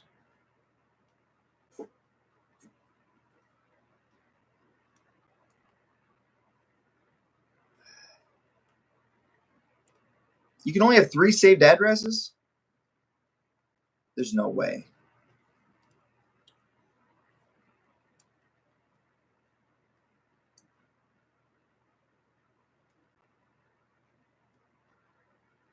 Okay, nice.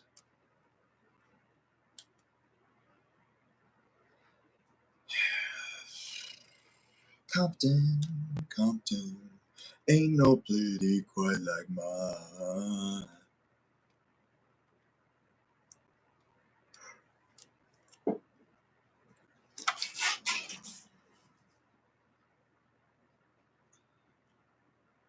Yes, LOL, what is your address?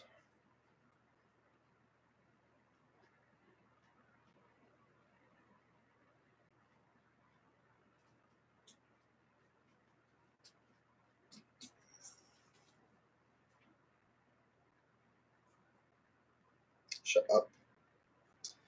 Compton, Compton, ain't no city quite like mine.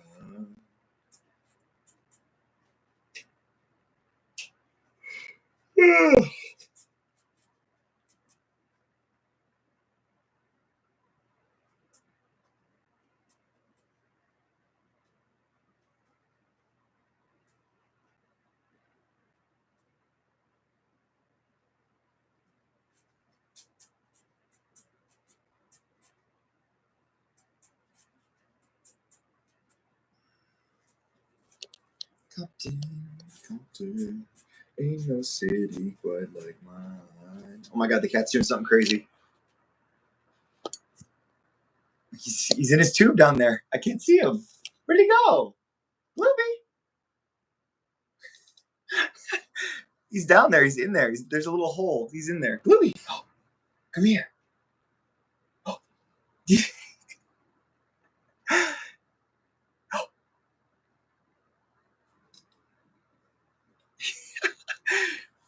He's being so funny right now. Oh shoot, I dropped my phone. Hold up. What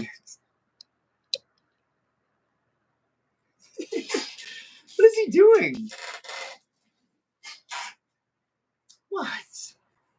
You just want attention. You don't want my heart.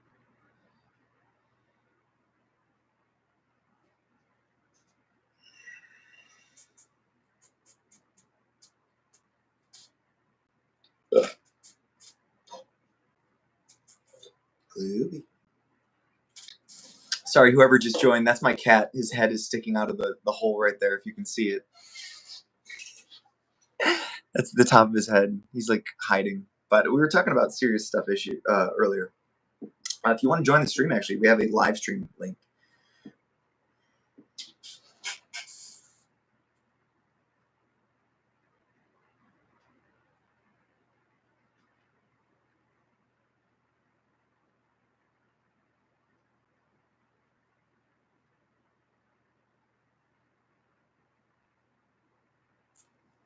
Compton, Compton, ain't no city quite like mine.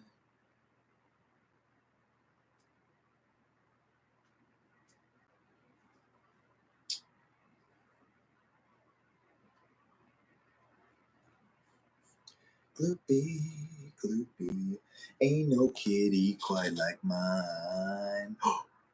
Oh, who are you? Glooby, Glooby Gloo. Gloo.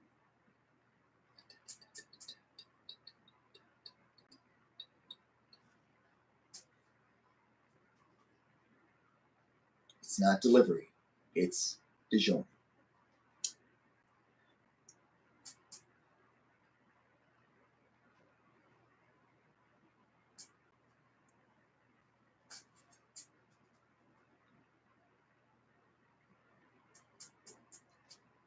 Glooby, Glooby. Do they have a...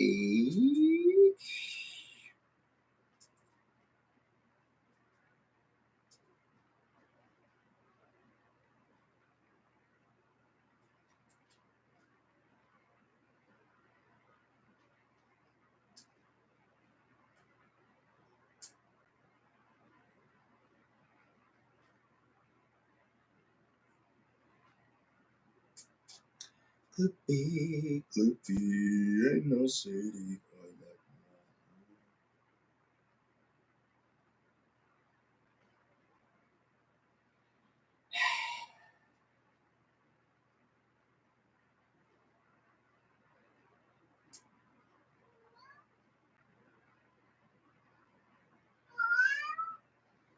Yeah.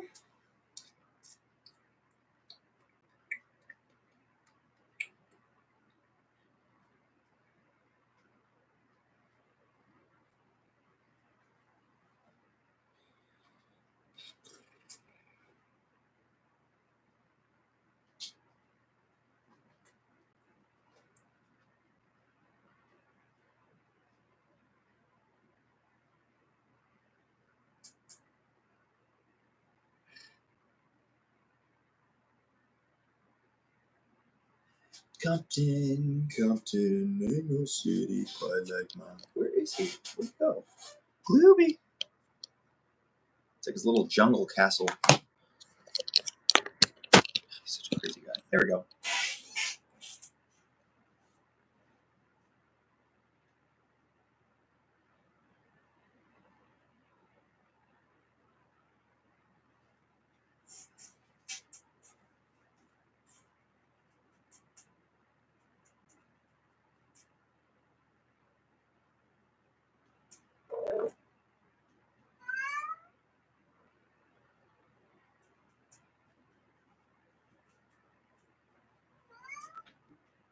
Glooby.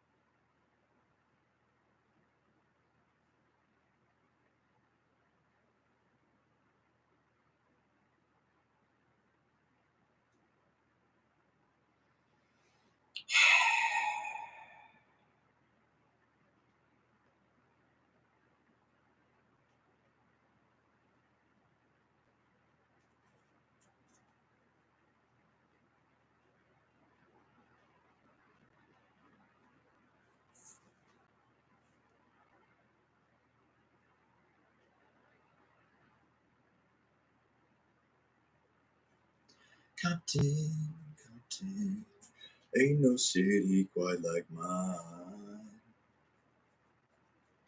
Let's see if we got something to watch while I'm waiting.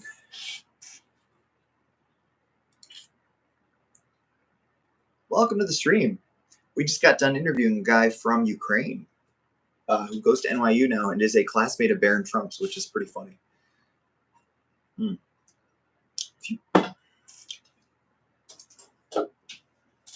Why is this not working? Compton, Compton.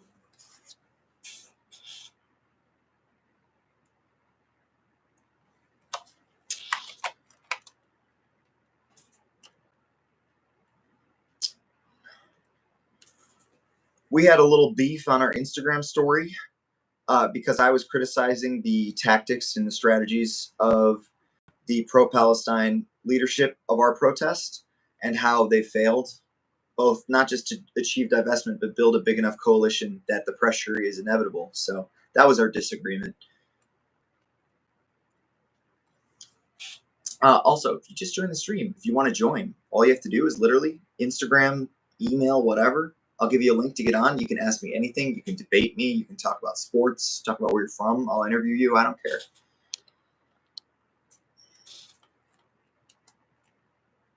I'm live streaming right now if you want to call in, LOL. Don't even have to put video on, just voice if you want. Or you can just watch. I've been live for about 5 hours. We've had, like, I think almost 1,000 cumulative views, which is crazy. And during the debate, it got pretty high.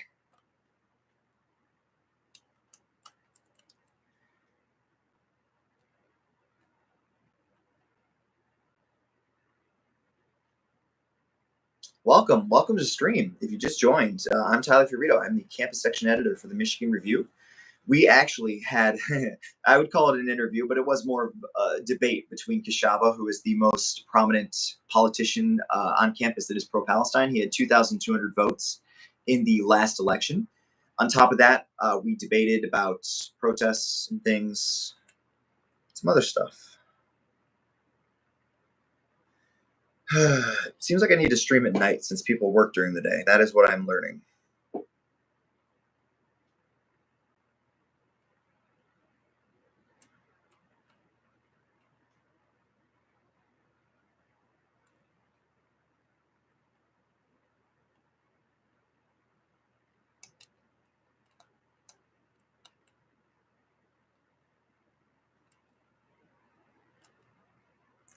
Compton.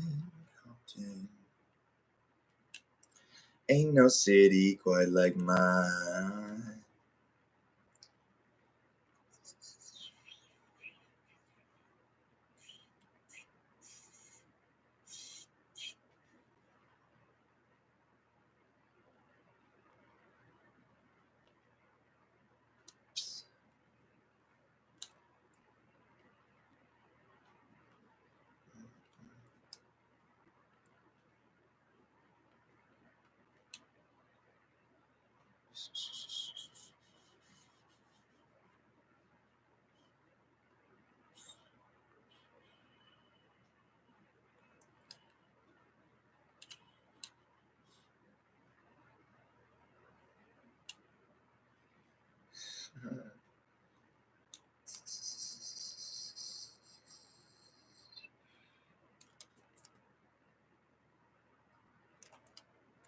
Compton, ain't no city quite like mine. I think we're gonna bring some more people on.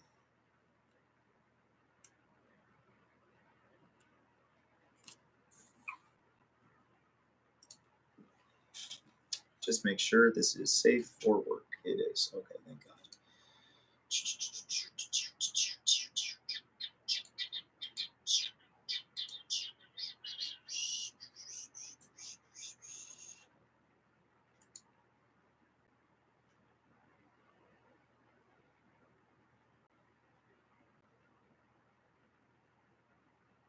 "12-day war over." Nice, guys. Congrats.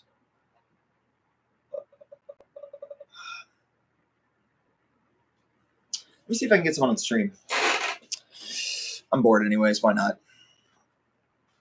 I need stimulation. I have ADHD.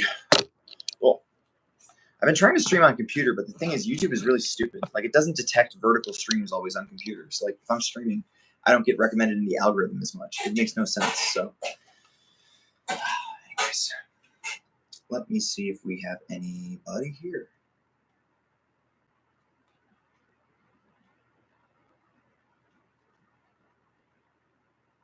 Islam. God, my stomach hurts, man. Ugh.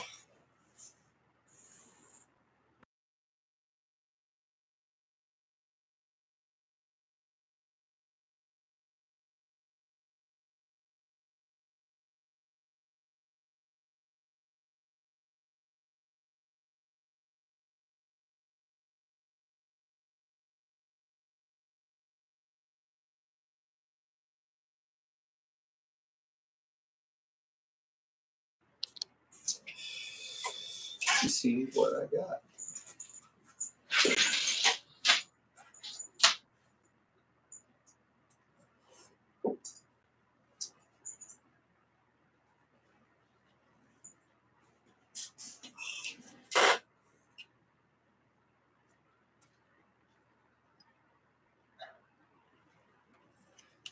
It is currently 10 a.m. Ooh, ex-Catholics. That would be fun. Israel versus Iran, boring. I mean, not boring, but like, you know, literally everyone is talking about that. It's nice to take a break once in a while and then come back. Let's find out what I'm doing. There we go. Libtards are degenerate.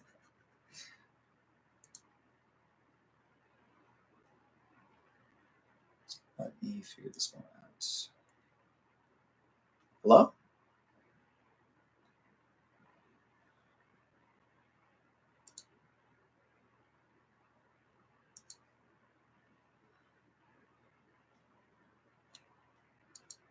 Oh, is this not on?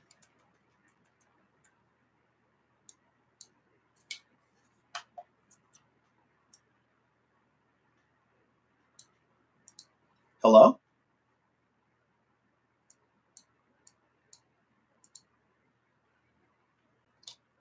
Headphones. I think that's right. Okay, cool.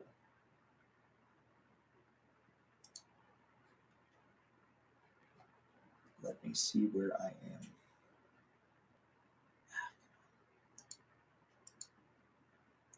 Can't hear anything. Welcome to the stream. If you're new, we were just interviewing a guy from. God damn it.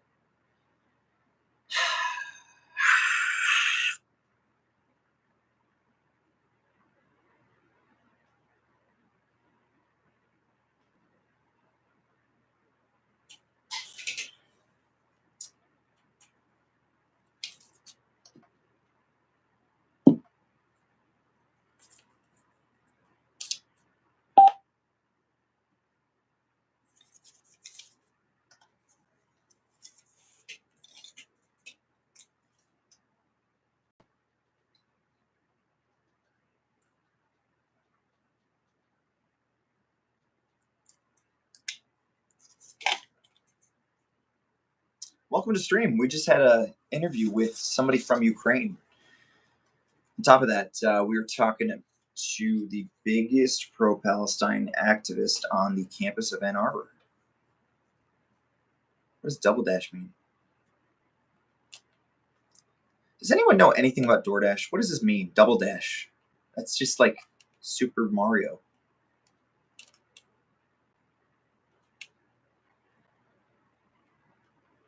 If you're joining the stream, you can get on the stream if you want. Ask me about anything.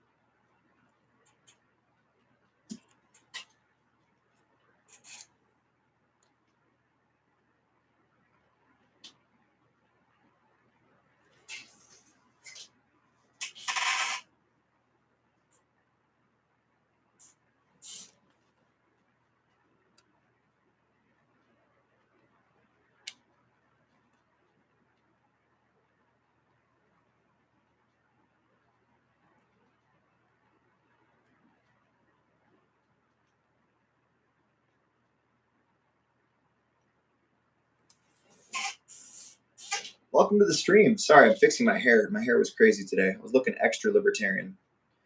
My name's Tyler Furito. I'm the campus section editor for the Michigan Review.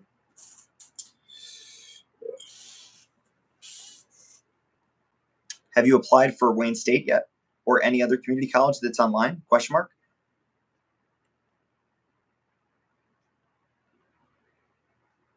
I think you could do that and even pursue other colleges too. There's a lot that are online. You'd be surprised.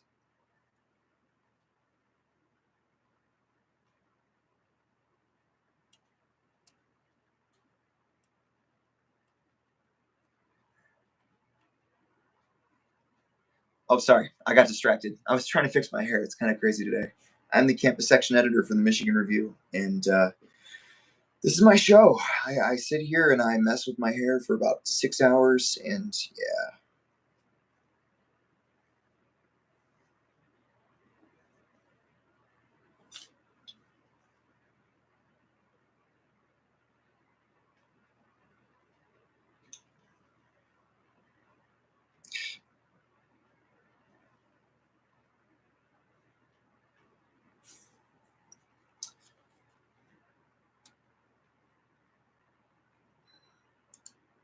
Hello? So it is working. Why the hell is it not working?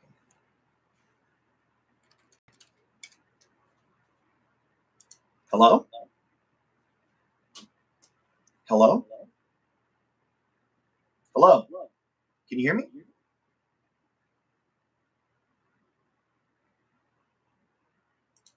Hello? Hello? Yeah, I think that works.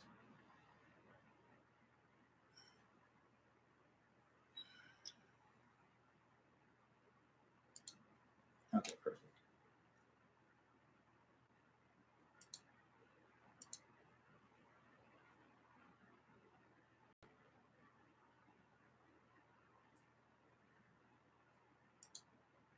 Why is the internet so terrible today? It's probably because I'm live streaming, but still. No, there's no way. There's no way. Okay. I'm joining.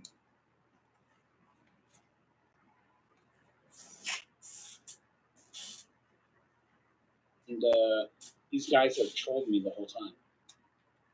Wait, you're a Cubs? Yeah. Yeah, yeah. Oh, it's over. It's actually over for you.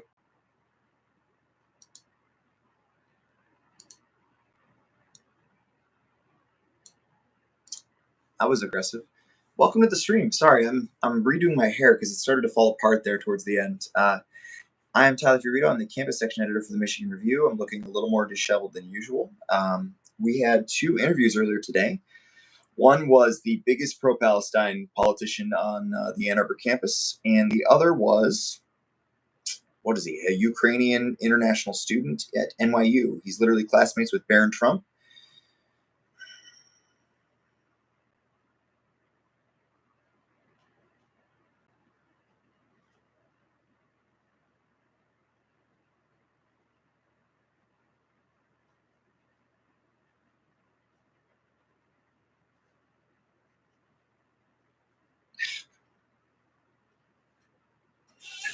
Dude.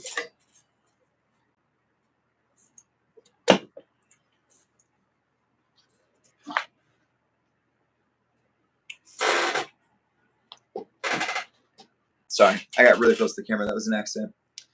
Just fixing my hair. I'm actually looking for the next guest. We have open phone lines. We had 2 major interviews. Each lasted 30 minutes to an hour. And one, yeah.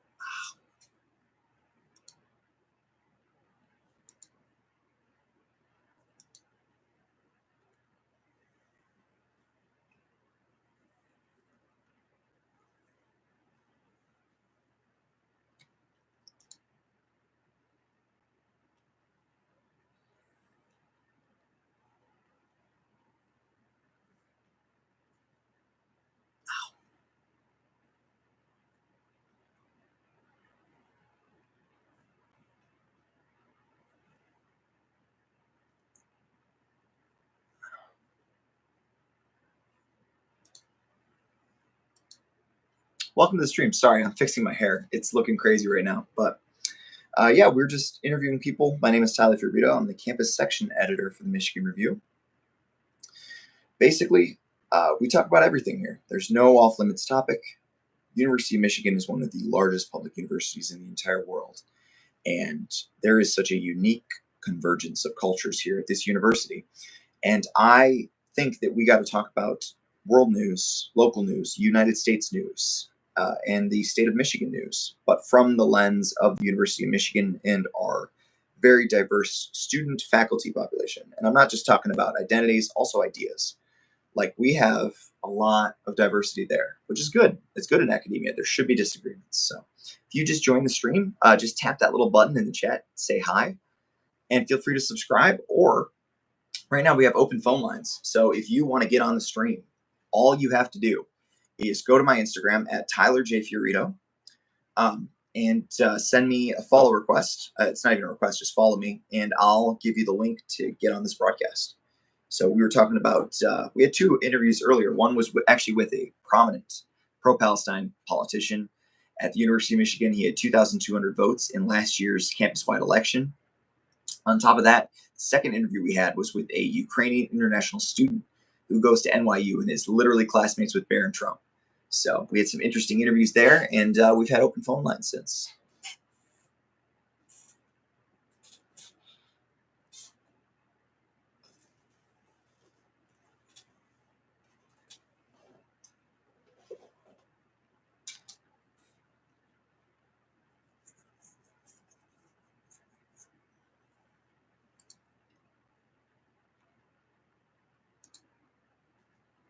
Welcome to the stream. Sorry, I'm fixing my hair. Very rude of me. Welcome.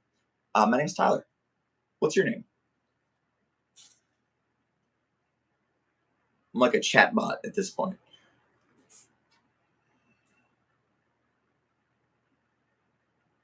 I can't believe there's a ceasefire. That's crazy. Wow. Not expecting that.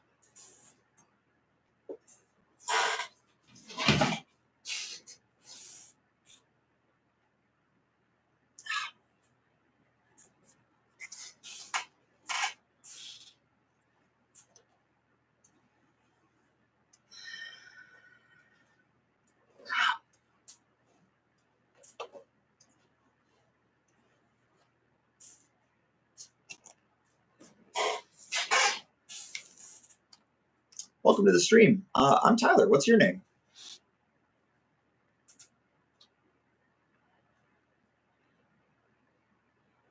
Sorry about my hair. I hope you're not bald. If you were bald, that would be very insulting, and I apologize in advance. I don't want to get canceled for being against the bald community. Gosh dang it.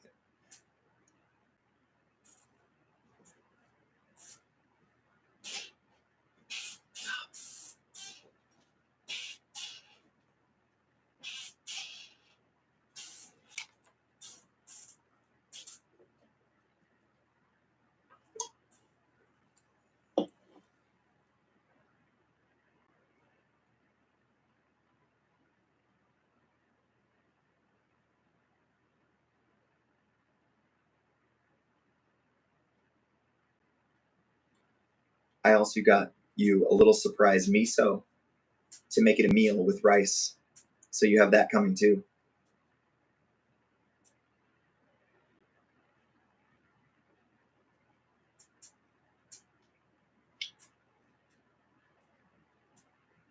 I'd love to learn more about you.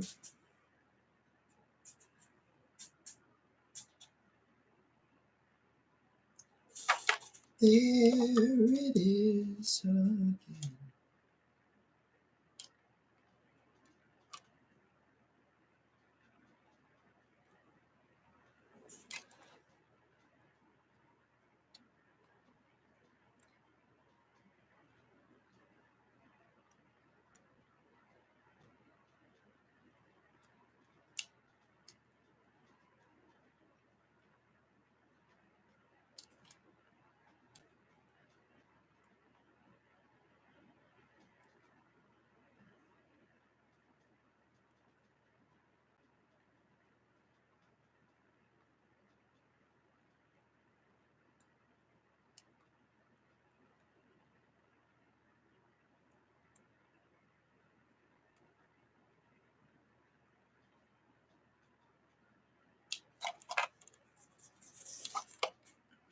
There it is again, that funny feeling, that funny feeling.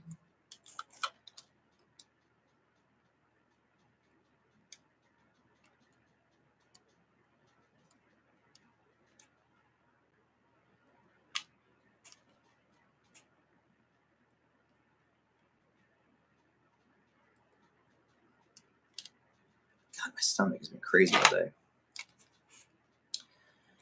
There it is again, that funny feeling, that funny feeling. What is going on, man?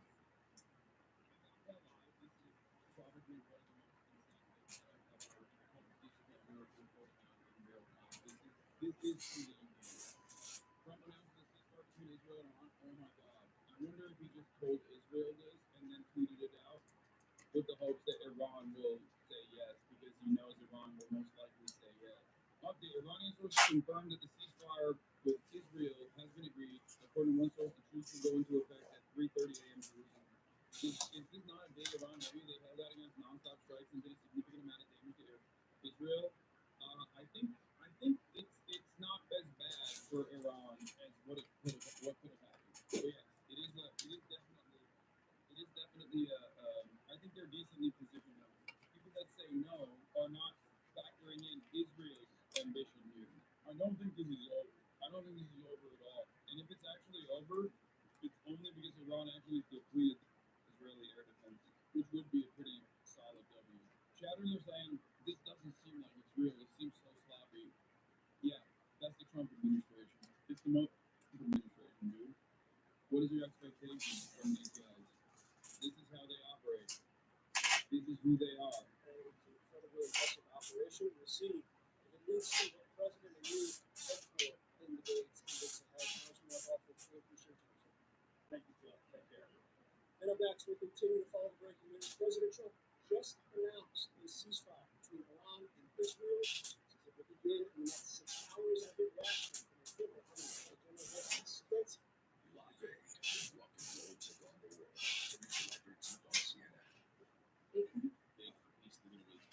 Vice President, moments ago, we were talking about this breaking news response from Iran to the weekend attacks. President Trump's announcement of a ceasefire and how that all goes. We can talk about that in the future. Joining us, two experts on Iran. William Kaur is the Carnegie Endowment for International Peace, and Norm Wu, former CIA Office Director of National Intelligence Manager for Iran. Norm, let me start. Both are after ceasefire and the truth social, and I asked the Vice President. There's a healthy dose of skepticism because the Iranians don't have a great track record of meeting whatever the time, either publicly or privately. Is that fair? That's more. I'm going to keep it 150. This is not as much of an Iranian victory as it is kind of a major L for Israel. This is not as much of an Iranian victory, but it is a ginormous L for Israel. Wanted to actually any kind of standing that Iran might have pushed America into it. Literally. Not that pushed it in the process, at least their air defenses. And now can't even unless things change in chatters, things might change. Remember, Israel's a very dangerous, very unstable government, but this was a spectacular L for Israel. Because their goal, and this is not a secret, their goal is Iran becoming a failed state. Their goal is to basically erode the Iranian state capabilities and to have them never be able to send missiles that penetrate the Israeli defenses ever again. And all they got in the process was like America forcibly coming into the equation. No actual military priorities were accomplished in this process, and they didn't even get to do the full prize, which is regime destabilization, but complete dismantling of the regime, and turning Iran into a several airstrikes in the last minutes of northeastern Tehran is a major L for Iran. Iran basically declared they have zero deterrence and Israel can go again. Why wouldn't they go for assassinations on Iranian leaders next? As long as there are no troops deployed, the American public will eat it up. No, You're so cute, that's why little guy. I think it's a W for Iran, but it is a major L for Israel. Iran being fooled a third time? Oh no, for sure. They got nothing in Israeli spelled actual weapons on one floor. And he's finishing his stance. I don't think so. I don't think he is. I don't think Benjamin Netanyahu is finished after this. No real announcement from Khamenei, by the way. Why would Iran agree with the ceasefire while Israel still bombing? bombing, every country in the region knows that when Israel is at the precipice of a ceasefire, they bomb extra hard. Weird. Axios says Israel and Iran have agreed to a ceasefire that will begin in 6 hours. This makes no sense. No Iran is supposed to say anything. I'm not even kidding. I'm not even kidding. I don't know what I'm watching media. Breaking news that was that Iran and Israel have agreed to a ceasefire. No ceasefire, fake news. Zionists are in trouble. I don't know. I think Iran will beat any offer that Iran will get. Okay, I think as mutual respect Ed Mohammed Morandi, I think I could see America being like, oh, it's a ceasefire, we did it, without telling Iran, knowing full well that Iran will never take on the ceasefire. I'm actually surprised this is successful return. I mean, 12 hours for Israel to begin ceasefire, but 6 hours for Iran. This seems very strange to give Israel 6 hours of unrestrained and unopposed attacks on Iran. Yes. What? It could be another trick from the Trump administration. Don't know why the Iranian government would agree to idiotic proposal. Trump's claim for a ceasefire agreement between the Zionist regime and Iran. Donald Trump's claim for a ceasefire agreement to end the war between the Zionist regime and Iran. CNN reported citing a senior Iranian people that Tehran had not received any ceasefire proposals. The senior Iranian people told CNN that Iran will continue to fight until a lasting peace is achieved. Emphasizing Israeli and American statements to be a deception to justify attacks on Iranian interests. The official said at this very moment the enemy. Welcome to the stream, whoever just joined. I was catching up on the news in this ceasefire. I'm also fixing my hair because it was getting crazy. My cat, I don't know, he's obsessed with my hair. Actually, no, he just wants the comb. The funny thing about misdirection is a war tactic is that you can only credibly use it once before it's nullified. Trump did that with the initial Israel attacks on Iran, but now they've painted themselves as untrustworthy and perpetuity over. No, but it doesn't matter. When you're the most powerful state, it doesn't matter. People are desperate to believe you. You know what I mean? See what else is I don't want to be too hopeful is that between the continuation of Israeli strikes, whether or not this social media post is going to be translated into real, let's say, peace or real suspension of the strikings between the two sides, remains to be really seen. Have to keep in mind that there are several points in this regard. First, you have to wait to see whether Iran is going to accept that proposal.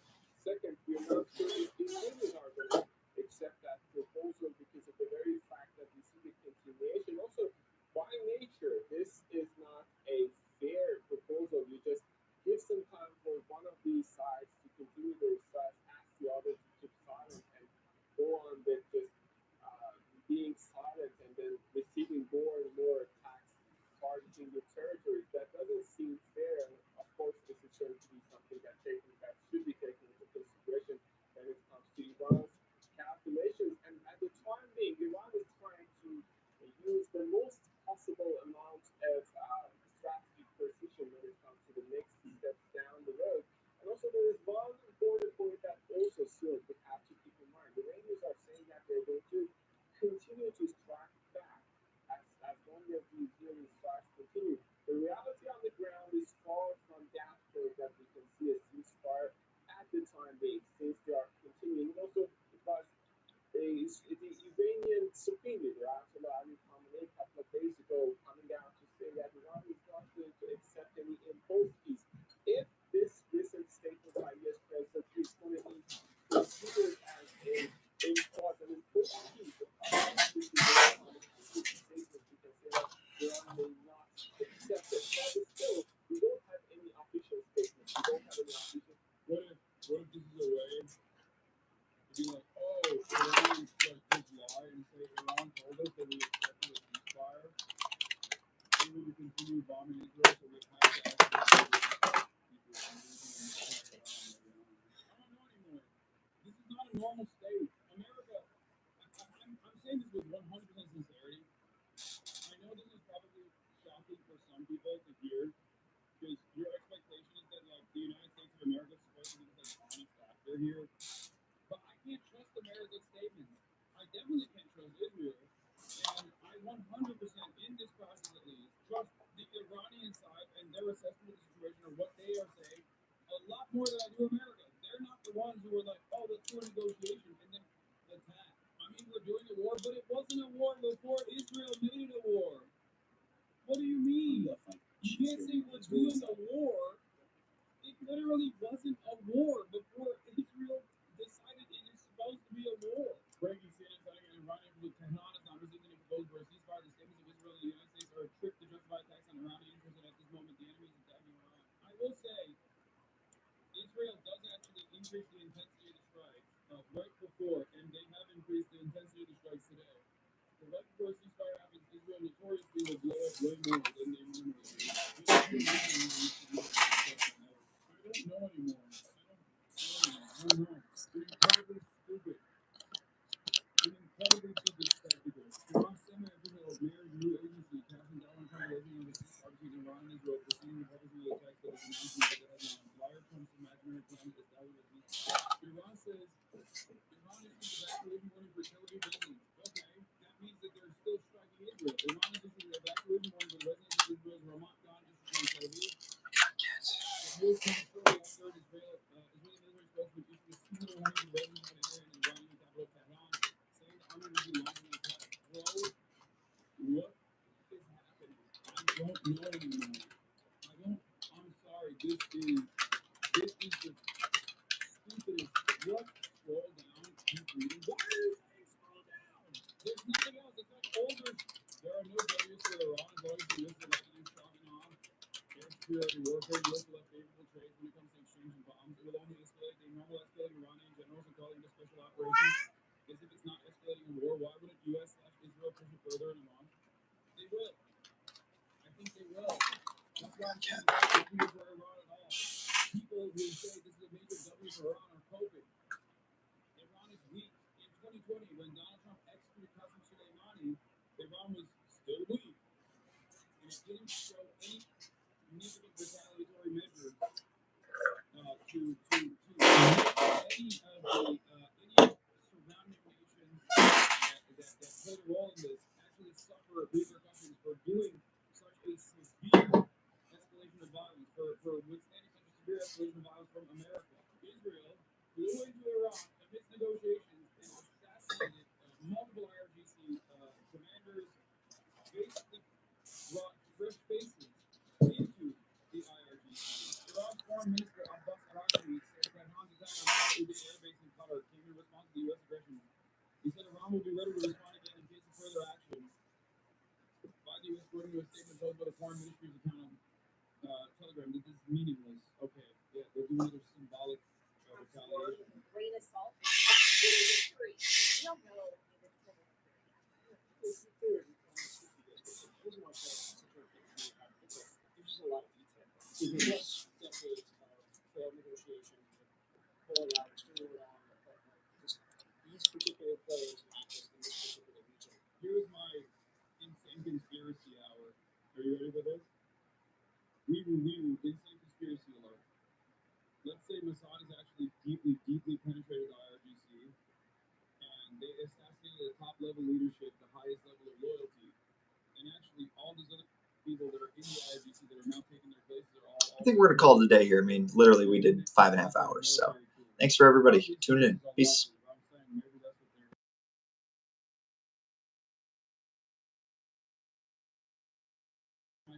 Oh, hey, sorry, I was just back from a break. How we doing? I changed my mind. Covering the news. So if you just joined, who are you? If you want to get on stream, by the way, there's a link.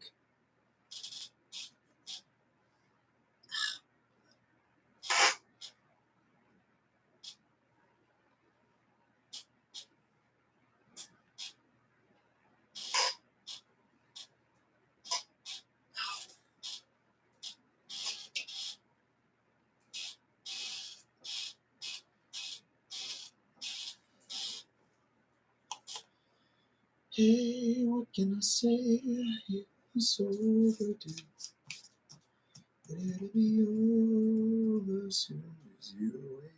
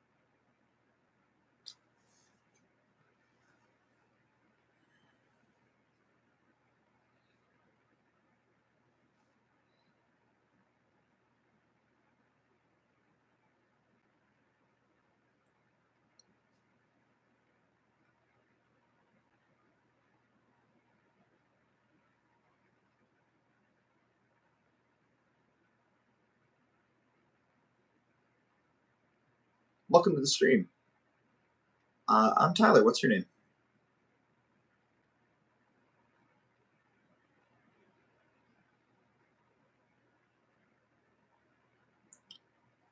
Thoughts on my hair? Too long?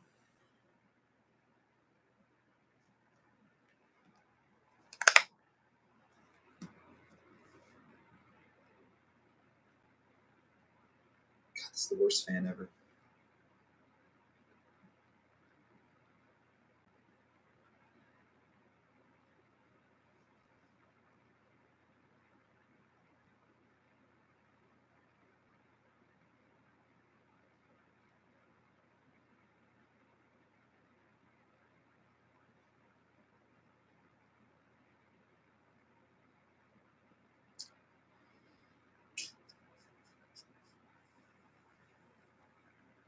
Welcome to the stream. Sorry, we've been live 6 hours. I'm still chilling though. I mean, my hair's looking good at least, which is nice.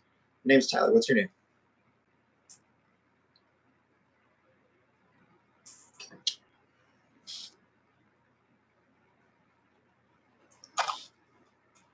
God, I'm buying a wireless keyboard. Screw this.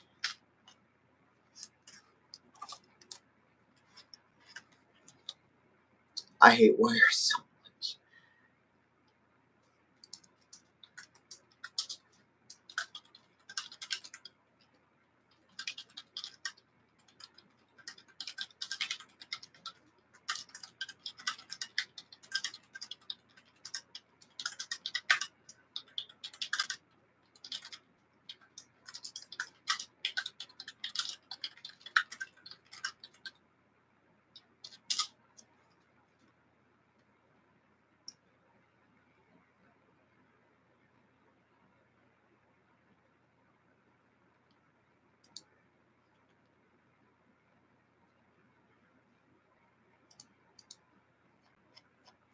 Just you wait.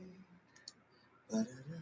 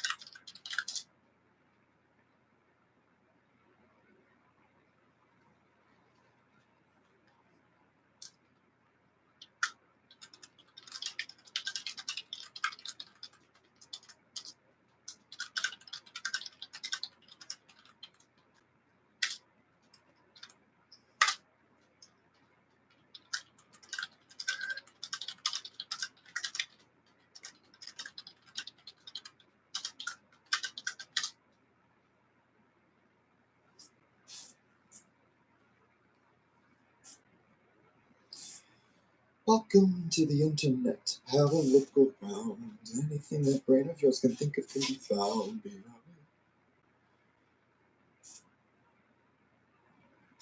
Little bit of everything all the time.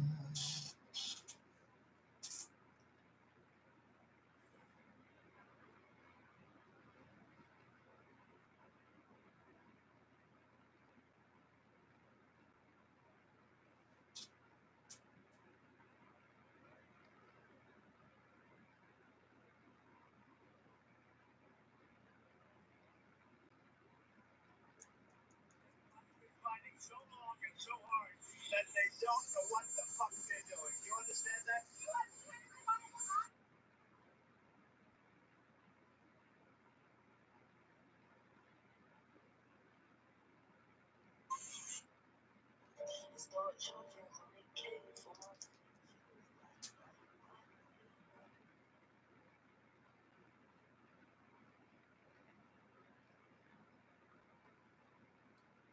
Maybe in the future, with your camera off, if that makes you feel more comfortable, I could keep you as anonymous or just give you like a pseudonym or something every time you come on. It's really not too hard. People are worried about saying the wrong thing, but really, if you have a good heart when you're on stream, like, you don't have to worry about anything. It's the people who are trying to hide their true opinions that have to worry about things.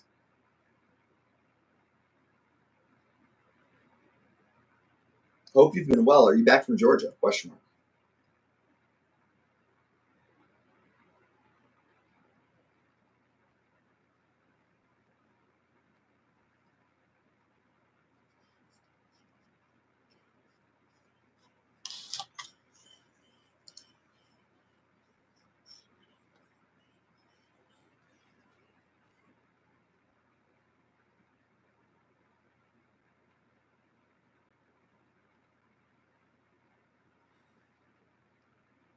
Is there a max length for a YouTube live stream? On phone.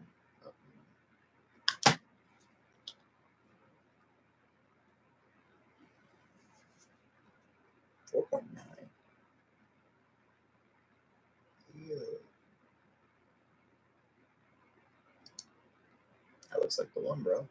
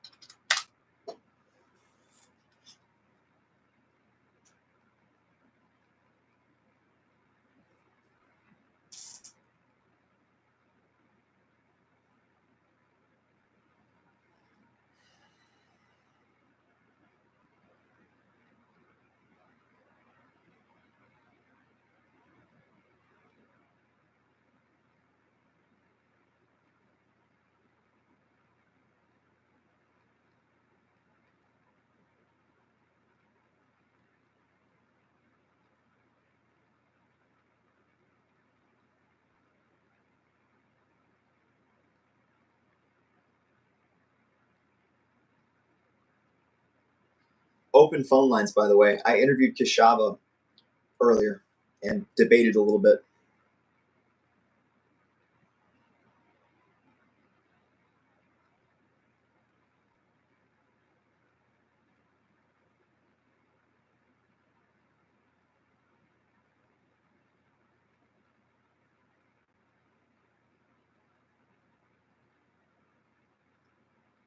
If you want to call in, I'd be happy to have you. All you need is the YouTube app. I also interviewed a Ukrainian student who goes to NYU and is classmates with Barron Trump. Kishava did make some interesting comments about Republicans.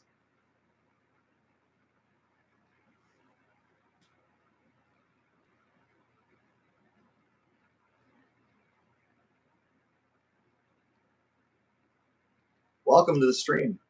We've been live for almost 6 hours now, but I'm chilling, bro. I'm actually shopping on Amazon while I'm here. My hair is honestly not bad. I don't know what the hell's going on here, but it's not bad.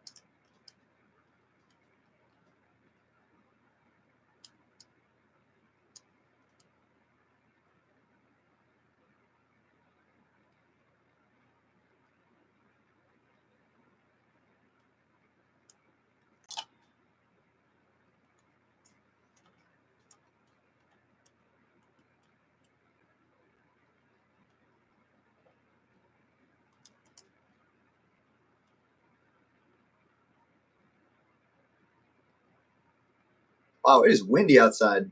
Look at this.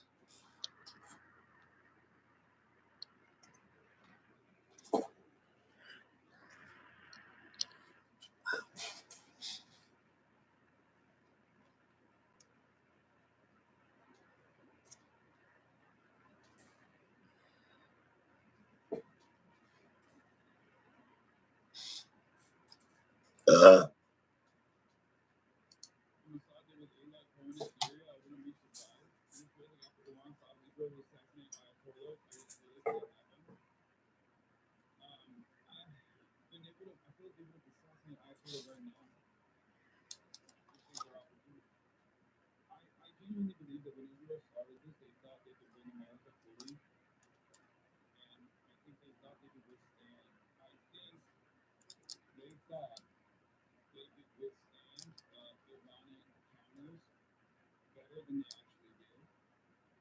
But they failed on that front, which actually limited the amount of time that they had to conduct military campaigns. They successfully brought the United States into the conversation, but not beyond the initial point of escalation, especially because Iran did not beat the date and then severely escalate and punish America or even close the Strait of Hormuz. So now there's this supposedly quote-unquote fake ceasefire. Israel did take an L on two fronts. It took an L because it wanted to do the final solution to Iran, destabilize the Iranian government, destroy it as a state, and it failed to do so. It failed to bring America in to be able to do this final ambition. How is it fake? Well, the Iranian side says that it's not real. Israel is bombing Tehran. Iran is saying that they're going to bomb Tel Aviv any moment now. It doesn't seem like a very good ceasefire proposal. I still think it's probably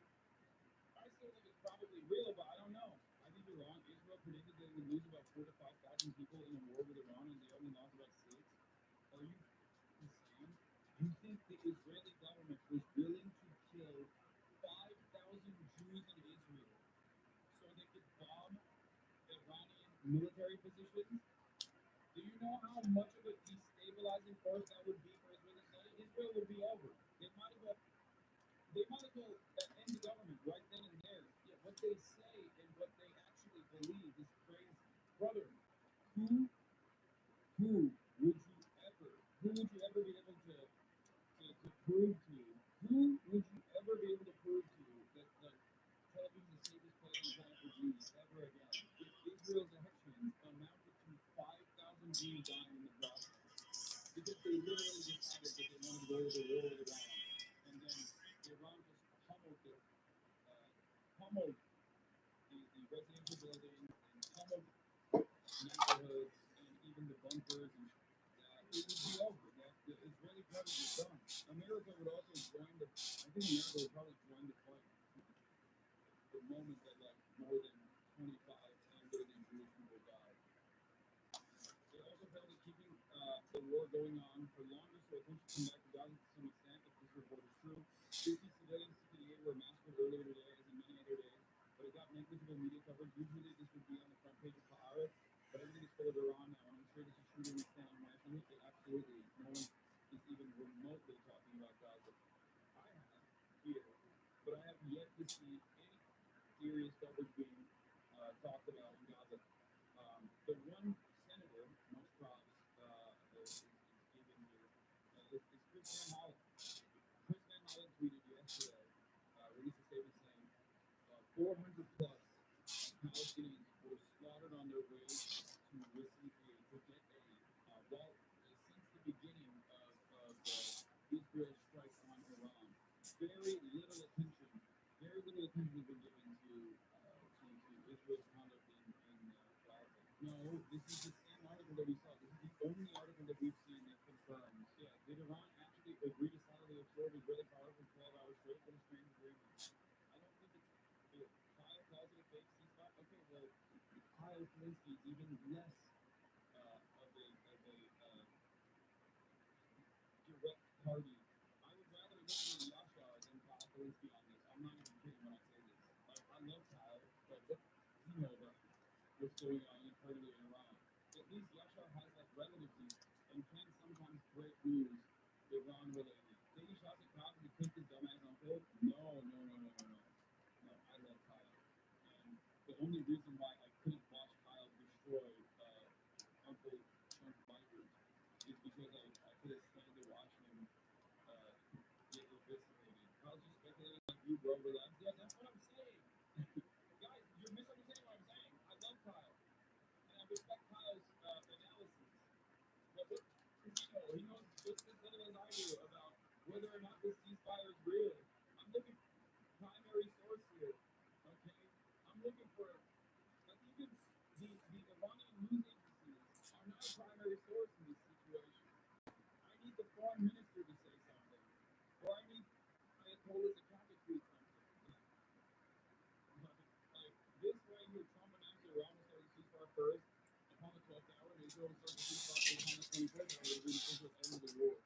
This primarily when Christian versus who has ever heard of a ceasefire agreement where one side agrees to stop firing and the other side is exclusively allowed to keep it down for another 6 hours?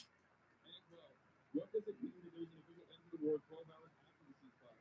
There was no official war declaration. This one wasn't a war with declared war on it. And none of this makes sense. What is going on?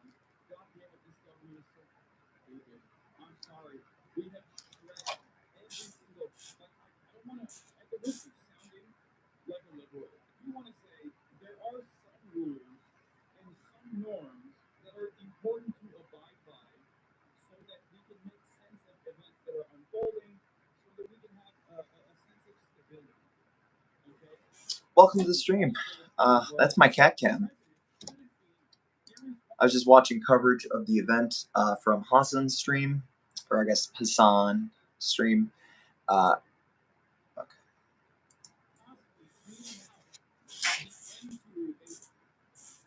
A 12-day conflict without every party agreeing to it. Like, this should be an official communique. And it makes it really hard to read Trump's two social posts, not even Twitter posts, but his two social posts as official communiques of the government. Like, he's the last person. Arabia said an Iranian agreement confirmed an agreement has been reached to stop the war between Iran and Israel. Like, what is this? Is the only account. I mean, this seems more people like, does it mean that it's a 12-hour, 6-hour deal? You're giving Trump props, you're still hating. Why would I give him props for anything? Are you stupid? What is their problem? If Trump's quote-unquote ceasefire is real, okay, what was accomplished? What was accomplished here? They were in the midst of a negotiation. Israel struck amidst the negotiation and then got a bunch of city blocks reduced to rubble in retaliation in Israel as well. 12 days of complete halt to any economic activity for Tel Aviv and for Israel in general. They had their energy grid attacked. Iran didn't have nukes anyway. We don't even know if they actually successfully hit Fordow, which is deep underground. But it doesn't even matter that enriched uranium wasn't in Fordow.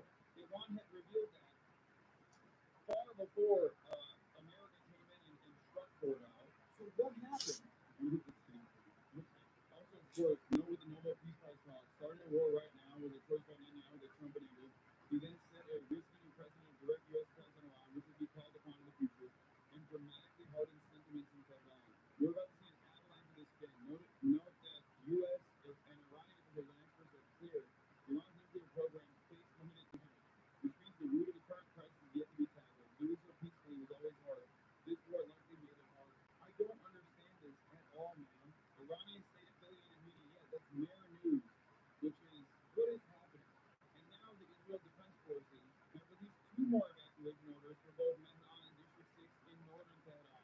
And Iran says they're going to retaliate and hit Tel Aviv. You're the news guy? Brother, I'm the news guy. But the news is insane. For the record, this does not mean that there is no ceasefire, for the record. I just need you to understand. Breaking New York Times, Israeli military spokesman declines to comment on Trump's ceasefire statement. What? You trust Iran media now? Wait, what? Yes. There are different, as far as I think, what the highest level. The Iranian state media is the most reliable as far as official communications, reasonable official communications. Mer is